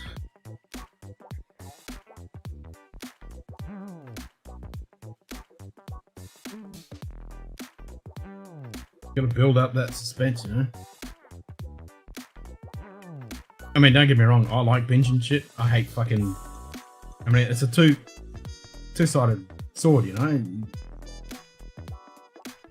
It's great when you've got 8 episodes, you think, fuck it, I can just binge the whole thing, and you're like, yeah, this is fucking great. But then you're kind of left empty because you have to wait a year or fucking however long it takes to the next season comes. And then if you watch an episode that comes out weekly, you're like, fuck, I have to wait a whole week. But at least it gives something to fucking look forward to, you know? I remember when the first season of Mando came out, me and the missus, it'd be our, like, almost a date night thing. Kid go to bed, the episode had come out, we'd sit down with some wine and nibblies and fucking watch the episode, you know? It was a good thing. Can't do that if it's a binge thing.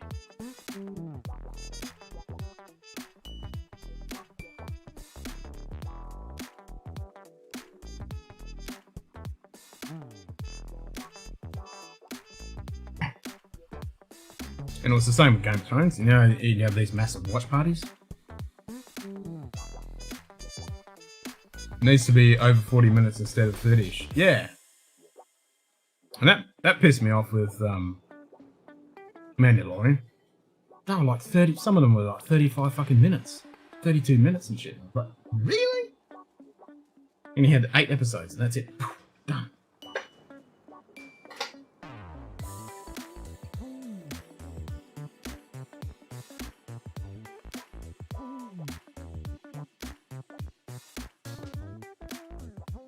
I think the best part of those fucking Jon Favreau fucking shows is the credits with the artwork. I really like that artwork. They could make an animated series with that kind of artwork. I'd be all over that. It's nice and grungy and fucking... It's cool. It's the best thing about the fucking show, to be honest. Yeah, Boba Fett is definitely not as good as Mando.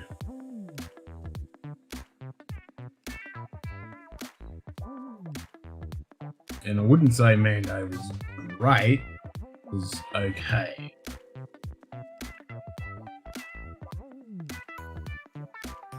But we're all craving for half decent fucking content, and that's about the only thing we fucking got. Other than standout Cobra Kai. I mean, that's decent. Good writers, good invested writers. They know their shit. Not retroing it and pushing agendas and shit. A lot of this web stuff is 30-ish minutes. Way too... Yeah, exactly. It's way too short. Way too short. It needs to be close, like you say. It needs to be 40 minutes minimum. Push it out to that almost hour. So you're invested. It's just enough to get you fucking dragged in, invested in the show and the characters, and then leave you fucking hanging for a week. That's what you fucking want. You don't want to be sitting there going 40 minutes binge, 40 minutes binge, 40 minutes binge, you finish and done, and then that's it, you're on to the next fucking thing. You want to, because 30 minutes isn't enough time to get you dragged in. You're just starting to get comfortable in the world, and then it's over, and you're like, oh, what the fuck was that? Whereas, like you say, 40 plus minutes, 40, 45, gets you just enough to get your fucking feet comfortable in there, and then cut it off. Next time. Next week. Next week. Next week.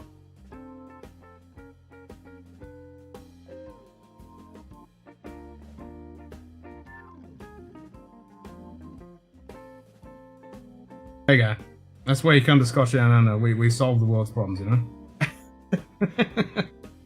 Well, Fett, really? He died? Think of something else Star Wars Disney to slap with her. Yeah. I mean, yeah, totally. Yeah, it's kind of very, very ordinary. There's some good parts of it, but it's not Boba Fett. It really isn't. It is not Boba Fett. And one thing, like, I'll bring it up. It's not worth fucking watching anyway. The worst thing was, I showed a backstory, how he got out of the Sarlacc pit. So his armor protected him, right? So he came out and he's fucked. So he passes out, the Java's come along and still his armor. So he's there and just his fucking shirt. In this season, on episode 4, he gets his fucking ship, which is no longer called Slave 1 in, by the way. It's whatever fucking stupid name it is. It's fucking Slave 1. Get over it. Anyway, so he goes to the Sarlacc pit and puts the fucking ship right above the fucking Sarlacc pit to try and see his armor in it. I was like, wait a minute. 2 episodes ago, or 3 episodes ago, you already established that Jabba stole his fucking armor. So now he's going back to the Sarlacc pit. So they hadn't even got their own continuity in 4 fucking episodes of their own fucking show. They haven't even got their own continuity squared away. I rest my case. First 2 years of Star Trek TNG went through like 30 different writers because they couldn't get along with the drunken Gene Roddenberry. Yeah, yes and no. I agree. There was a shitload of writers and stuff, and Gene Roddenberry was a part of it. But it was also actually Gene Roddenberry didn't have.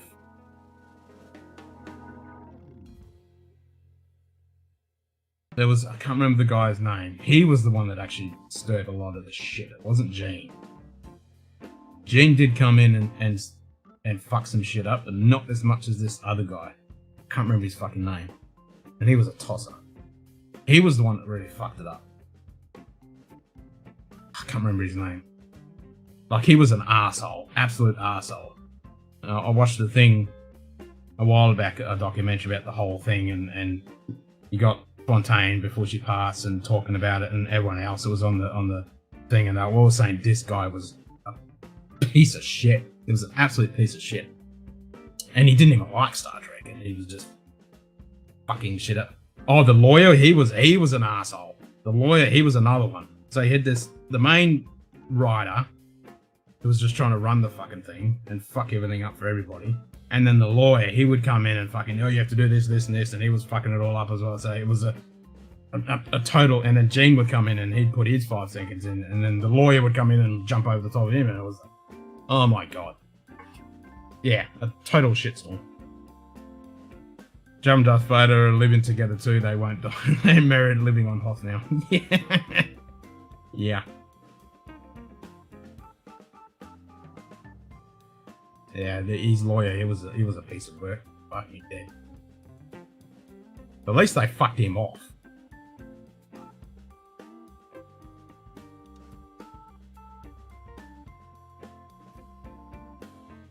Yeah, that was a shitstorm those first few seasons. Fucking dead.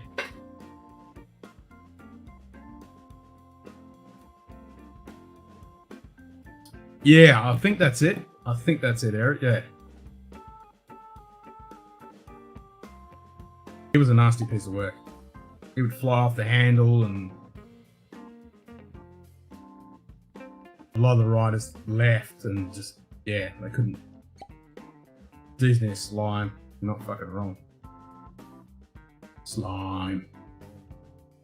Yeah, I think that was the guy. I can't remember this thing I watched. It was a good documentary. It was only recent, and they went right into it, like full on.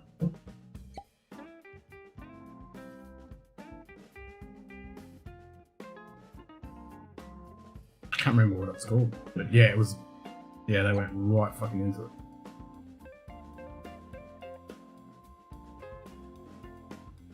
That new series that they brought out, like 5 episodes or whatever, I watched a couple of them, but they were pretty shit.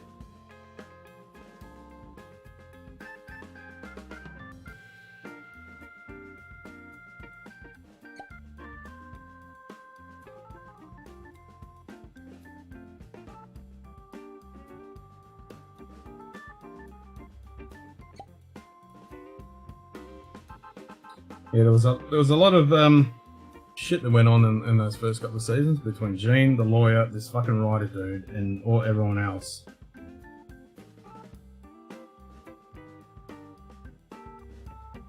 Yeah, it was messy, very messy.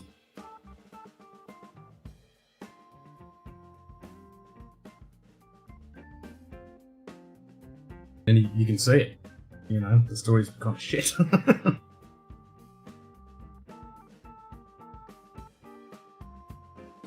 But it's a hell of a lot better than the modern day shit. Fucking dead. How many producers do you want for a show? Fuck dead.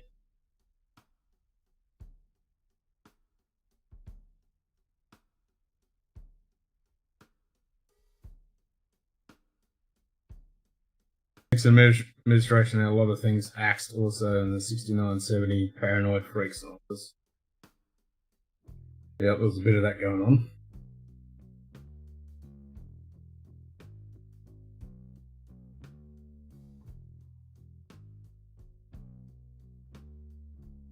And this list is still pretty good shit. Don't mind it.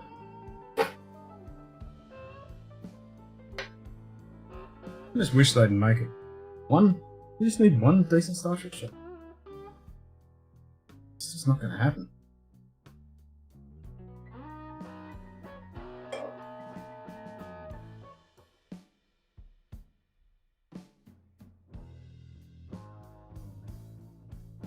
What have we got coming on the horizon that's actually decent? Alright, so we got Bridgerton coming out again. Mrs. will be happy about that. Except where everyone's fucking complaining because he's not in it. It's like, really? Well, it's not about him, it's about the fucking family. Not about him. Anyway, so it's about her brother. So, if you like period dramas, that one's good. You've got Northman, the movie, which looks fucking pretty epic. And that same line of things, you've got Last Kingdom. That's going to be the last season. Expanse is finished. I'm bummed about that. That was a really good show. Orville's coming out. There was something else that's fucking March. What the fuck was that? Something decent.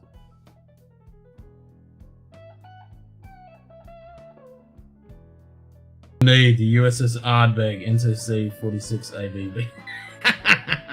Needs to be more than that. Needs to be NCC, well, ABV 170.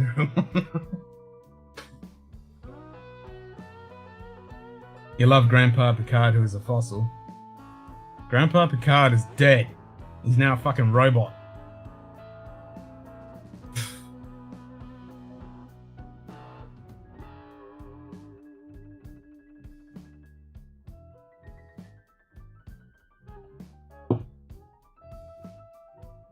Nah, I've got my old Star Trek. I was watching Deep Space Nine last night. Real Star Trek.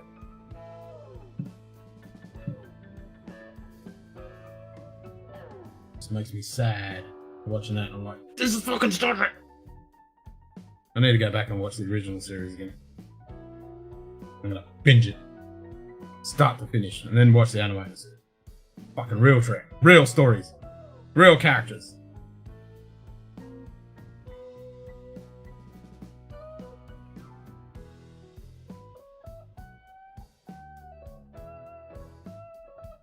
And writers can fucking write.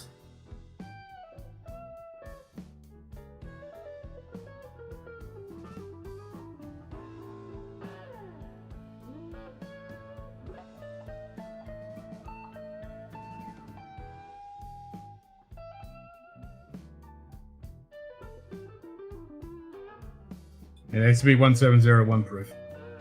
They all have to be that. That's the proof.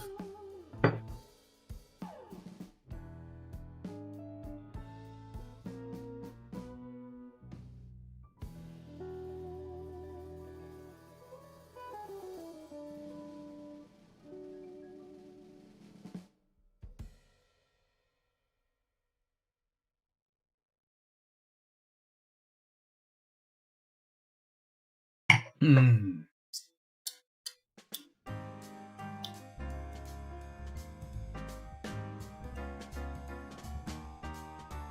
I don't know what that other thing is that's coming out. You got Last Kingdom, Orville, that movie Northland, something else.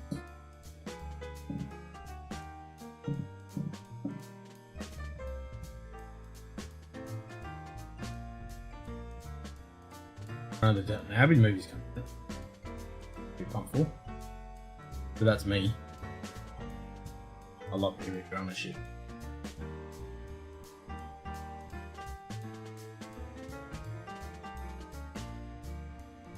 It's a series of something. What the fuck is this? Is what it is. You must be watching Picard to know about it. I can't get through 10 minutes of any new track. I don't watch it. I watch other people review it. William Shatner's Chaos on the Bridge.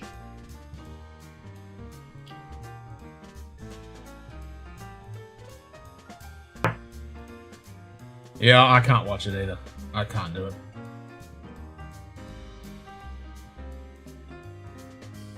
I watched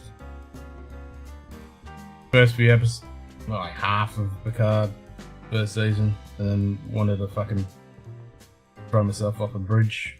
I watched the first season of STD and thought I had caught something because I was going mental. And I think I watched the first couple episodes of the second season and then really fucking caught a disease and wanted to kill myself. I watched one episode of Prodigy and wanted to fucking throw myself off the bridge, and I watched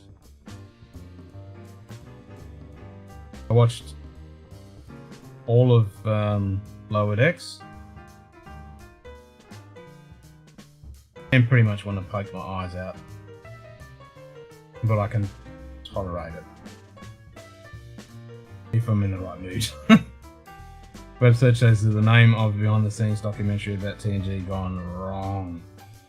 William Shatner's Chaos on the Bridge. I think, yeah, definitely that's the one. When did it come out? It came out a while ago. But it wasn't that long ago.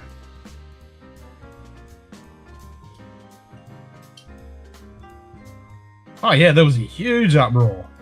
There was a huge uproar when TNG came out. What the fuck is this? This is not Star Trek, blah blah blah. And you're always going to get that. But at least it was Gene Roddenberry's vision.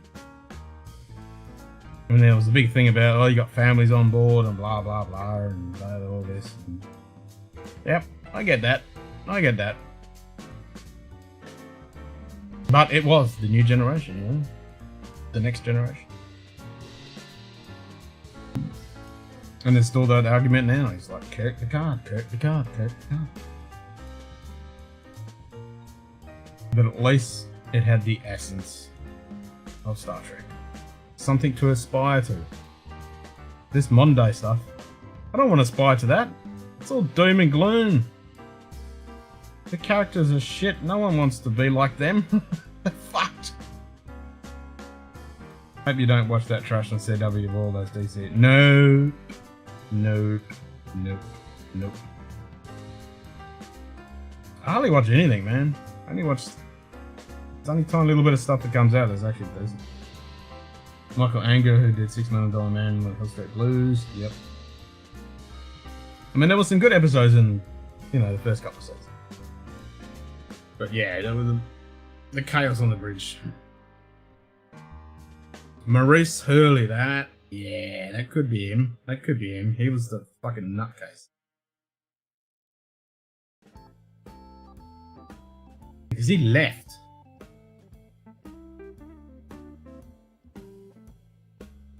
Wagner. 709 in silver uniform was definitely with Good day. Roddenberry's vision, even though he Whiskey was Crusader dead. Will. Cheers, mate. Hey, Will, how you going, mate? Ah, fucking hell. Good old 709, eh? Yeah, but she was an add-on, just to boost the fucking ratings.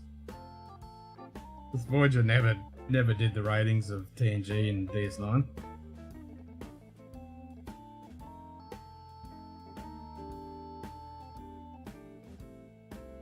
No, CW's all about the agenda. Amazing women that can do anything and everything, and men are shit. That's what it's all about. Gender politics bullshit. And no wonder why these shows go... And the movies. Alright. Go back to some fucking heat. What are we gonna have?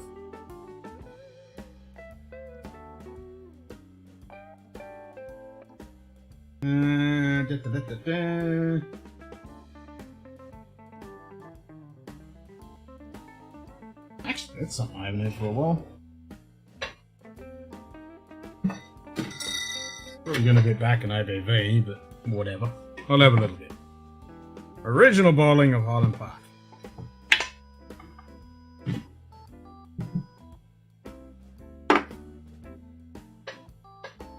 Didn't like Tuvok at first. Neelix was a bit too far. Judge Apex. Yeah, sometimes Neelix would drive me up the fucking wall. Other times I didn't mind him.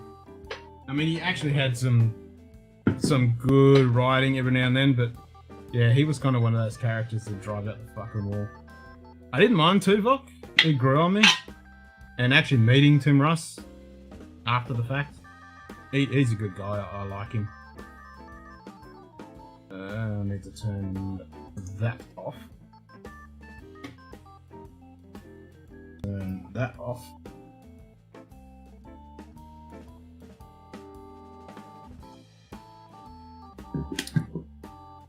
Yeah, Neelix was definitely a mixed bag.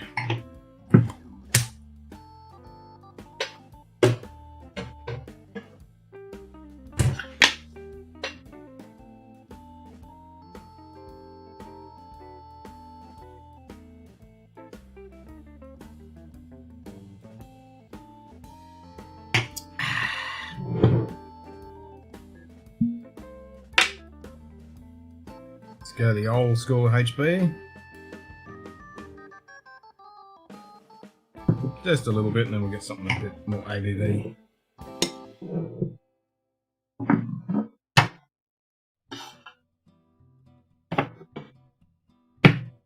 Don't you know, you just play along and women are always right? Yes, women are always right. Women are always right. Yes, dear. Tuvok suffered from bad writing and bad episodes. I mean, I think Voyager definitely had its very, very ample share of bad fucking episodes. And the ultimate insult to all of us, Tuvix. Yeah. That one is definitely a very prickly thorn. We don't talk about that one.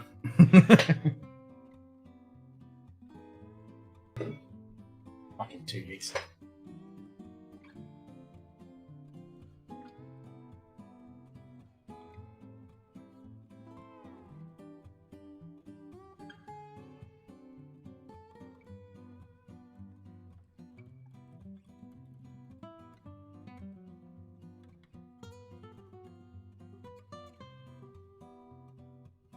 And how cool would it be a fucking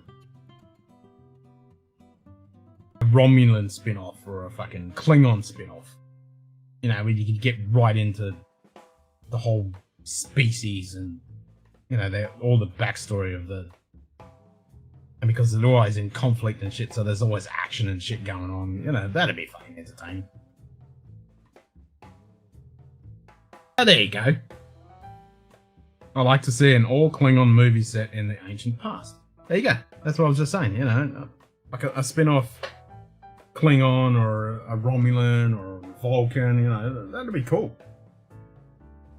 And just do the modern-day thing with its 6 fucking episodes and blah, blah, blah. But do it properly, you know. And don't make it a fucking epic Donald MacGuffin Drams. fucking thing happening Cheers, mate. that the crew has to fucking have one character that solves all the fucking world universe's problems, you know? Just make it... You know, you can do so many cool things. Just don't make it the end of the universe thing that one MacGuffin fucking... Anyway, I'm gonna start it. G'day, Donald. Yeah, we've been talking about Star Trek for the last couple of hours. and the common mistakes with the modern entertainment industry all the way through. Exactly. You haven't listened to Shakespeare until you've heard the original Klingon version. Exactly. And you can get the Hamlet in the original Klingon. That's been done. Klingons plus the real Vulcans prior to the Epiphany. Yeah, exactly. Yeah, Vulcan show would be fucking awesome. You know, the Romans against the Klingons and fucking, you know, all that kind of stuff would be amazing. I mean, that's what Axanar promised us. Axanar promised us a really good fucking thing. And all fucking CBS had to do was buy it. Just buy it. Tell them what they can and can't do. And make them make the fucking show. Throw a few bucks at them. And they would have had an epic fucking show that would have pissed over any of the shit they've got these days. But no, they had to fuck it up.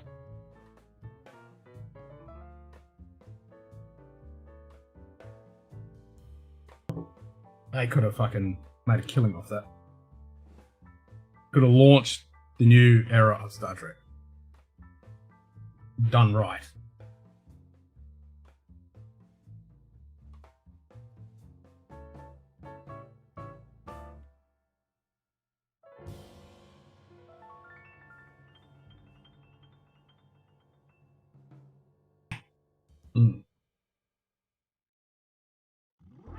Wow, that is super thin.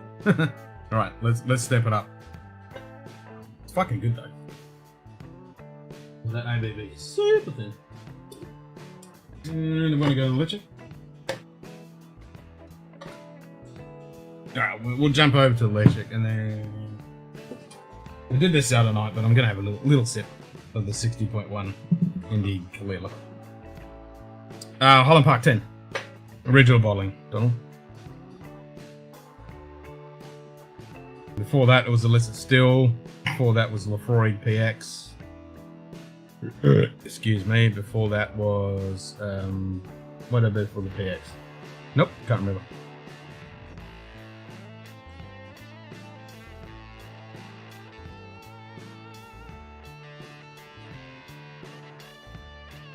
Can't remember now. What the hell was it? What did I have before the PX? Oh, Pete Hart. That's right. And I write a Star Trek like they did with some Marvel stuff. No, I disagree. You can have it edgy, but Star Trek's meant to be family for anyone.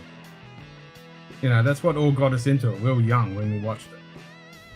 So, you know, I'd love to be able to sit with my 8-year-old son and watch an episode of Star Trek. That's what it's, you know. And not for something that's aimed at him, something that's aimed for everybody. You know, with some fucking brains. That's where the modern Trek isn't. It's for fucking idiots. You know? Vulcans and Romulans, when they were allied together in evil against the Klingons, would seem tame in comparison. But there's so many cool stories you could do. Missed out on the 2020 cartridge yesterday. 750 bottles sold out in under 3 hours at the KGBO. Fuckers. An all Klingon movie would be rated R due to violence. I don't think it needs to be. I don't think it needs to be.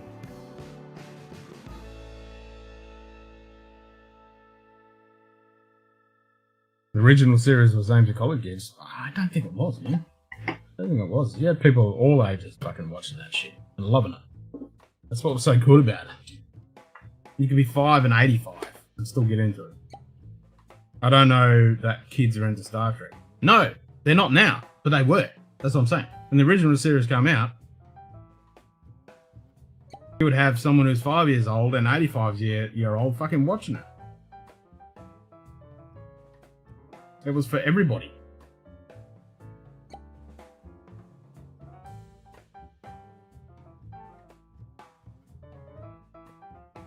Fucking hell, that's how I got into it when it was in syndication. When it came here and aired, and it was like, I was like fucking 5, 8 years old, and the same with Battlestar Galactica, and I fucking loved that shit, man. Fucking loved it. And I was like 5, 6, you know. Star Trek is about old people that haven't followed forever. The modern stuff doesn't have that. It just doesn't have that. And they're trying to aim it at those people, and it won't catch. It's not catching.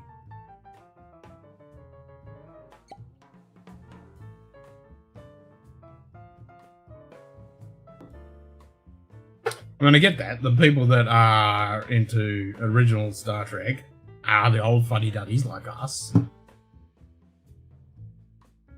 It's the same with the original Star Wars, you know?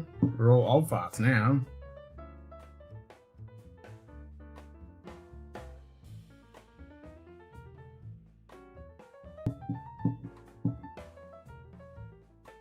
But, yeah. We were kids when we watched it.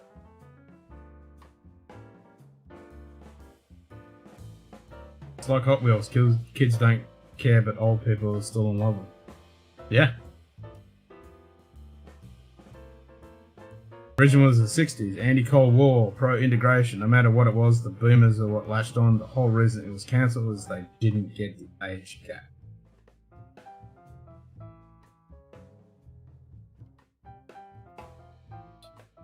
No, it was cancelled because of some shit behind the scenes with Lucy Liu and a bunch of other stuff. A lot of politics.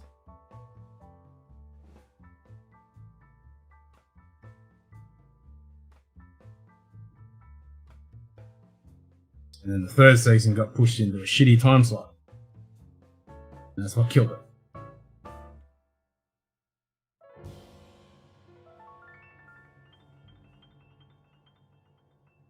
Hot Wheels nostalgia?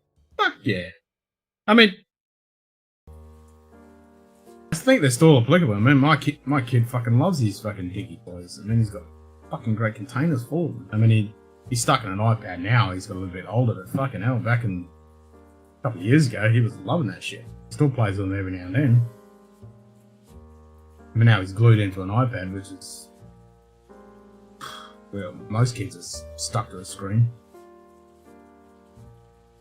Some still can't grow out of Lego. Yeah. Fuck no, I'll never grow out of Lego. Shit's good for you. Keeps your brain active. G.I. Joe. I never really got into G.I. Joe that much. I didn't mind G.I. Joe, but I was a Transformers man. I love me Transformers.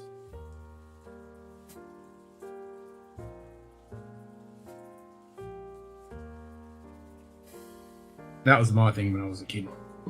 Fucking Transformers, loved that shit. show had overall ratings as good as the 18-25 segment. They couldn't cancel it. That's essentially what I mean by age gap. Today they give priority to the demographics it's reached. It's not hitting those demographics though. You look at the shows that have aired on normal TV. Fuck me dead, man. Not good. They would kill for the demographics back in the days. And it's got nothing to do with the fucking coup. I mean, yes, there's a lot less people watching the normal free-to-air TV or even behind a paywall and stuff, but yeah, they've got nothing, nowhere near the kind of people watching it.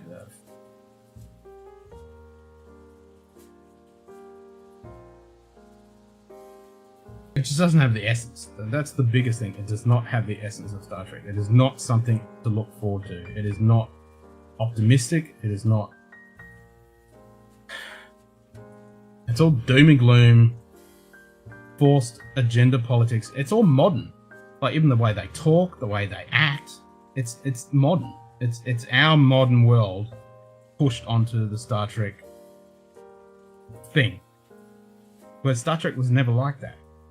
It was optimistic future, addressing things in a fresh, and not only that, the characters were someone you were to aspire to be. These days, the character has to be someone that you think that you look back at and go, oh, that's me. That's why there's all these, you got to tick all the boxes.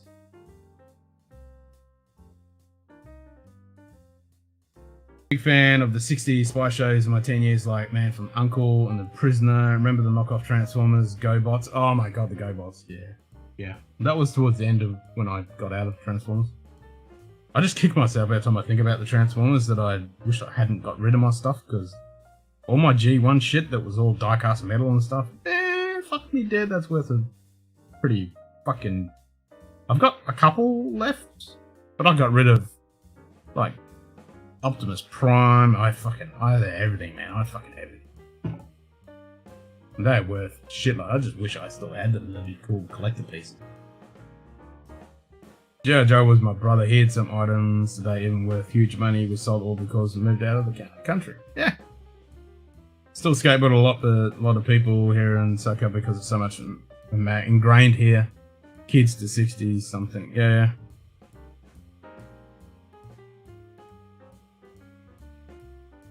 G.I. Storm Shadow action figure I had as a lad is worth like $2,500. Yeah.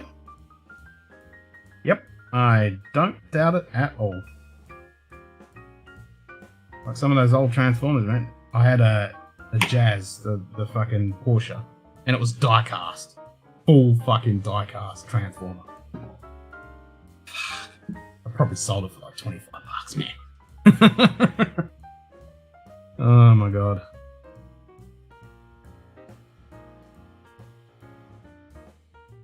Yo, Joe!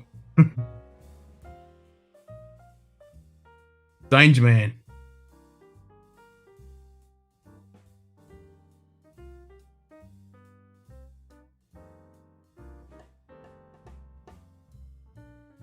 Yeah, the $6 Million Man, and you got fucking original Magnum PI, 18, all that cool shit.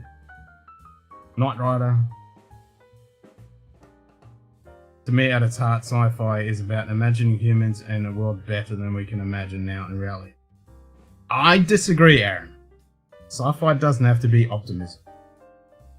I mean, it can be doom and gloom as well. It should explore all different realms. I mean, you read, Isaac Asimov, and it doesn't matter who you read that with the legends of sci-fi, they addressed all different side of things. But Star Trek was different because it wasn't doom and gloom. And it was an optimistic future of what we could be, and it had kind of a scientific, ingrained, fundamental thing. It was like, okay, well, it's far-fetched and it's outside of the realm of reality, but it's like you know, you twist your head sideways a little bit. It's like, maybe in the future, kind of could have. It was optimistic, you know?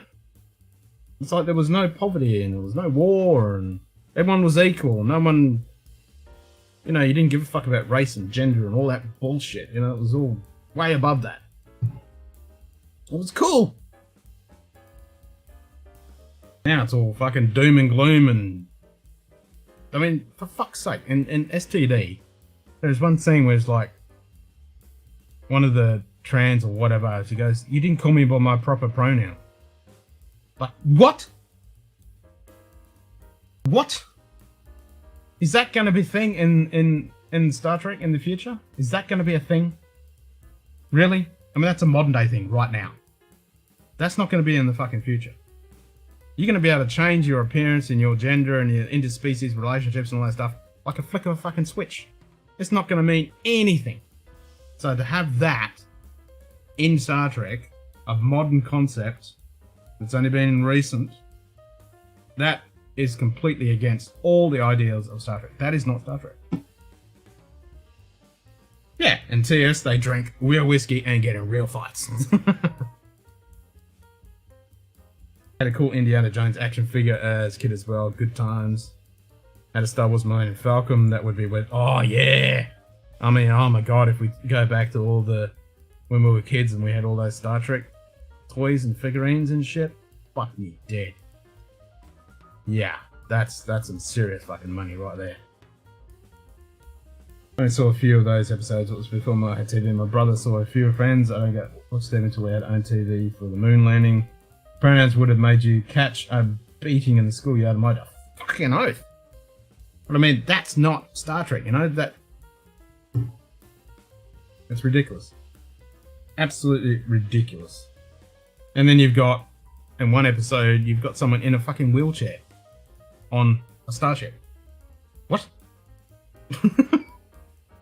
Completely agreeing, and Roddenberry's vision was about all of the modern labels and other bullshit. Yeah, it was way above that. We were beyond all that shit. It was something optimistic to look forward to and characters that you would aspire to be, not a reflection of what you are now.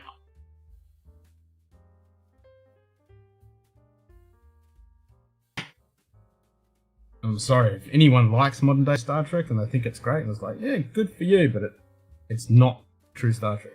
Get rid of the Star Trek label and fucking have your own show. I saw some, if my dad's Star Trek toys in a box in the garage, I need to get them out. Yes, fuck yeah, if you still got some left, man. Totally agree. I do have a couple Transformers. I've got the original Jetfire that was similar to like a Gundam thing, where I think it was kind of probably Hasbro ripped it off from Gundam, where it would turn into the fighter plane. Like, I think it was an F-14 Tomcat. Yeah, an F-14 Tomcat. The red, it's all die-cast as well. It's got heaps of die-cast on it. I've still got that. So that'd be, and that's a G1, so that'd actually be worth a few bucks. And then I think I've still got original Bumblebee. And then Star Wars figures because of how they were made, very high quality. Yep, Roddenberry's vision all had you heart and extreme short skirts. I mean, they had 60s shorts, mini skirts. I mean, fuck yeah. I mean, who didn't want that? Yeah, who didn't want that? Yep. It wasn't only just your heart, it was all of the female crew.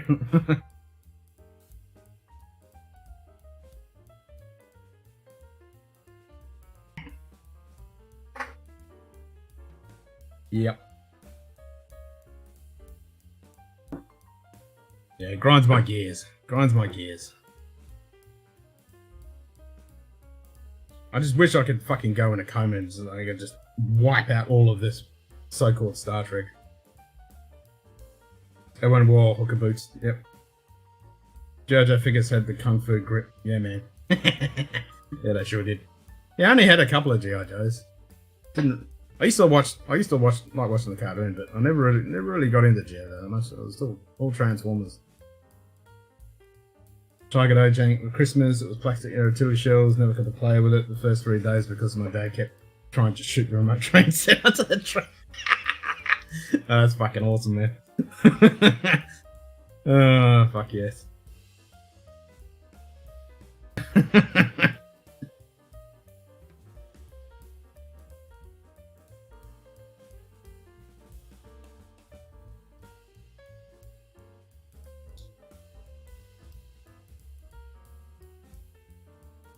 Yep.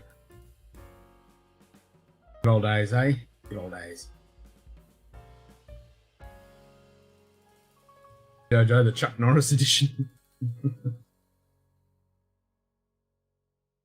Hey, what other cool shit was there around? There was heaps of cool stuff, but yeah.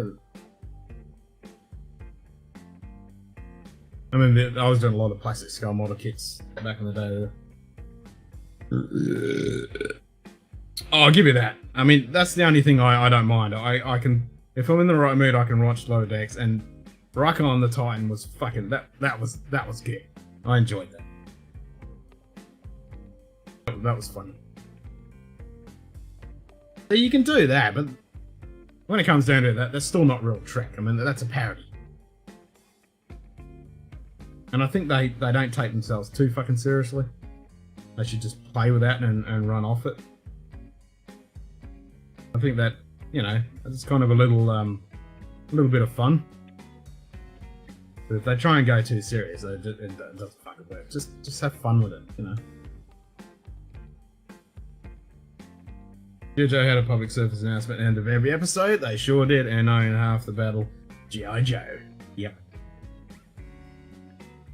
I've got fucking G.I. Joe running through my brain now.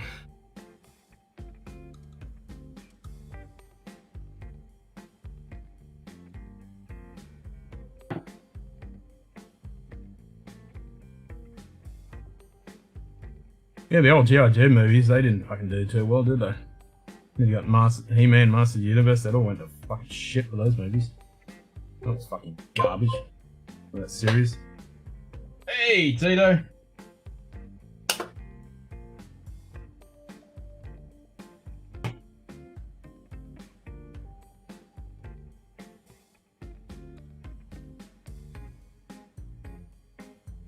Dorman, let two in. Welcome to the pub. There we go. Viewer cropped. Switching to cropped viewer. What's up, brother?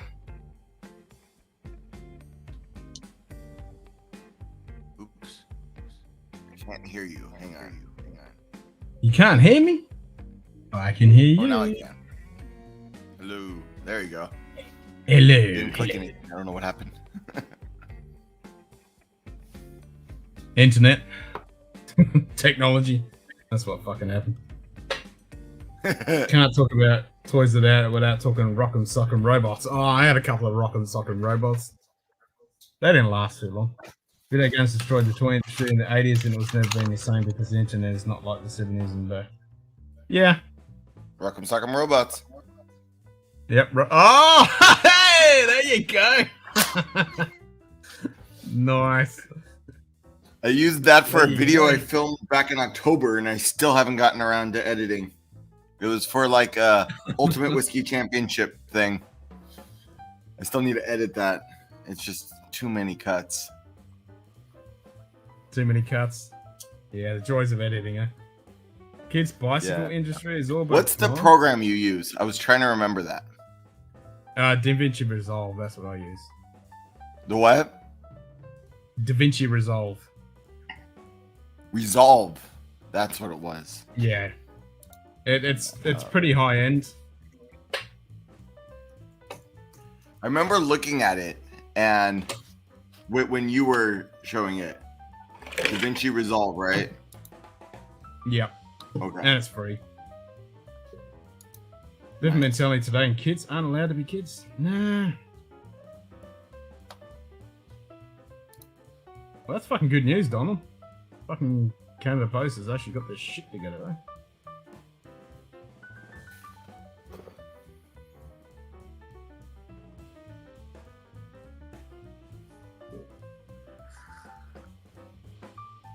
Yeah, it's definitely a different world, but it's interesting.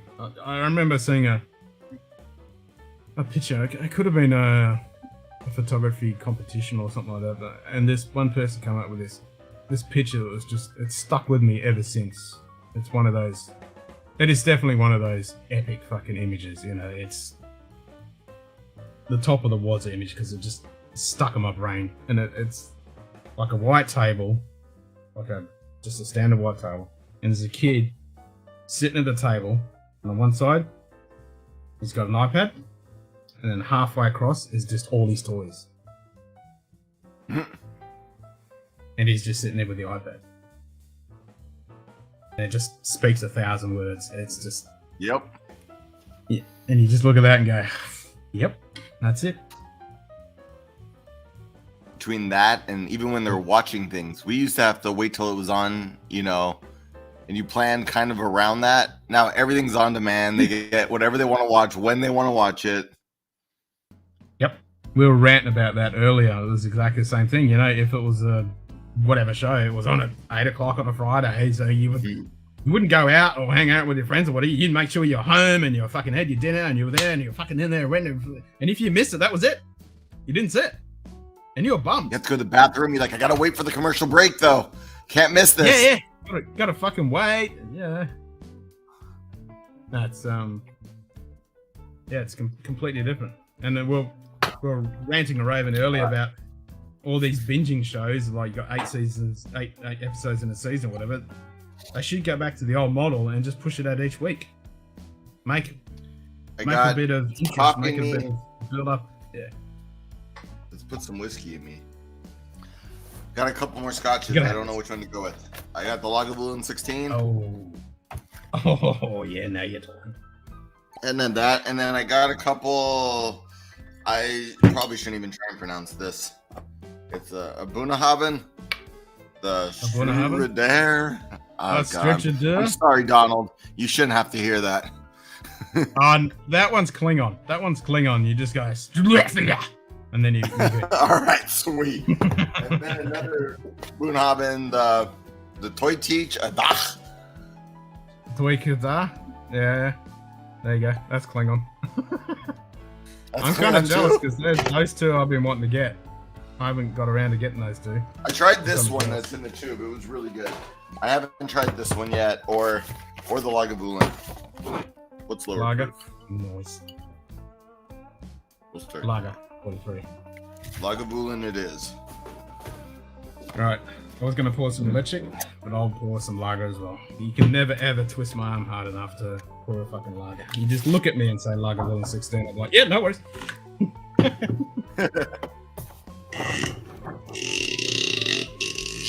Now that's what you call tight as a tiger. Bikes were a big deal in the 60s and 70s with kids in today's. I mean, bicycles still pretty fucking big, I'd say. Not as big as what they were, but they are still pretty big. Yeah. I mean, my kid's already 8 and he's been through 4 bikes. Remember as kids, my friends and I were playing the forest here in Toronto with our Nerf weapons that we didn't have today. Didn't have fucking Nerf weapons. We just made our own bows and arrows out of sticks and strings and shit. Can't say we did that one here, Ken. No, it was just... That might be an Outback thing. Nah. Well... Top shelf, Dustin. Those are all good Born Klingon editions. Exactly. G'day, Dustin. Exactly. Gotta go to our Winterfest at some point here. Don't know if I'll be when you'll be on when I get back. No worries, shoot kitty and fucking enjoy. Kids have been so micromanaged the last 30 years. It's all agenda, and that's why you get to the social insanity of today. Bikes are all over the EU. Yeah, bikes are still pretty big. And I have to agree, like, when I was my kid's age, fucking hell, I never got a lift ever to school. Even if it was pissing down with fucking rain, or fucking 120 degrees, I had to fucking walk. You know, and he's 8, and he gets a fucking lift to school. And from every fucking day. And you can't let him go to school. I walk to school. I'm like, Buna Klingon. That's what I'm going to call the brand from now on, Sugar Kitty.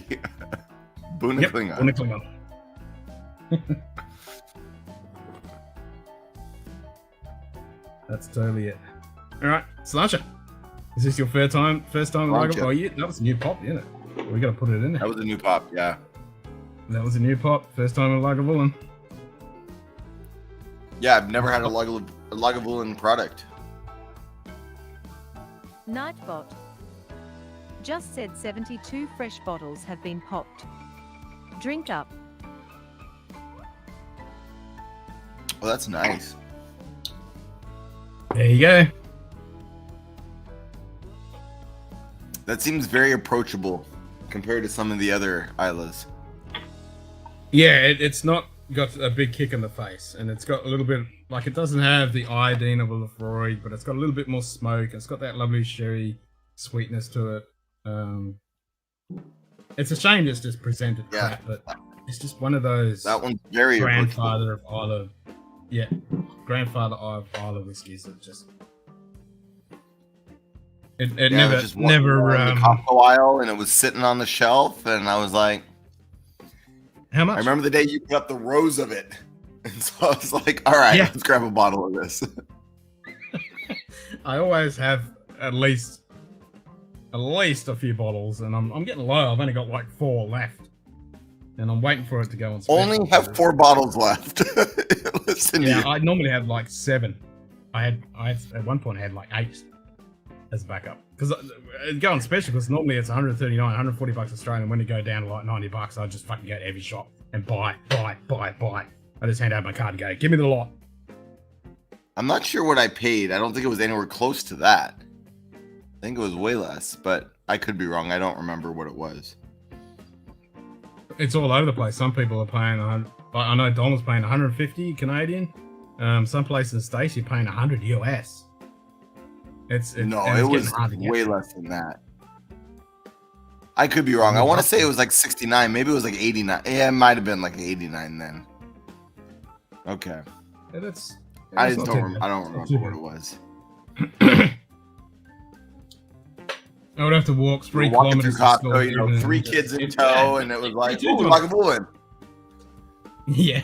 Me too, Donald. It was about 2.5, 3 Ks, and it would piss down fucking rain and get drenched and blah, blah, blah.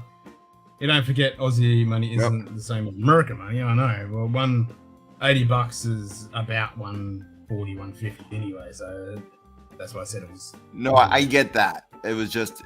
The numbers seemed way higher. Like, way higher. It wasn't like a little higher. Yeah.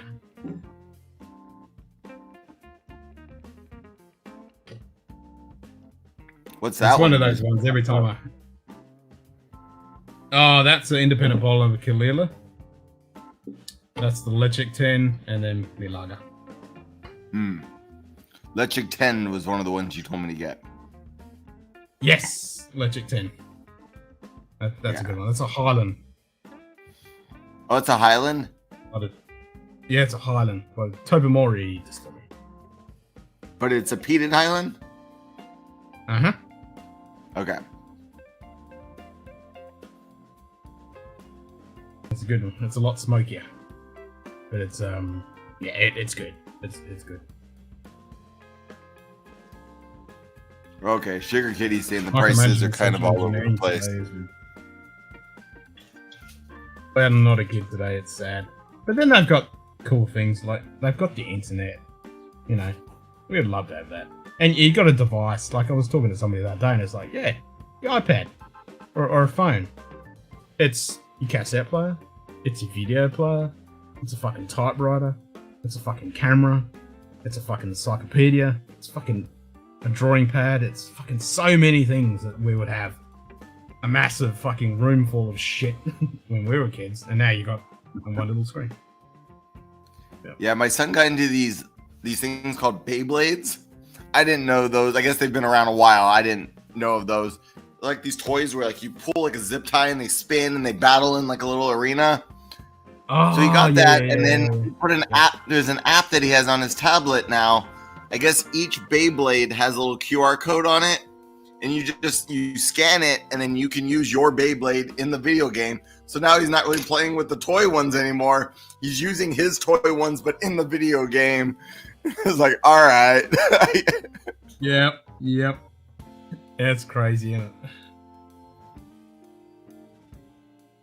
Oh, just Google my elementary school would have been 6-kilometer walk with mostly main road. So no way. Yeah. Okay, I totally get that. That's a bit much. Like couple of Ks. started walking to school in 3rd grade, and it was, I want to say 2 miles, and it was. Yep. I'd walk a couple blocks, pick up another kid. We walk a couple blocks, pick up another kid, and it was just there was no one available to take us to school, so that was how we got to school.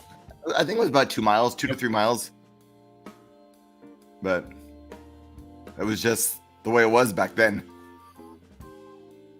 Yeah, exactly. It's so much easier too, because now I physically have to go to the school and go to the fucking classroom, wait for him to come out, or drop him off there.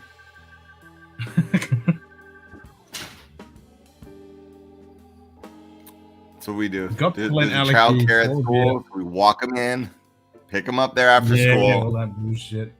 Yep. Over the Lecheg turn. Already had to kill Karen Headley. Peter in the cart was looking down to 7 volt. We'll have to go back and pick up the Lecheg 10. Yes! Do it! 6 kilometers, 3.5 miles, and again main road, so not really safe for crossing streets. Yeah. Yeah, 6 Ks is getting a bit late. Yeah.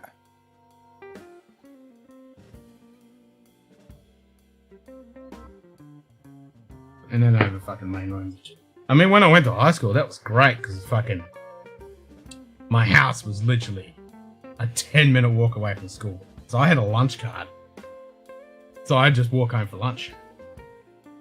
Oh, nice. And then when I got a little bit older, he'd walk home for lunch and go, what class have I got next? Nah, fuck that. Just not go back.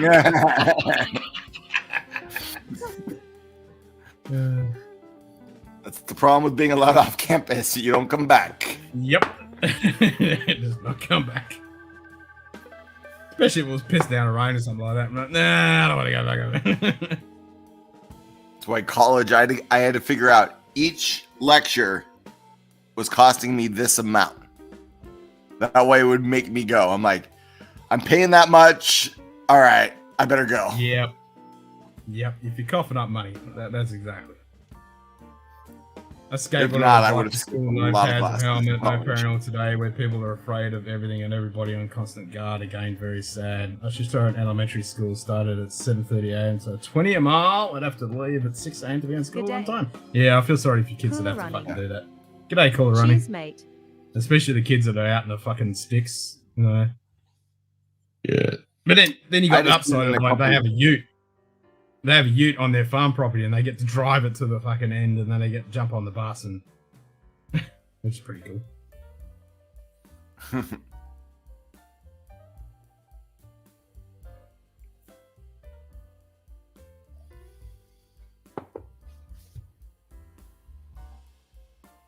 So you'd find that quite a bit around here out on the farms out in the sticks and stuff. You'd have a ute stuck at the front gate. Be an old beater for the kids. You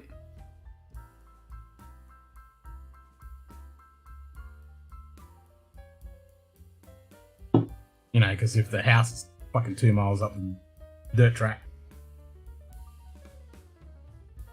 My junior and senior years of high school, I went to 2 schools. I left school at noon and then went to another school to take an auto shop. Nice! Dustin's talking about some stores don't want to get shamed as being the higher priced ones. No one seems to have that problem out here. They're like, all right, so we're higher priced, whatever. Pay it or don't. Yeah. At least a lot of the stores out here. Yep.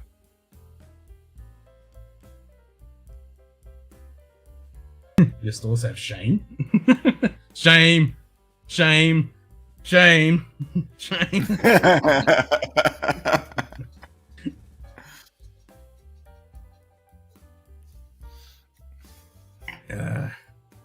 I want to do that to one of those. Start picketing. You're charging too much for bourbon. Shame. Shame.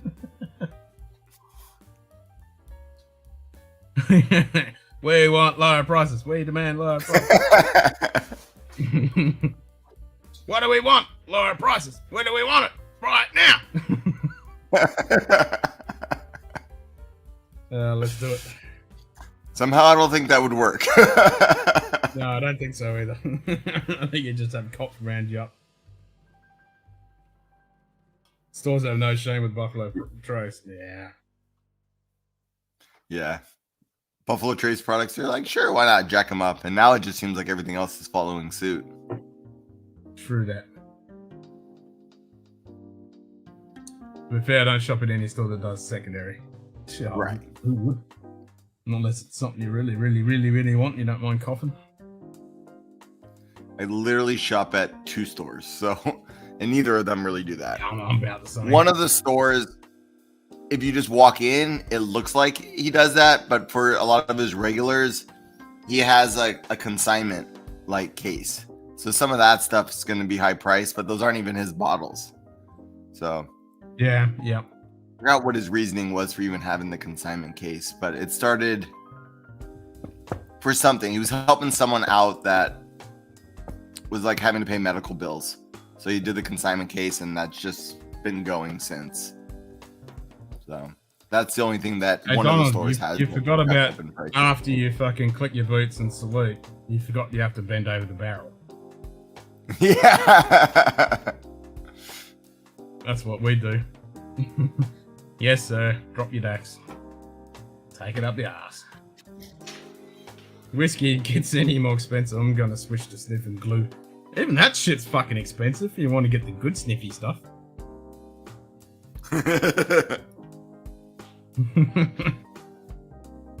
Now we'll just go back to fucking cask wine, eh?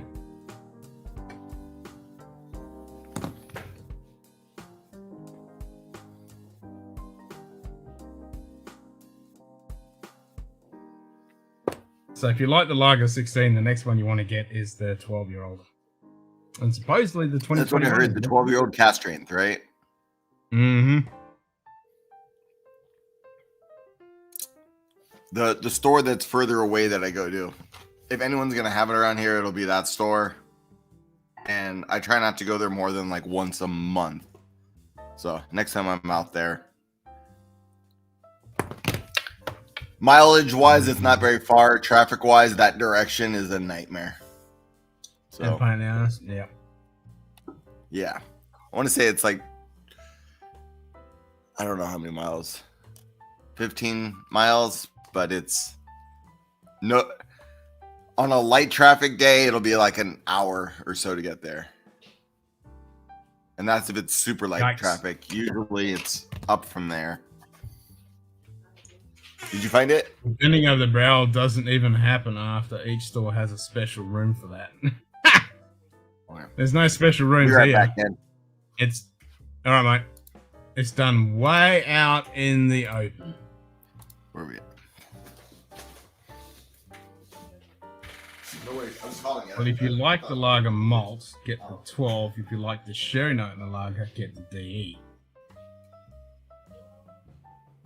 True.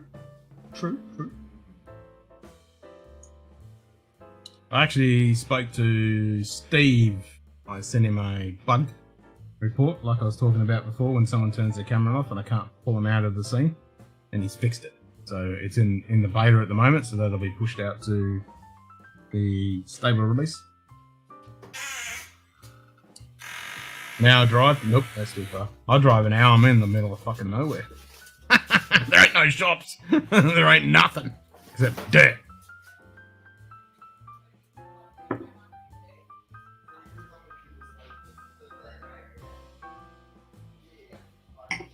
Unless I drive that way.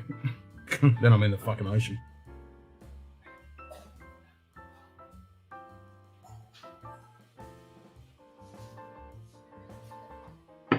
My shops are about 15 minutes radius. And then outside of that, the next shop would be 450 kilometers away. I once drove 2 to 3 hours just setting up random shops. Yeah, like Bourbon. I mean, he's the hunter, but obviously massive cities compared to my little fucking town. And some places have great prices except for BT stuff on the high-end stuff from bourbon companies. It was fun. Spent like $7 on a dusty Scotch, but that was enough for me. I'd have to buy all my whiskey online in Holland and Belgium. Yeah, that's where I spend most of I get all my shit online. There's just nothing in the fucking shops. Occasionally there'll be something that, you know, I want to buy that pops up, but generally it's all just standard shit.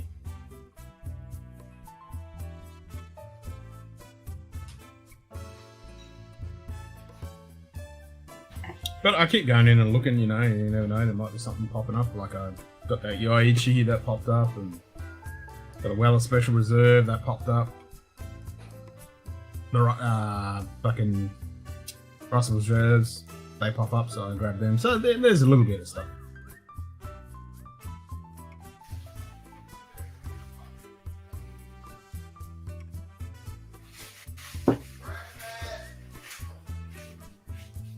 To be fair, I'm okay with stores jacking up BT prices, but I think they should insist that people and send them out with giant pink bags saying I'm an idiot. Or just a big sucker sticker. Sucker! I charged €6 to ship from Holland and €10 in Belgium next day. Fuck, that's alright. Fucking wish I could get that. I mean, standard's about $15 Australian. 12 to $15. At least. For shipping shit. Mute 2. Zip it. There we go. Mute 2 though. Zip it. What? No, I said mute 2. Mute 2. Zip it. That's right. Urban 12 2021 special edition is getting listed across Canada. 215 in Alberta, 190 at the KGB. Ooh, $200. Yikes. I'm still gonna get it. I want that one.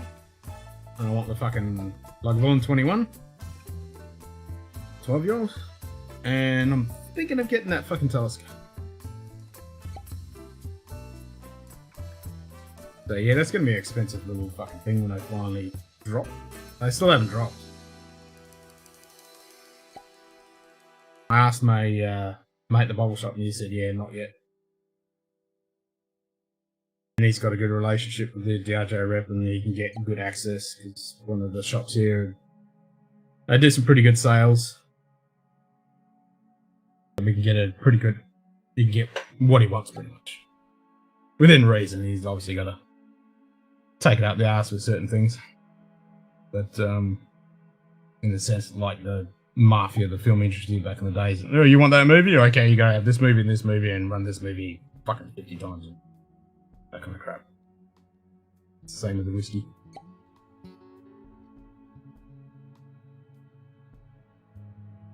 Mute 2.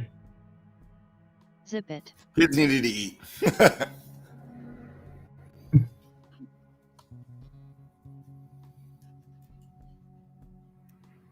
Got 3 bottles of whiskey in the last 30 days roughly. They were purchased in 3 different countries. 2021 whiskey, yep. Got that single cast Merkin for MSRP, but I have seen it online for $200 at some places because they're very limited number. Yeah, that Merkin is definitely in high demand.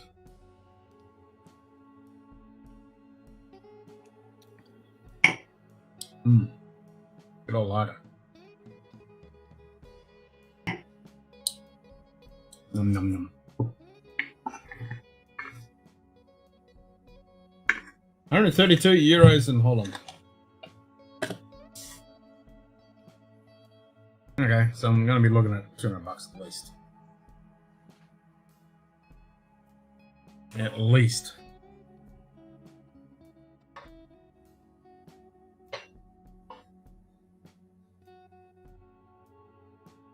Every time I put my Lager 16 back, I've got a fucking bottle of the Lager 8, which I never grab. Because it's shit! What bottle's that? The Lager 8. It's crap. By who? 8 year by who? Lagavulin. It's a Lagavulin 8-year-old. Oh, okay. So ignore that one. Yeah, don't bother. I don't think I've ever seen that one. Yeah, not worth it. Don't bother. I like this one. Yeah, that's a good one. That's staple diet. Here, let me do one more crack. I'll do some Klingon. Some Styridel. Styridel. Stiuireadair. Styridel. I don't know. I don't know. Everyone's so hyped about the Oban 12, but every review is pretty. Yeah, it's good, but not special. But out of the Obans, I'm thinking it might be a good one. So I'm pretty keen. I'm with Ken on the Lager 8, but some love it. I think they're crazy, but they make it. Yeah, I know. Some people love it. I'm like, is your fucking taste buds in your ass? The thing is just yeah. I'm gonna fucking try it and see if it's still fucking there. Here, you can add another fresh pop then. Oh, another one. I just opened this one with this steady there.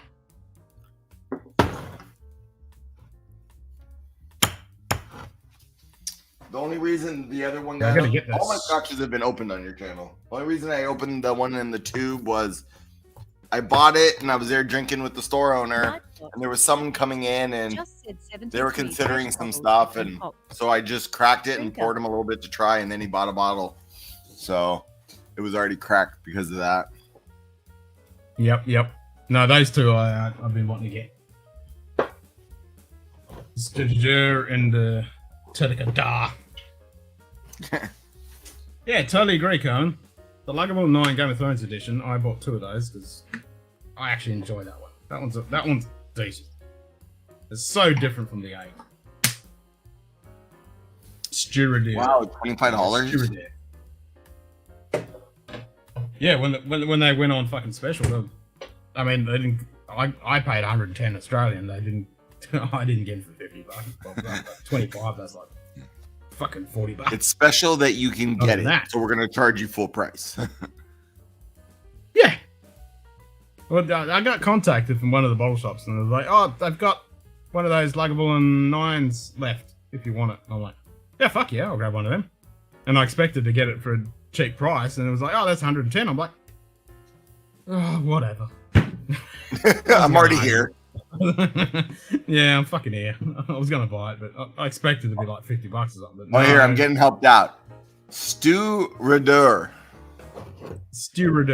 Yeah.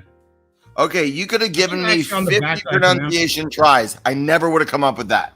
Stewardess. Actually, on the back, I think they've got a pronunciation thing. Do they? Mm-hmm. Oh, now you're gonna expect me to read? Hang on. No, just try and find the thing. I think they've got it on the Bunna bottles.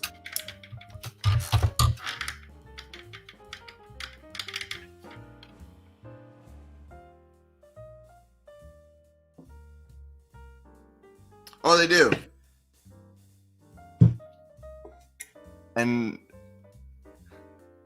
they spelt it the exact same way. I'm guessing that's where he got it from. Stewardess. All right. What's the other one? Honestly, like 9 from 10 Australia, it's fine. It's pretty good compared to the. I totally agree, but this was at the end of the Game of Thrones hype when they were just sitting there collecting dust, and everyone was selling them around the world for pittance, like Cohen said, for $25. So I was expecting to get a decent discount on it, and it was still the same price. And I was like, really? But anyway. Oh, the other one I was way off on. Well, I'm way off on both, but Tok Ach Aga. You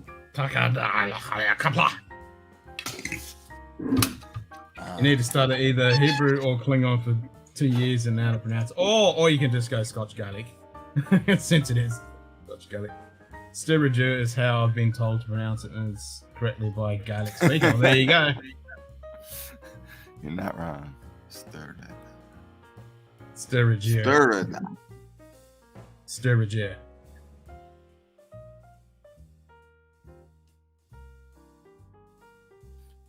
They closed out the prices are pretty ridiculous. I'm lucky those 2 shops don't jack things up for me. One of them doesn't jack them up for anyone. It's a shop that's pretty new getting into whiskey, and to him, it's for fun. He doesn't need to really make money in whiskey. It's fun. He's one of the biggest beer shops around, and even the beer, his check cashing alone is what keeps his business going. And so the beer started off for fun, and now he's like one of the biggest beer shops, and now he's getting into whiskey to where with the check cashing, I forgot what they made him. They made him buy handles of something that was like, no one's going to buy this. So anyone who cashes a check, he gives them a handle of whatever it is. And so just to get it out of the store. He's like, I'll take a loss on that just to get some better stuff in the store.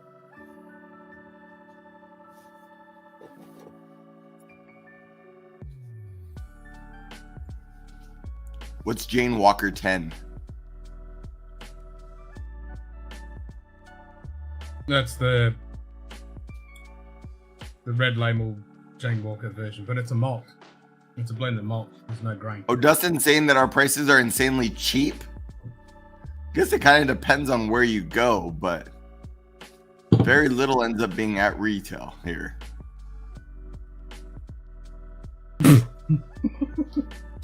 Glenhaven doesn't want you to pronounce their labels. If they did, they just got their whiskey Bob.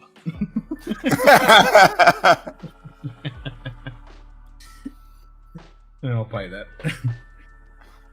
I mean, the only good thing about this, other than the number 8, which is my favourite number, and it's an affinity symbol if you're telling on the side, it's 48%. Other than that, it's fucking horse piss. Is that what you're drinking right now? Is the 8? Yeah. Yeah, it's Johnny's sister. There you go.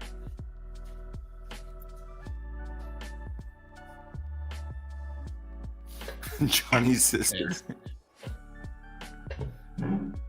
It's crap. It really is crap. I've had it for fucking ages. And this is the second bottle I bought, because the first one I got was the 200th anniversary edition. And I wanted it because it's the 200th anniversary edition back in 2016. And then I thought, well, I'm not going to open that one because I'm just keeping it as a collector. Mm.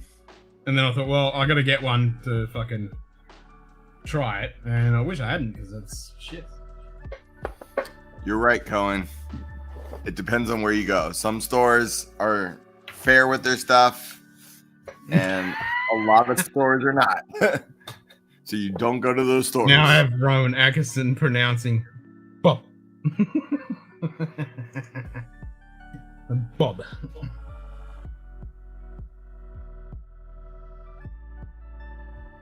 Now I just want to watch those clips where he's doing it in the hell, when he's in hell and he's telling all the people, or the one where he's in the school. Fist up and fucking jerk me off, and that's so funny. Suck me off. Suck me off. Suck me off. Anyone suck me off? Anyone saying suck me off? Yeah, Dustin, it's becoming less and less of that, though. Hey, look at this whiskey I bought for 30% less than it costs in Kentucky where I made studies. Yeah.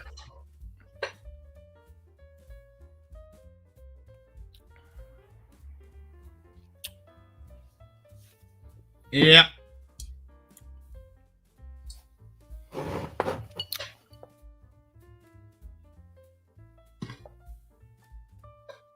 Over rotation of about 6 stores, and don't bother with the others. There you go. So you can tell the difference of the level of. I had this one a lot less than that fucking 8-year-old, and this one's actually decent. It's not amazing, but it's decent. Which bottle's that? That's the Game of Thrones Lagavulin 9. Ah. So if you can find this for El Cheapo sitting on the shelf, I'd grab it. It's 46%.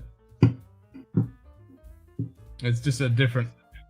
It's younger, it's a younger version of the Lagavulin 16, but it's just got a little bit more kick to it.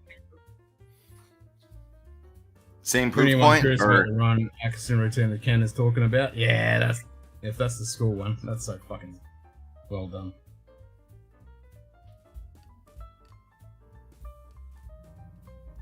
Kevin has driven up the price of every guy thing, even if not only bought by guys. Yeah, you're not wrong.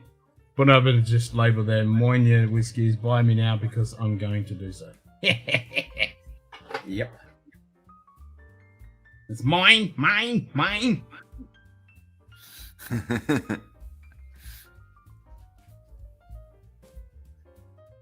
don't even know what house was this. Oh, House Lannister. There you go. So I don't even give a flying fuck. I just know that the whiskey's decent.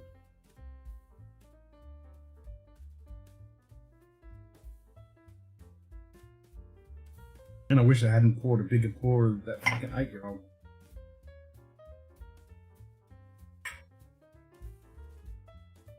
Good day. Mr. Whiskey Shits. Hey, Adam. Cheers, mate.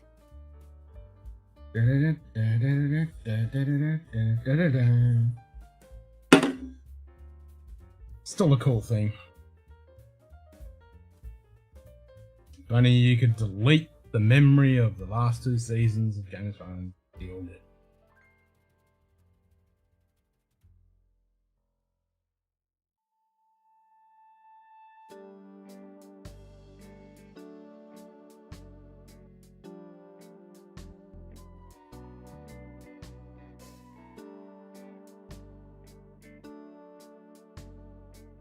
Honest Video Games up, Sort of Cards up, Whiskey up, Sports Hours up, me and my only fans in a $1 billion industry. What the heck were men buying before COVID?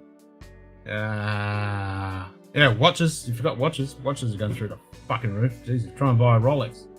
Rolex! Buy too many bourbon store picks because I see them and don't even drink them.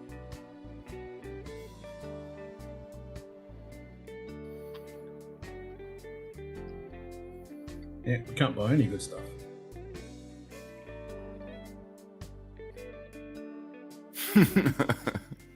Can't even get, if you're into guns, you can't even get freedom tickets.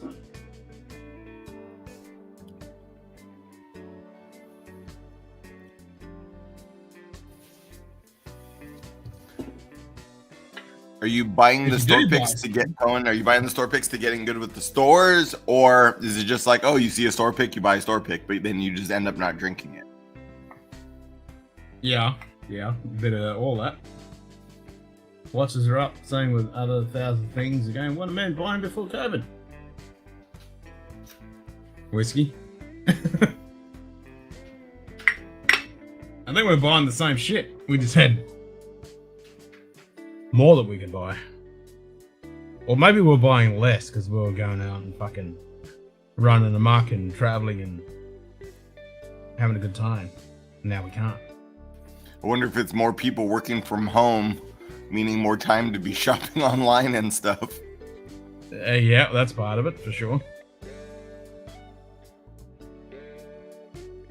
And we whinge about it more because it costs more and then shit's harder to get. And when you do get it, you got to wait forever to get it because the supply chains are all munted. Hey, what's up, Adam?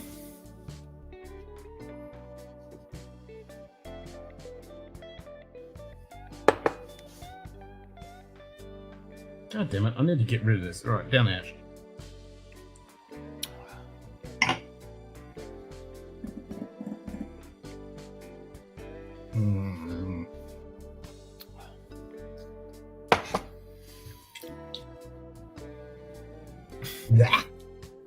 Pour something good after that, then. You deserve it. I'm gonna.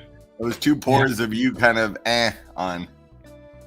Ah, it's just very Very fucking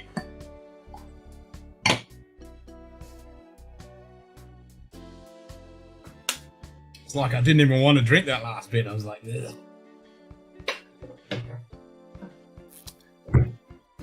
I've been good, Adam. Just crazy busy. So I haven't been able to do anything, really. Can we have another like lag 8 bartender? Huh? Lag 8 bartender.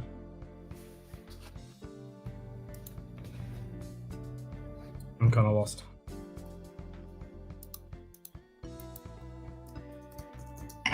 Well, I don't think Jim's going to be up. Jim was kind of a little bit drunk last night.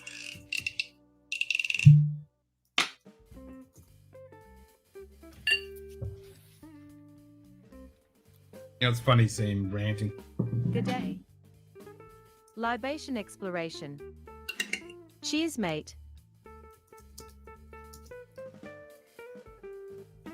I'm ordering you to another Lager 8, given how much you like it. No, you're going to have to donate Old for Man that. Joe. Hey, old man Cheers, Joe. mate. How did you end up? Did you have any friends when you went back to the hotel? Are you going back to more dancing and partying? Yeah.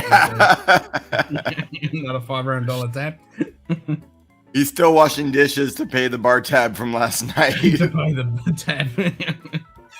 Or he just left town. Jim's such a good guy. We'll have to see his rant. Yeah, the rant was priceless, mate. It was having a good old rant. It was good.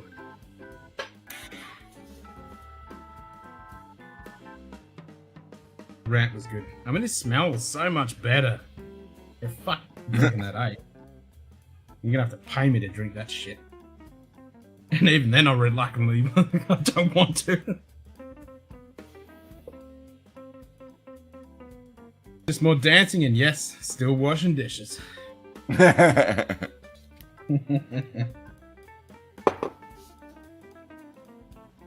Nice.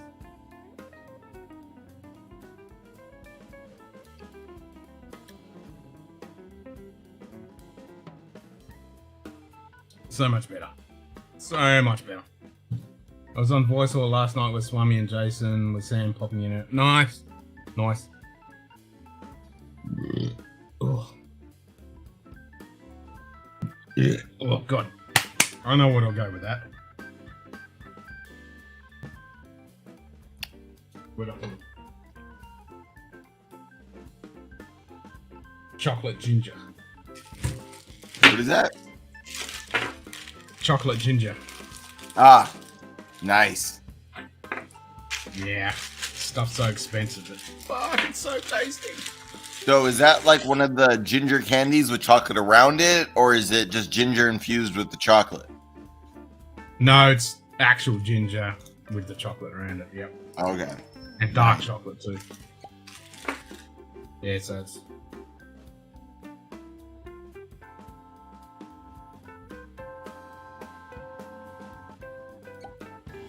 Okay. Yeah. Because I've seen those ginger candies, but I've never seen them with chocolate on them. Mm. So this doesn't have the sugar on, you know, you get those candied gingers with the sugar on it, and then you can make them at home. This doesn't have the sugar on it, so it's just the ginger. So it's even got stringy bits in it, which is great. And it's got a dark chocolate all around it. So good. Cool. Yeah, Adam. I dipped out at midnight my time. I was already starting to fall asleep.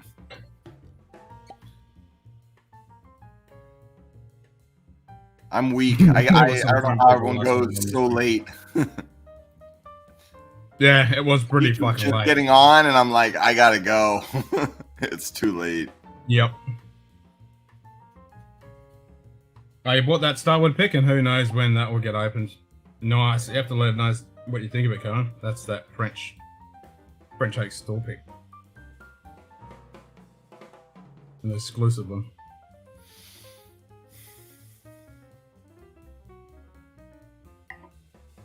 Mmm. This pairs really well.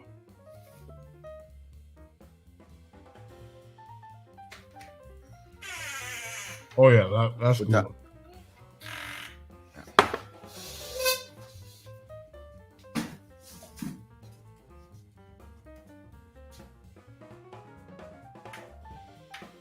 Cheers, Greg. Good pick up on that $50 for that fucking Glenfiddich, mate. That's definitely a good pick. Cheers. Mm.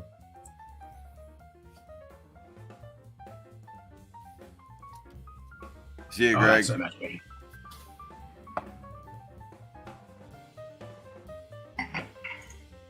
That's weird that automatically takes the messages off. He must have updated it. I mean, that's pretty cool, actually, because I click on it and it just takes it off. Let's try that again.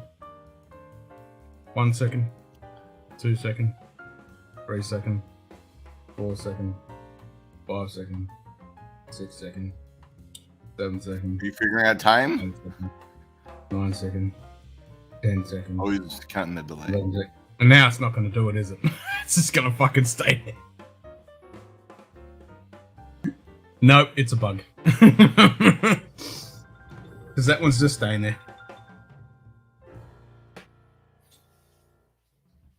Yep, it's not going to move. Fuck's sake. I thought it was a feature. No, it's a bug.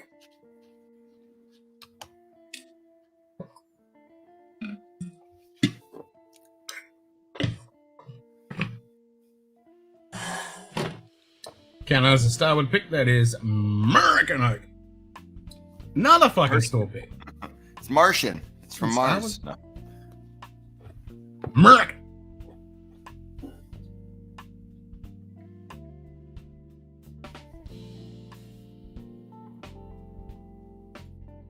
What's this American Oak? No, it's American. American. American. It's like Australia. There's no A. It's Australia. American, there's no A. It's just American.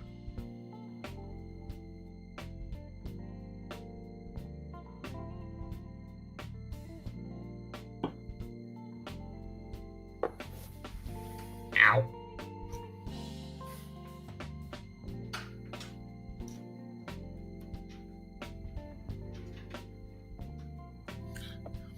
All right, Ken, I'm gonna need to get going. The kids are clamoring for some attention, and we need to get started. Guessing you just said you have to go because the kidlets are nagging at you. Yep. So, I will see you later. I'll see everyone else later. I can't hear you. Have a great day. Yeah. I'll turn this back on there. Then I can hear you. Thanks for having me in. All right, man. Anytime. Enjoy your. Yeah, it's Saturday for you now, isn't it? You got a whole day of Saturday up. Whole day of Saturday stuff, and they're packed. I'll find time for another dram tonight, hopefully. Good night. Hell yeah. Cheers, man. Viewer small. Switching to small viewer. Ah, for fuck's sake. Viewer cropped. Switching to cropped viewer. Viewer full. Viewer full. Viewer full screen. Switching to full screen viewer. Now they've all crashed. Alright. Let me fix it.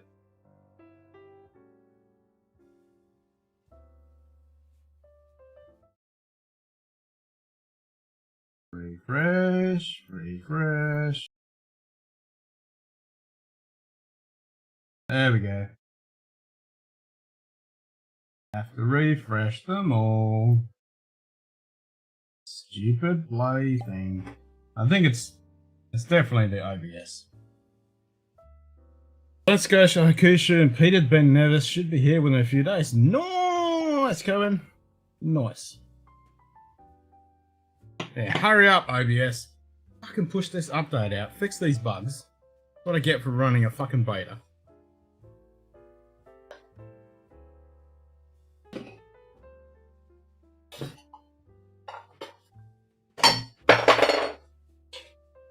Cuban cigars also be showing up. Ooh, nice.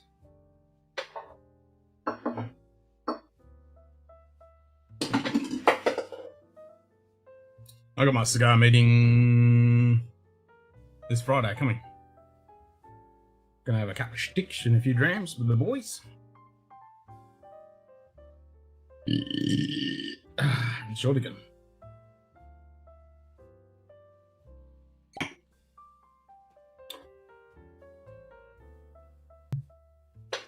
That tasted like chocolate ginger.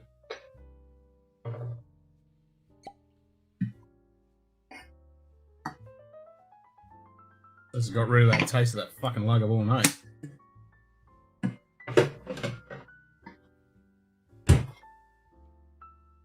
That shit's as bad as the fucking Ardbeg 8 and 5. God, they're garbage.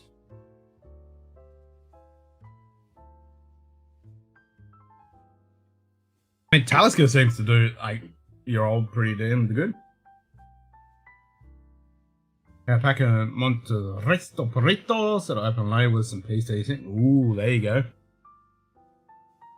That calls for a excellent. Excellent. Here it comes. Excellent. Excellent.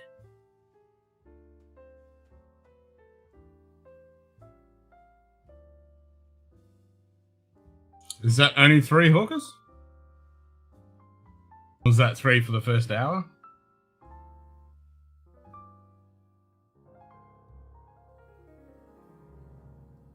It's only 2 that are ordered. Wait, you got an extra one? You got a bonus one? Noise!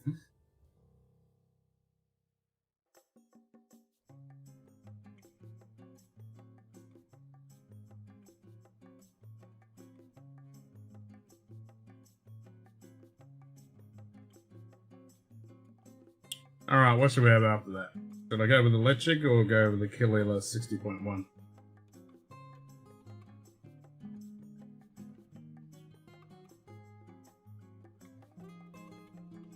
Lechig, aka Lechig.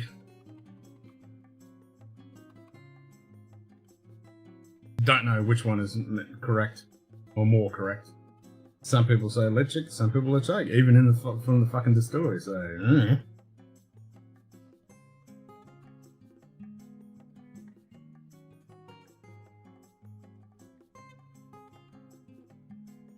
I wouldn't say that's Klingon. That one's Romulan. Cardassian. We'll go with that.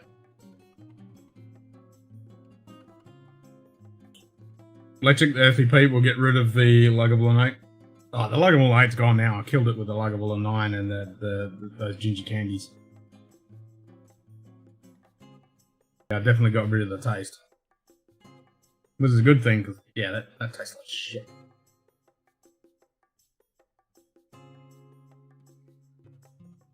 Buy 2 to get the 3rd free. Fucking boom boom. Yeah, let's go Highland Peat, eh? All the peat other than the Anok peat card has been Isla peat, so let's have some more up the north.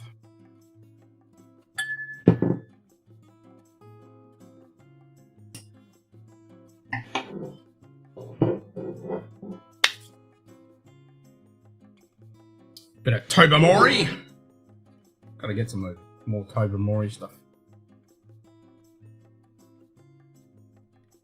There you go, someone just rolled a hay bale straight into my face.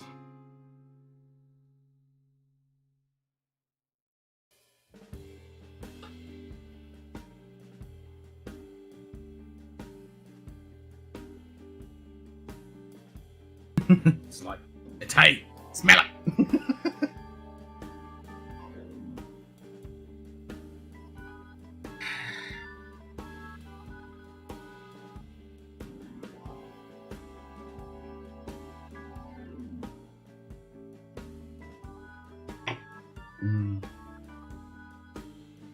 Good day.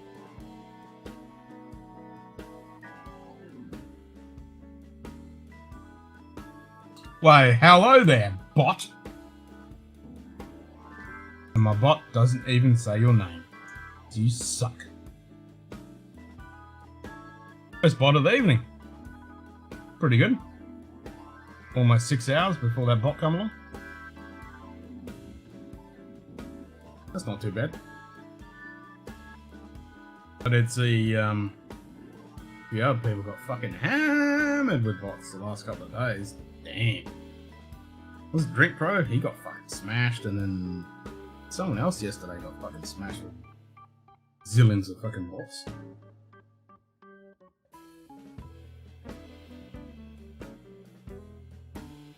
And they weren't just those ones, they were like punching in messages. I don't send too much over to the US. No, not too much here to Australia either. That's why I was really pumped. Quite happy to when they brought out this special edition. I was like, fuck yeah! I'll have some of that. This was through one of the clubs, the whisky clubs. I just love this packaging. It's so fucking solid. I mean, you could put a fucking hand grenade out, pull the fucking pin, and this thing would just go. It's like a fucking death charge container. It's impressive. Very impressive. And the juice is pretty fucking good too. And it being car strength, quite tasty. So I wouldn't mind getting some more stuff like that. Also be really expensive, around 170 USD. Yeah, I think that one was that an add-on bottle or was that the whiskey? But that might have been up there. I'd have to, yeah, I can't remember.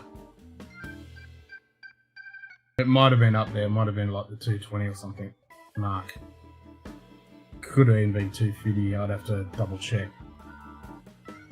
I don't think it was the normal. I think it was an add-on bottle.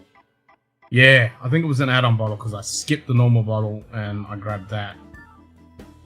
So it was definitely 250, maybe even a bit higher. So that makes sense. 170, yeah.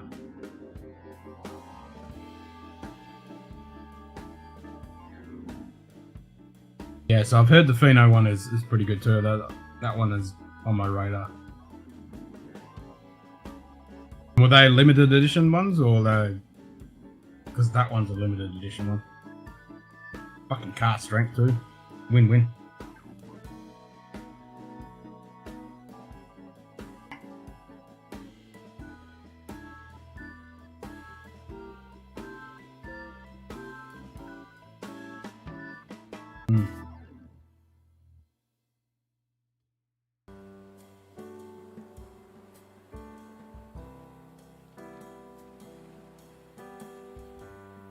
This is good.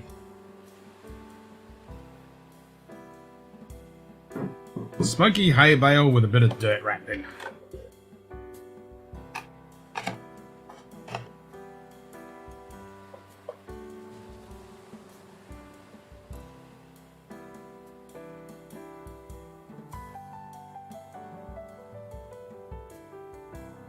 High peat smoke and spice.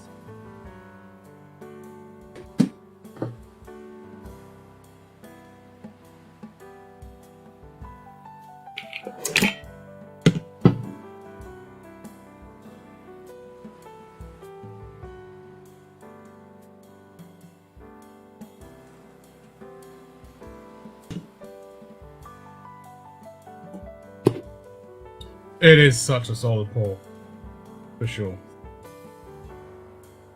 Yeah, this is so fucking solid.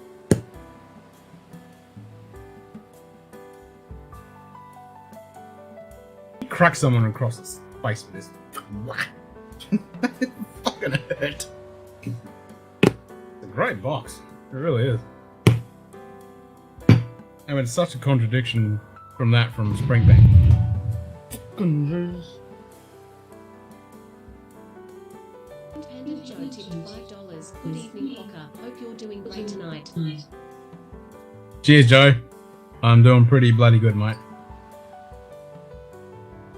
I'm quite happy that the heat is dissipated from 111 or whatever, 112 of what it was earlier today, and it's now into 90 something. So I'm happy about that. We're back to 111. Later on today, it's past midday. Oh, fucking Jesus. Yeah, okay, it's 2:15 in the morning. Time runs away when you're having fun. So yeah, I'm happy about that. Having a few whiskeys, hanging out with you fine folk. Yeah, what was I saying? Yeah, this is such a contradiction from the Springbank that, you know, you fucking look at it and it disintegrates. It's so fucking flimsy. It might as well be paper. This is how you do a box, Springbank. Have a look at Tobermory. This is how you fucking do a box.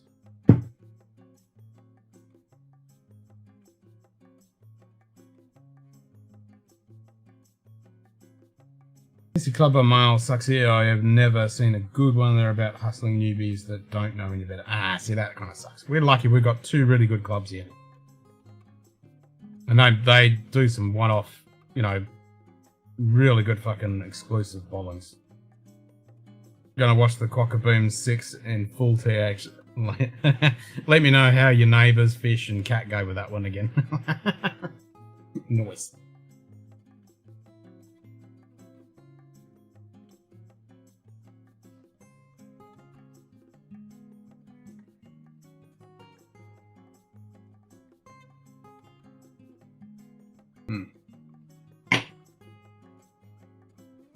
Actually, I probably should do another Quackaboom because I think there's enough. Especially with Greg on the last stream, he dumped a whole pile of them, so I probably need to do another one. Another Quackaboomer. Yeah, this box is solid as fuck. This one is too. The only downside with this one, this magnet, if you pick it up on the side with the magnets, it has slipped open a couple of times, and I did drop it in the last stream for that exact reason. It's one of those fold open ones. And if you grab it by the side with the magnet side, they slip. So I've picked it up like that and it's just popped open. So if you grab it by the front or the back, it's fine, but by the side, it fucking slips. So I do like this design because you can pick it up from any side, and obviously you don't want to turn it over, but you have to be an idiot to do that anyway. So yeah, I really do like this design. I mean, this is never going to get damaged unless you run out with a fucking truck and transport. So it's going to keep your whiskey, you know, and there's not much room in there. It's kind of solid. But, you know, like that's not going to... The up and down movement a little bit, but if you put some of those fucking what's-names in there, you know, the starchies, whack some in there, you got a good package. So Ralphie's rant on cryptocurrency, where did that come from and why? Strange subject to cover. Yeah, well, I haven't seen that one yet. What did he say about the crypto? What was he saying? Crypto's definitely taken a fucking dive in the last couple of days. Jesus. I'm still hodling, but I'm thinking of... I haven't got any money to buy anything at the moment, but I wish I did. I wouldn't mind buying a bit. You know, buying the low, selling the high, all that kind of shit, but yeah. A little bit of money I did have in there has kind of lost all the shitload of value at the moment, but what are you going to do?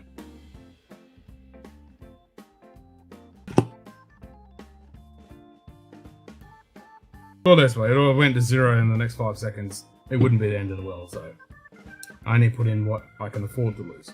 Play money, you know? Play money. But that play money did turn into a decent amount of money. Quite an ample amount of whiskey if I was to invest in this.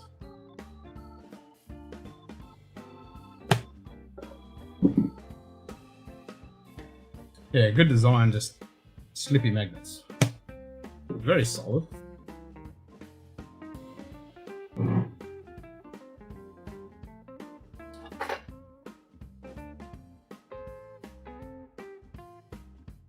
I'll have to watch that rant, see what he says about crypto. Was he like, it's bad and evil and stay away from it? Or was he like, this is good?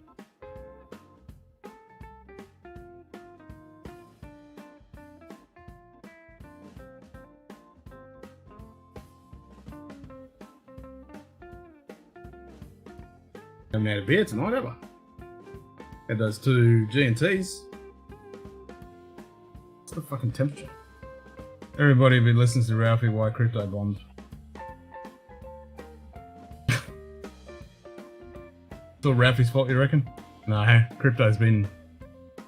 It dived a couple of months back. It fucking... Before Christmas, it dived. I mean, it's been on a fake... It's been a bear market for quite some time.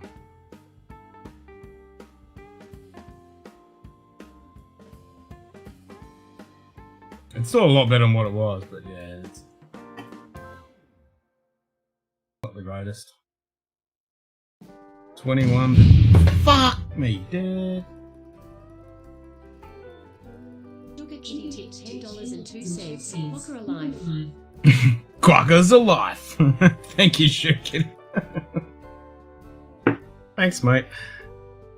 Said he didn't trust it like he does about everything. Okay, well, I can get that.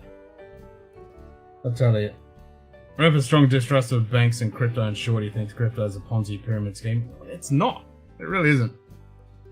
I mean, it's just like any investment kind of fucking thing. You put your fucking money in, it goes up or it goes down. Simple as that.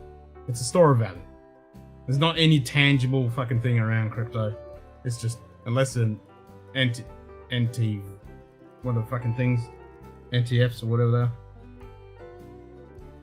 they are. It's just a store of fucking value. You put the money in, it goes up, you sell it, you make a bit of profit. Job done.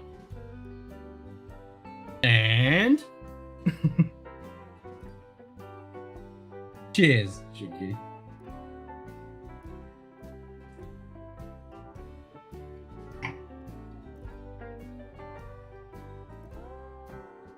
Yeah, doesn't trust banks and doesn't trust the anti-bank currency. Yeah, kind of a bit weird there, isn't it? Anyway, what was I saying? Oh, it's 69% humidity. Giggity.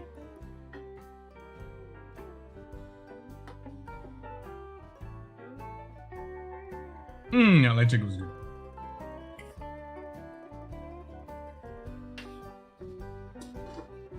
Put that back. I'm gonna have some of this toad more. Port pipe finish. Fuck it.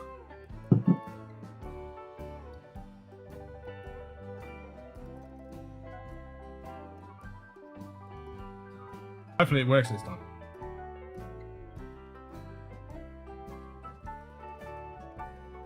Is it gonna work? Are you fucking serious? Oh, it did work. Yay!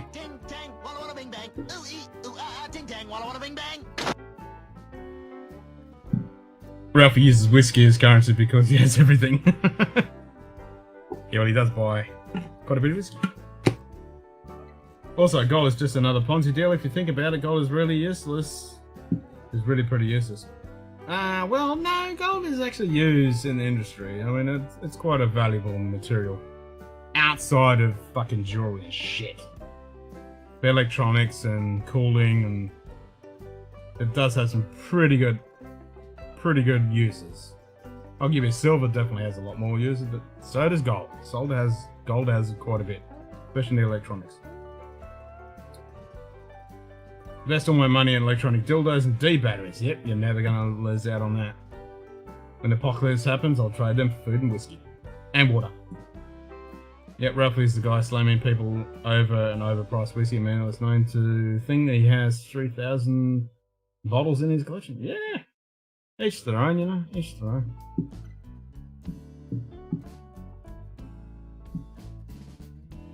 Gold has some use, but the use of it is extremely more in terms of volume and weight. Yeah, I mean, obviously most of it is jewelry and shit. And then precious metal fucking pipe, but it is used in a lot of good electronics.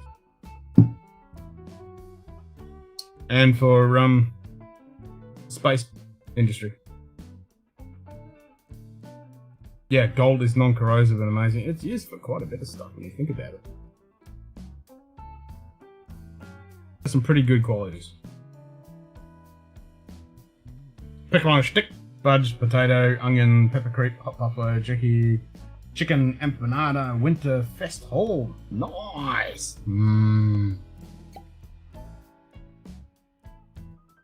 It's so ugly. Who gives a fuck what it looks like?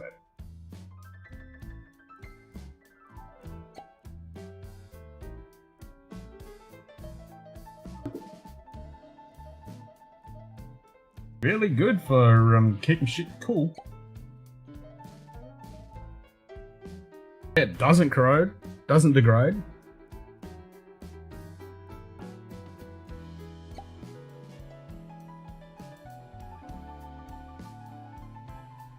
Highly conductive.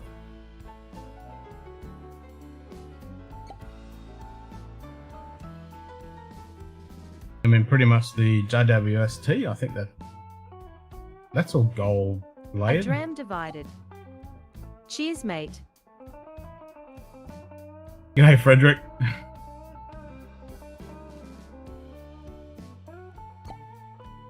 Toilet paper worth it and gold. Yeah. If only we knew. Fucking oath. According to the History Channel, gold is the reason ancient alien astronauts came to.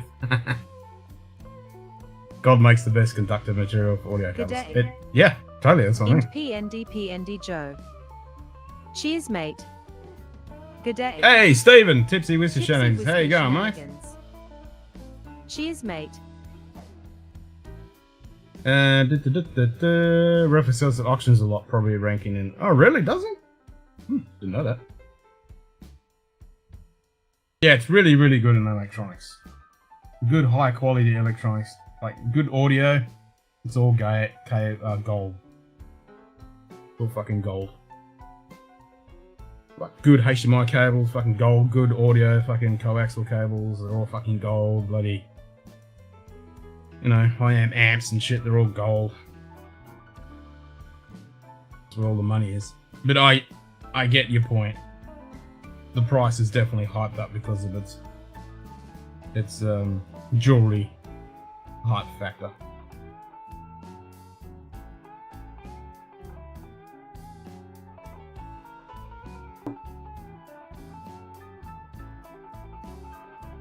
Do you ever see any high-age Craig Isla 25, 33 or others, so do need to buy or not or worth the money? Iridium, fuck, that is super fucking rare. Yeah, gold is used in electronics, but it's tiny amounts used in those. The price of gold has zero to do with that. Yeah, iridium is fucking... That's stupid. I don't even know what that is. Krieg Isla. Krieg Isle? I don't even know what that is, Joe. Nothing better than walking on the beach and listening to Scotch Down Under. Nice.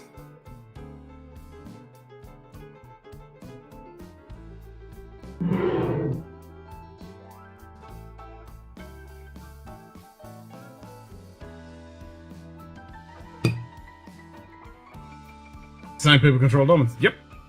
Gold, diamonds, platinum, all that shit.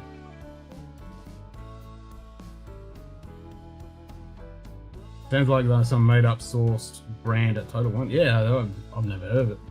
Any feature they use for gold would be containing latinum.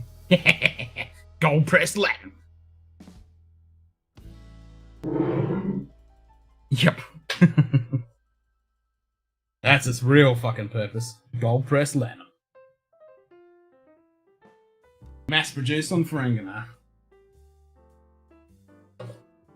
The only species that gives a fuck about profit.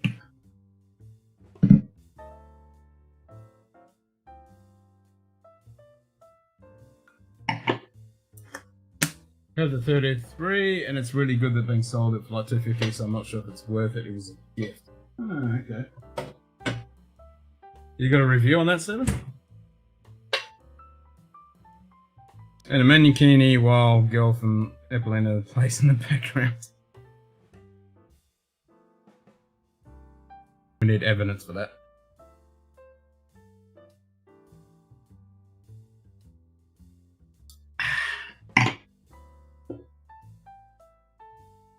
Like an hour late to the gun of mics, so I'm going to shower and hit the road, and I need 30-40 minutes late. Oh, whoops. Can't blame me for that. Not my fault. I didn't do it. I'm gonna wrap this up soonish anyway. Fucking 2:30 in the morning. Go a little bit longer. Gonna have some of this total morning. And a beer. I'm gonna pour a beer.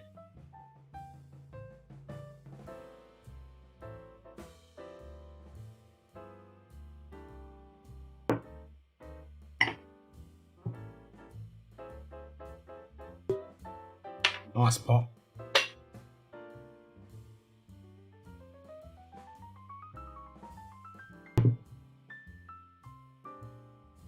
Nice copper colour. Nah, I blame me for the very, very slow today. You can blame me. I'll take it.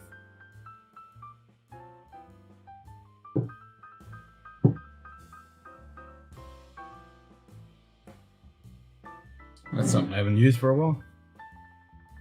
See if it still works, if it's on the sun position. Whiskey camera. Whiskey camera. Affirmative. There we go. Almost got it in the right fucking spot too. Booyah! There you go. Show off that sexy Tobamori box.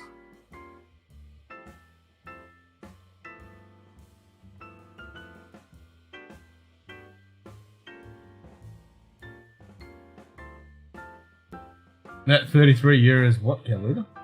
Hey, what now? Hey, what now?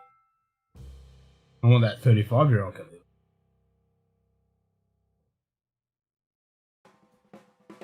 Just can't spend that kind of money when I'm trying to buy a fucking house because I'll get stabbed.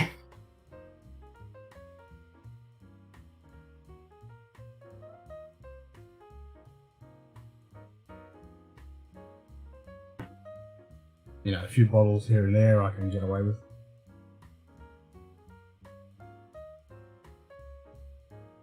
Oh, I bought myself a Casio a couple of days ago. The old classic. I got the 86 one I used to have when I was a kid.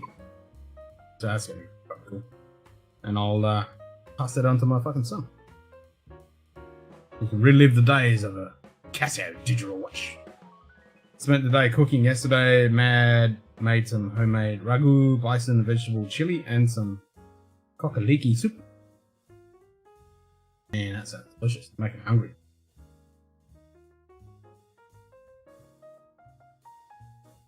Drinking whiskey and talking about food at 2:30 in the morning makes a man hungry.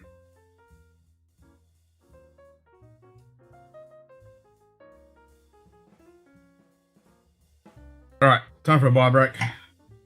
I shall be back very shortly.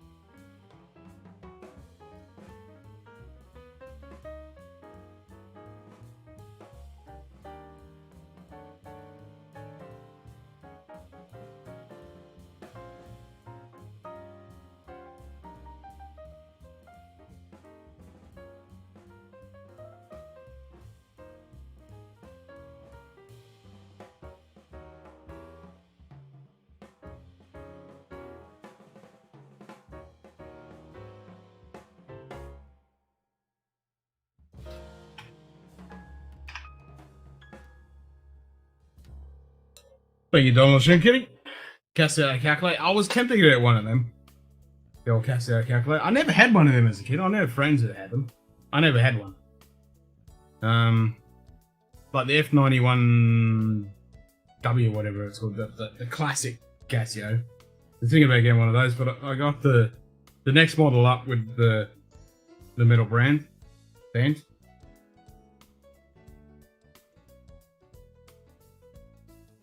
He turns the camera off when he does more blow. Yeah, you found my secret.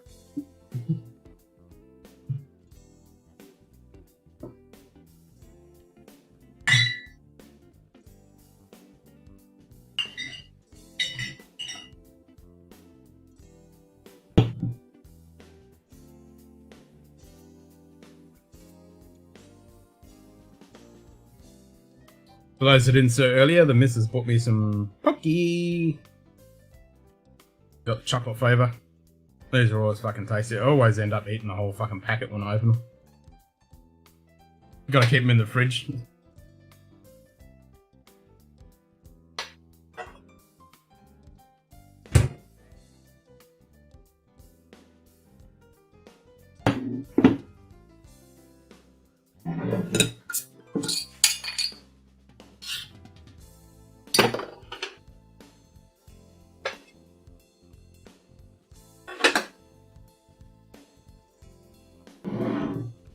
Have a nice cold brewski.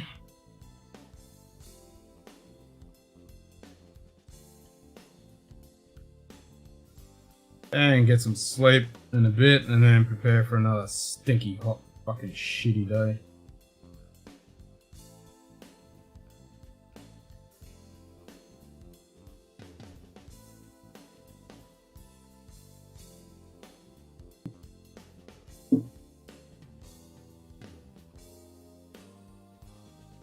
If you guys want any fucking heat, just let me know. I'll send it to you.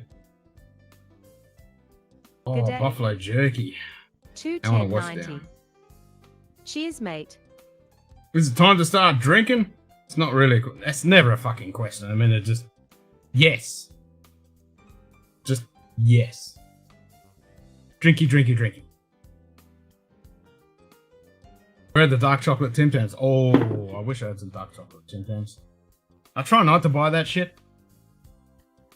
I mean, I'll go with just straight dark chocolate. I don't usually buy Tim Tams and shit like that.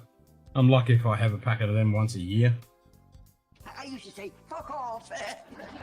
And now I say, that's nice. It's a friend of mine just announced getting serious with a girlfriend of his. She's a total wrench. My response. Nice.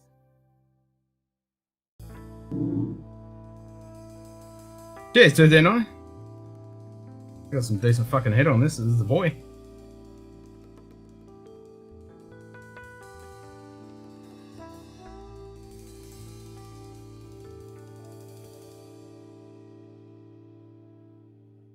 That was definitely a fucking foamy one.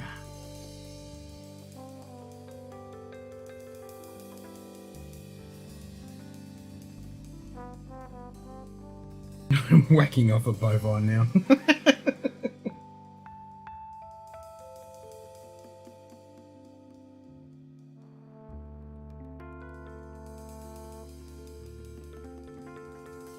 Why did this one go real fucking creamy and foamy? Come on. Come on, give me all that malty goodness. All of it.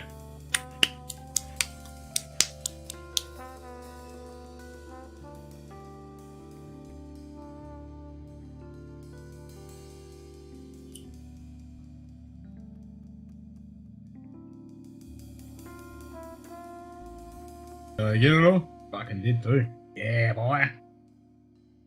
All of it.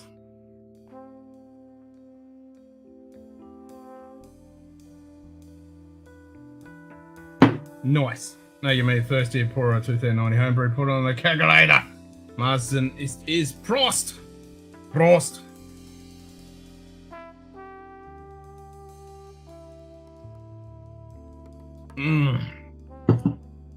Das schmeckt sehr gut.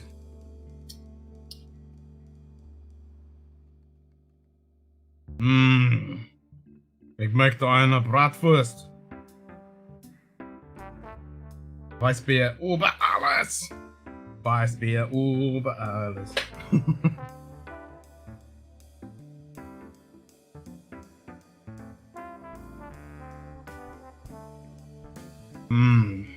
Fuck, I want some Weiss.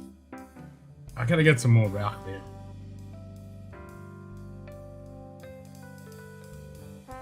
Is it Oktoberfest time yet?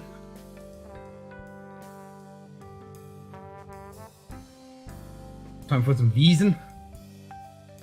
Does anyone ahead Glen Dry? What's the best of this brand have you had? I've never heard of that. Glen, that sounds, excuse me, shoulder gun.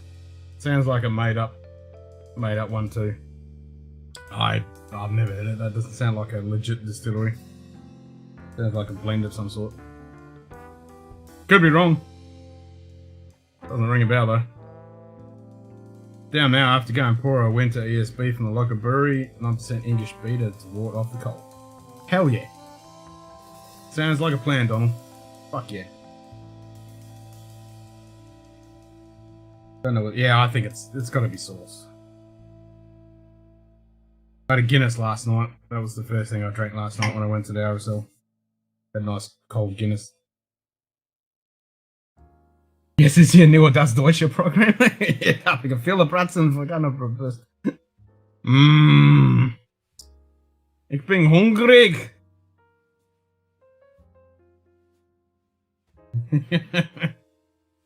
Yep, now it's a new Twitch program.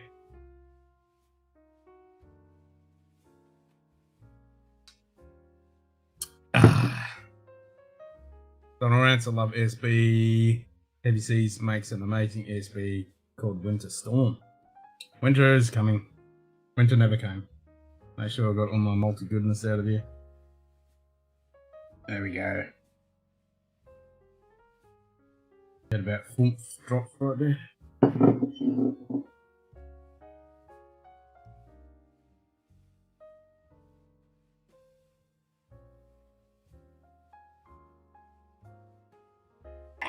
Probably Fiddick or Kalita. I mean, if it's Kalita, it's worth a punch.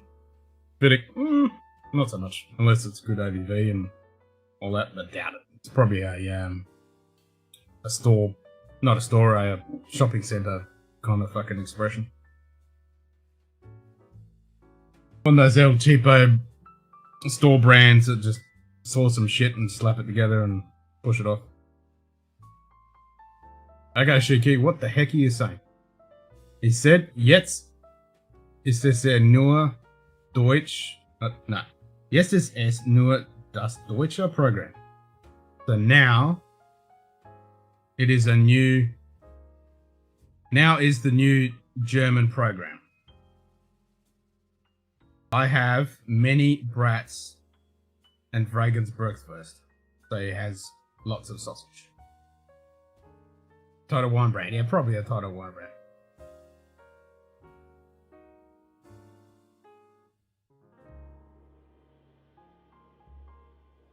It's pretty much saying this is the new German program where we have lots of sausage.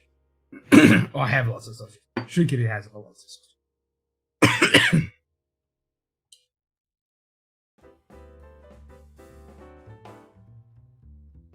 Winter is stout beer time. Nope. Any beer, any time, any temperature. Same with whiskey. I don't have no difference between whether it's hot and cold and any of that shit. Entschuldige. Ich habe keine COVID.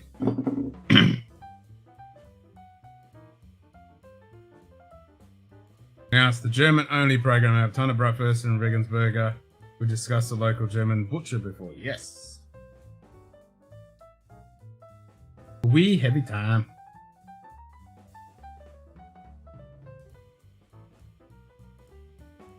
Ah.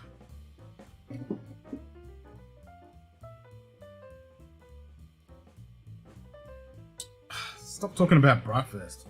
Fuck, I could smash some breakfast. I'm gonna have to go get some tomorrow.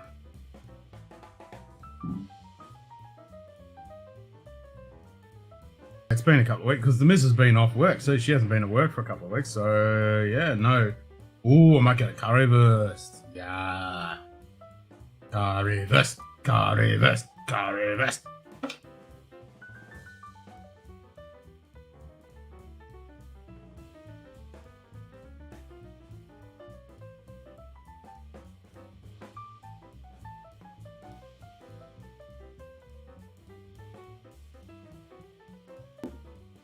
Ich habe eine riesige Wurst. Was ist riesige? Ich habe keine Ahnung, was ist riesige Wurst? Was ist das?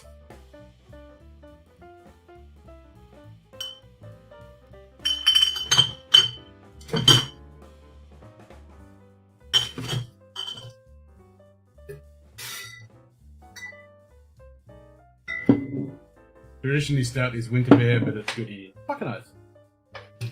I have mini sausage. No, einer. Riesige Wurst.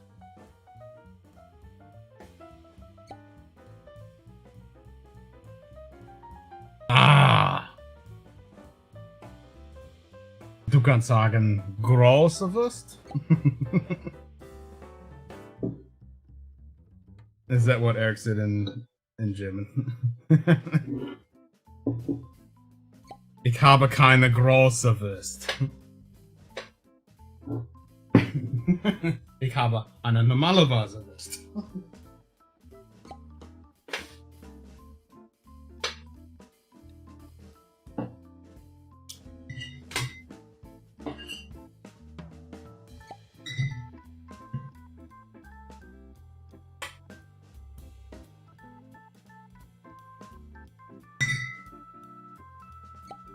Well, that's another case of beer gone.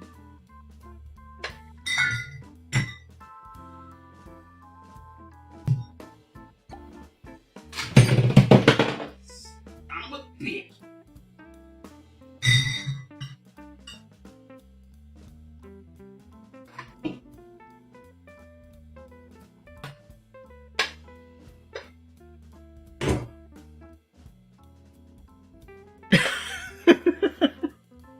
Was hat er gesagt? Ist es mir Wurst? Keine Ahnung. Oh, now we're going French. Oh, no, I can't do the French.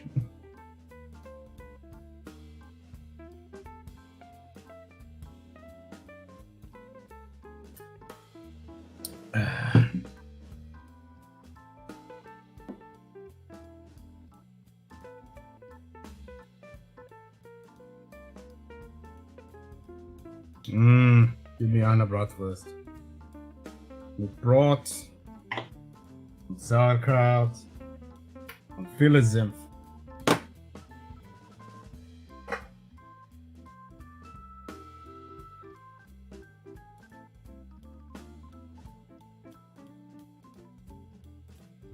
Damn it, I don't know German besides Prost! Prost!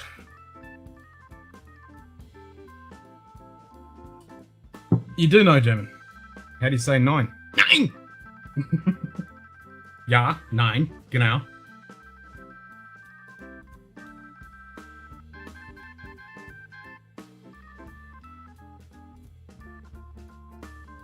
Alright, here's your German word for the day. I can't remember if it's die der das. Shoot Kitty, what is Schmetterling? Is that die der das? Der Schmetterling? Das Schmetterling? Die Schmetterling? Der Schmetterling? Die Schmetterling.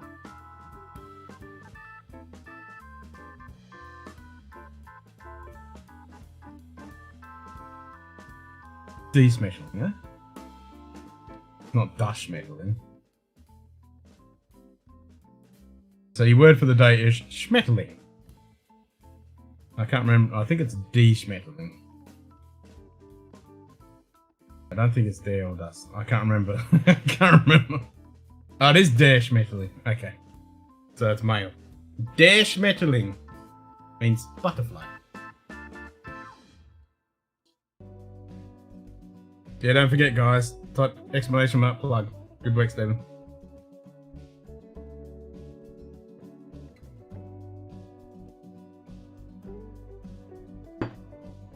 Der Schmetterling. What everyone drinking this morning? So I'm having a Weihnachtsweine Hefeweizenbier mit Tobermory 12 limited edition cask strength finish and port Farkenser.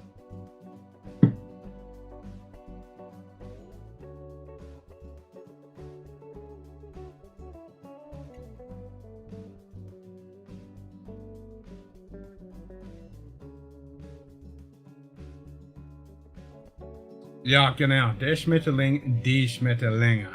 Ja. Yeah. So for those that don't know, der Schmetterling is the Schmetterling. So that's the butterfly. But if you say the butterflies, it's die Schmetterlinge. Or Schmetterlinge, sorry. That's where the complications of German grammar come in, which drive someone learning German up the fucking wall. Because every single noun has a gender. And there's no rules for what they are. Something you would think would be masculine, could be fucking female or neuter, and yeah, it's very confusing, and it's one of those things you just have to learn the word and the fucking gender. Einstein Bier, bitte. Ein Maß Bier. Ein Maß, bitte. Ein Maß, bitte. Ein Maß. Just Bier, bitte. Einmal. That's the one you want to learn. Einmal. Another. Diminod has all those strong, weak verbs that are like 8 different types of plurals. Yep. Depending on the possessive, accusative, dative. It gets really fucking messy. I mean, the informal and formal isn't too bad. I mean, that's pretty easy. The 3 genders, that drives out the fucking wall.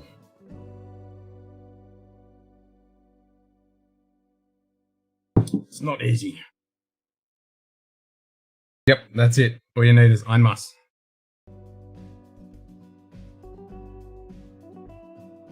Or einmal. Einmal.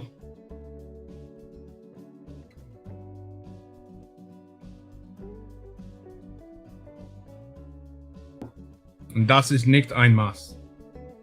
Das ist eine Halbmaß. Vermaß.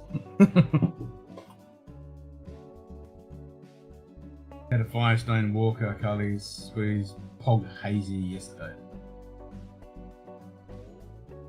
Those then are the adjective Undungen, the forms of adjectives with the cases of mash.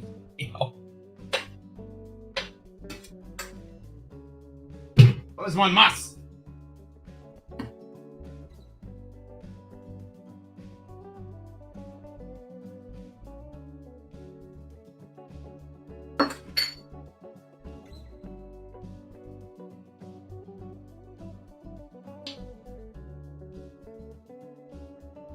Where I put my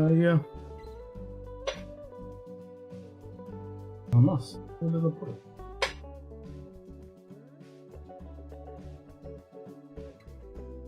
Ein Maß oder Maß oder Vermaß. Ja. Aha. Maß oder Bierkrüger.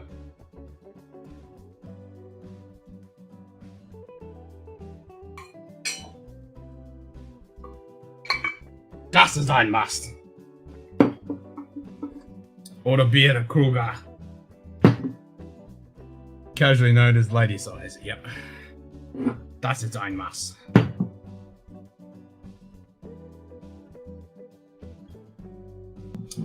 Bierkrug.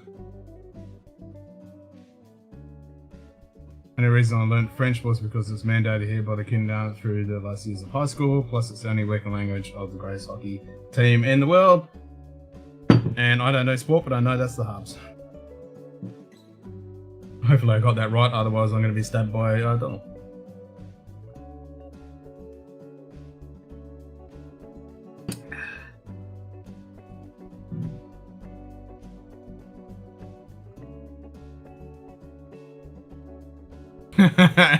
Actually, shoot, kitty. It was about 3 o'clock in the morning, and I was just cruising around on YouTube watching a few songs and stuff. Then I come up with a Schlumper song, which was a pretty popular one, and then it came up with some yodeling, some of the famous yodelers. So I started watching that. You got it right? Good, I thought so. So that was pretty, yeah, some of the... I know Schlumper music is...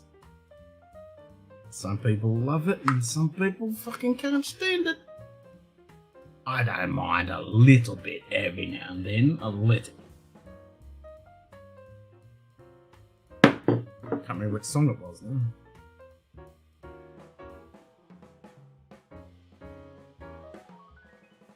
It was one of those, almost like a big beer hall and fucking going at it, Schlumper music.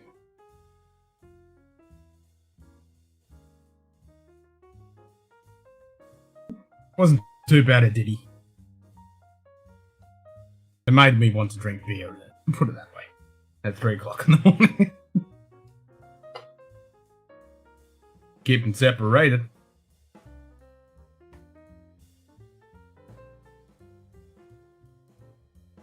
As I said, distinct and yamals. And then yamais, blah blah blah. Blah, blah, blah.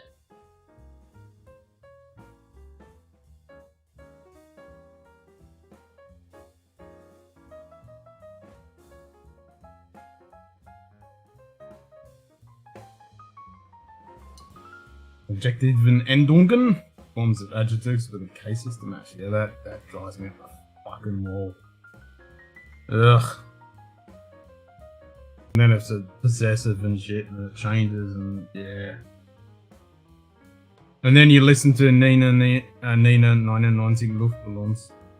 I didn't actually listen to, but I did a couple of weeks back. I listened to Nina's what's the name of the song? Genau Jetzt, one of her recent ones. It's got her daughter in it and her mother. That's a really good song. Genau Jetzt.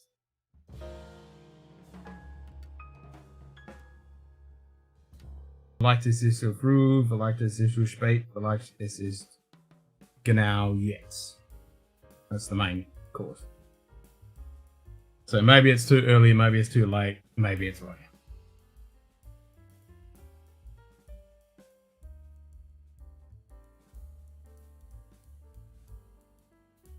Oh dear, that was all changed with the English words. 99 Luftballons. It did completely changed.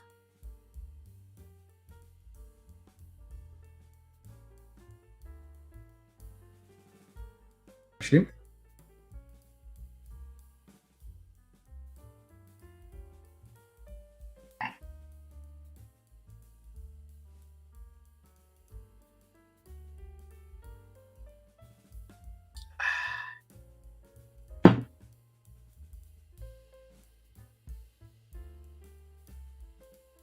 I really want to pull beer into this. But not at 3 o'clock in the morning. Tempting, but no. Ein Maß! Schnell! Ein Maß, ein Maß, ein Maß, ein Maß.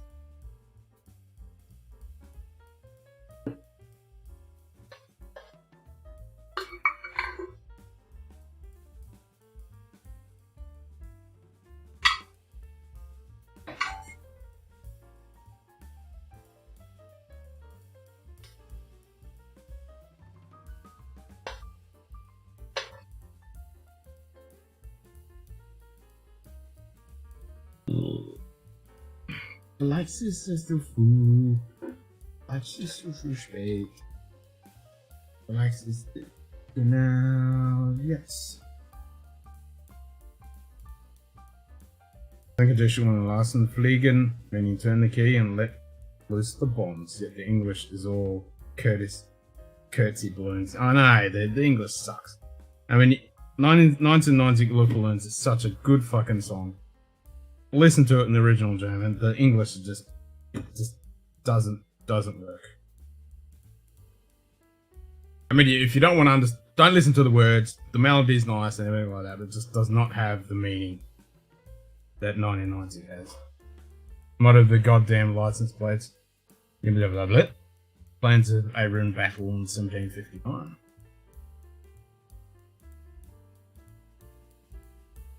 I'm not even going to try and pronounce that. Don't do French. Well, all I got to say is St. Christian's Day.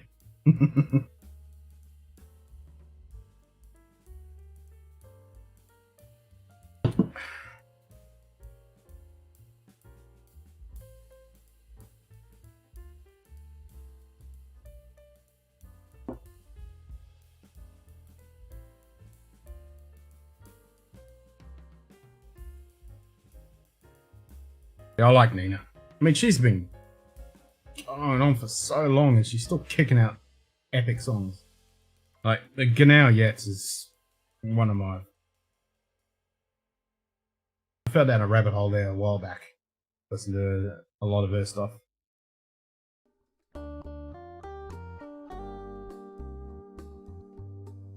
Now she's a grandmother.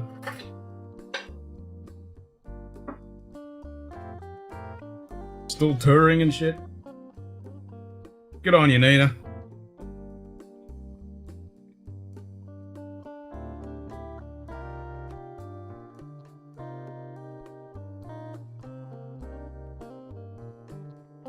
Got that fucking Genau Yet song stuck in my fucking head now.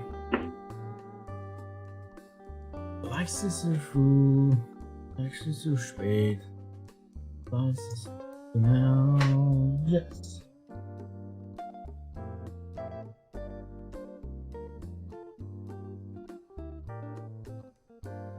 I'll grab the link für alle.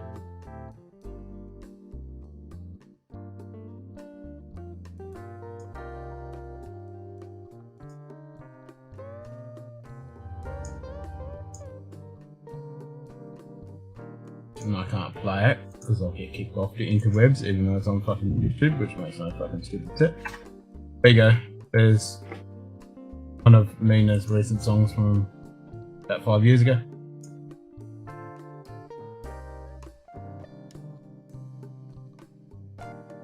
To the plains, remember they want our money, not too much to complain.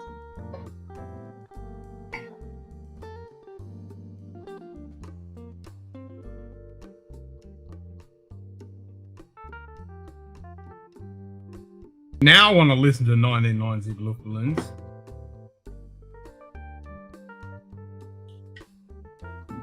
Such a cool song.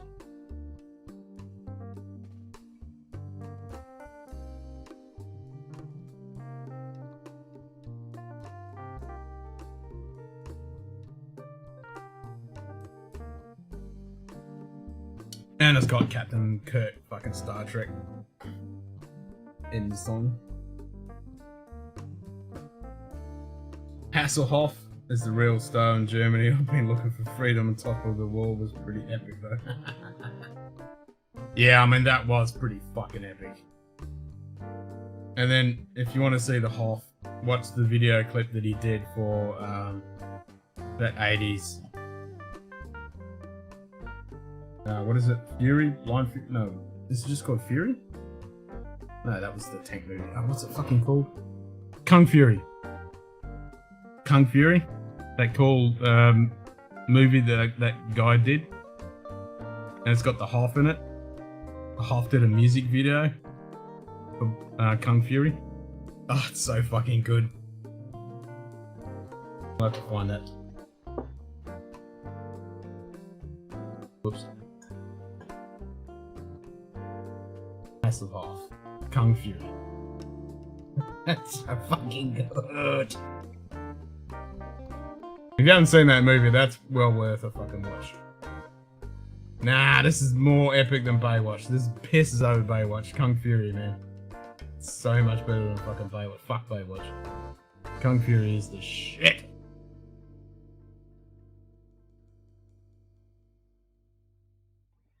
So fucking out there, but it's so cool as well.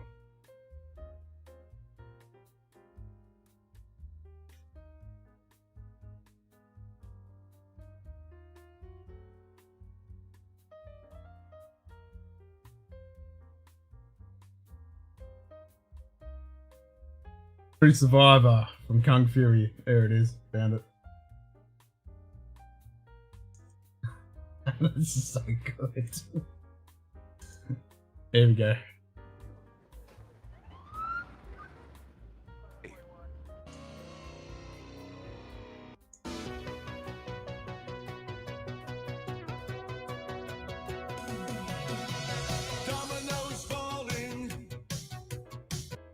Alright, that's enough of that. There you go. The jacket he wore with the blinking lights on top of the wall was pretty, yeah. But I just put that video and that's Kung Fury. Because he was in Kung Fury and then he did this music video. It's so fucking retro 80s because the whole movie is like retro 80s.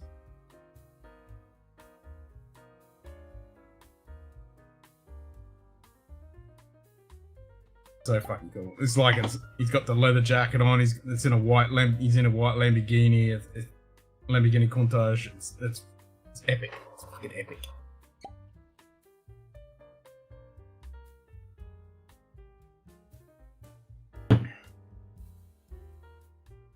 I mean, the movie's so much fun. You got Hitler riding around on a fucking Tyrannosaurus. You remember that song?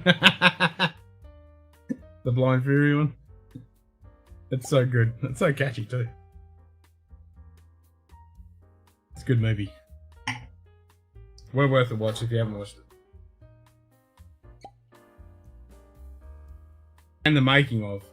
And it was just one guy. He made it by himself. Got a few guys together and just made this epic movie. And you got the hacker dude. He comes out with like an Amiga and a fucking wears a power glove. Kung Fury stands on it and just fucking surfs through. It's fucking so good.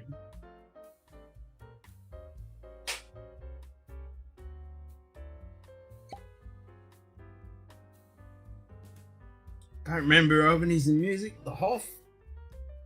Man, he's huge in Deutschland. Fucking huge. National icon.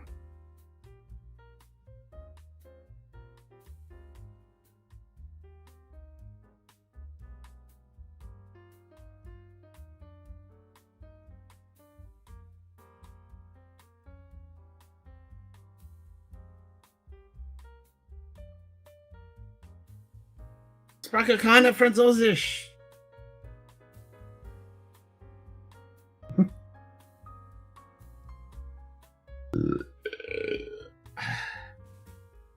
I'll have to get my martial arts instructor. He's French. He can translate for me.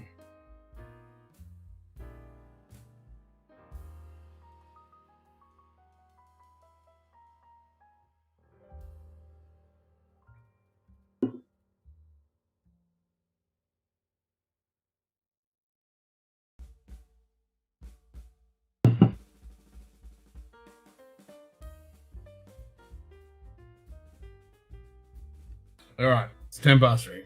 Suppose I'll wrap this up. Finish my beer and crash. I go watch some Nina and Kung Fury, I think.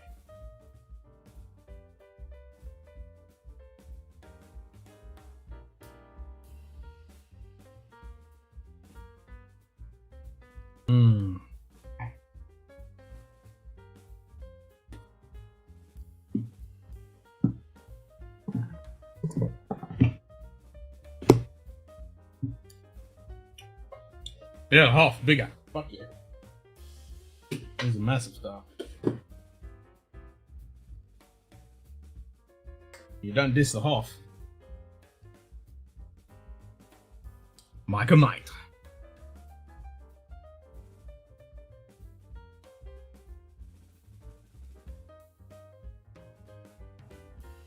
Wee bit windy on the beach. Back to the casino.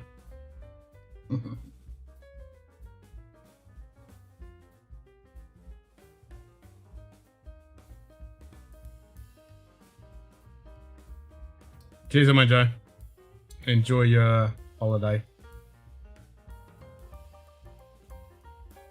Yep, I'll wrap this up.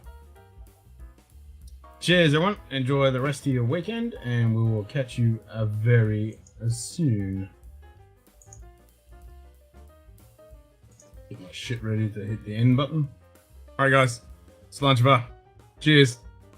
Main Kenny on your mind? No, no Main Kenny yet. Soon. Soon. Very soon. I'll get my shit sorted and get that made. Gotta do the thumbnail. Gotta do something cool for the thumbnail. So, very soon. Meow. Laters. Cheers.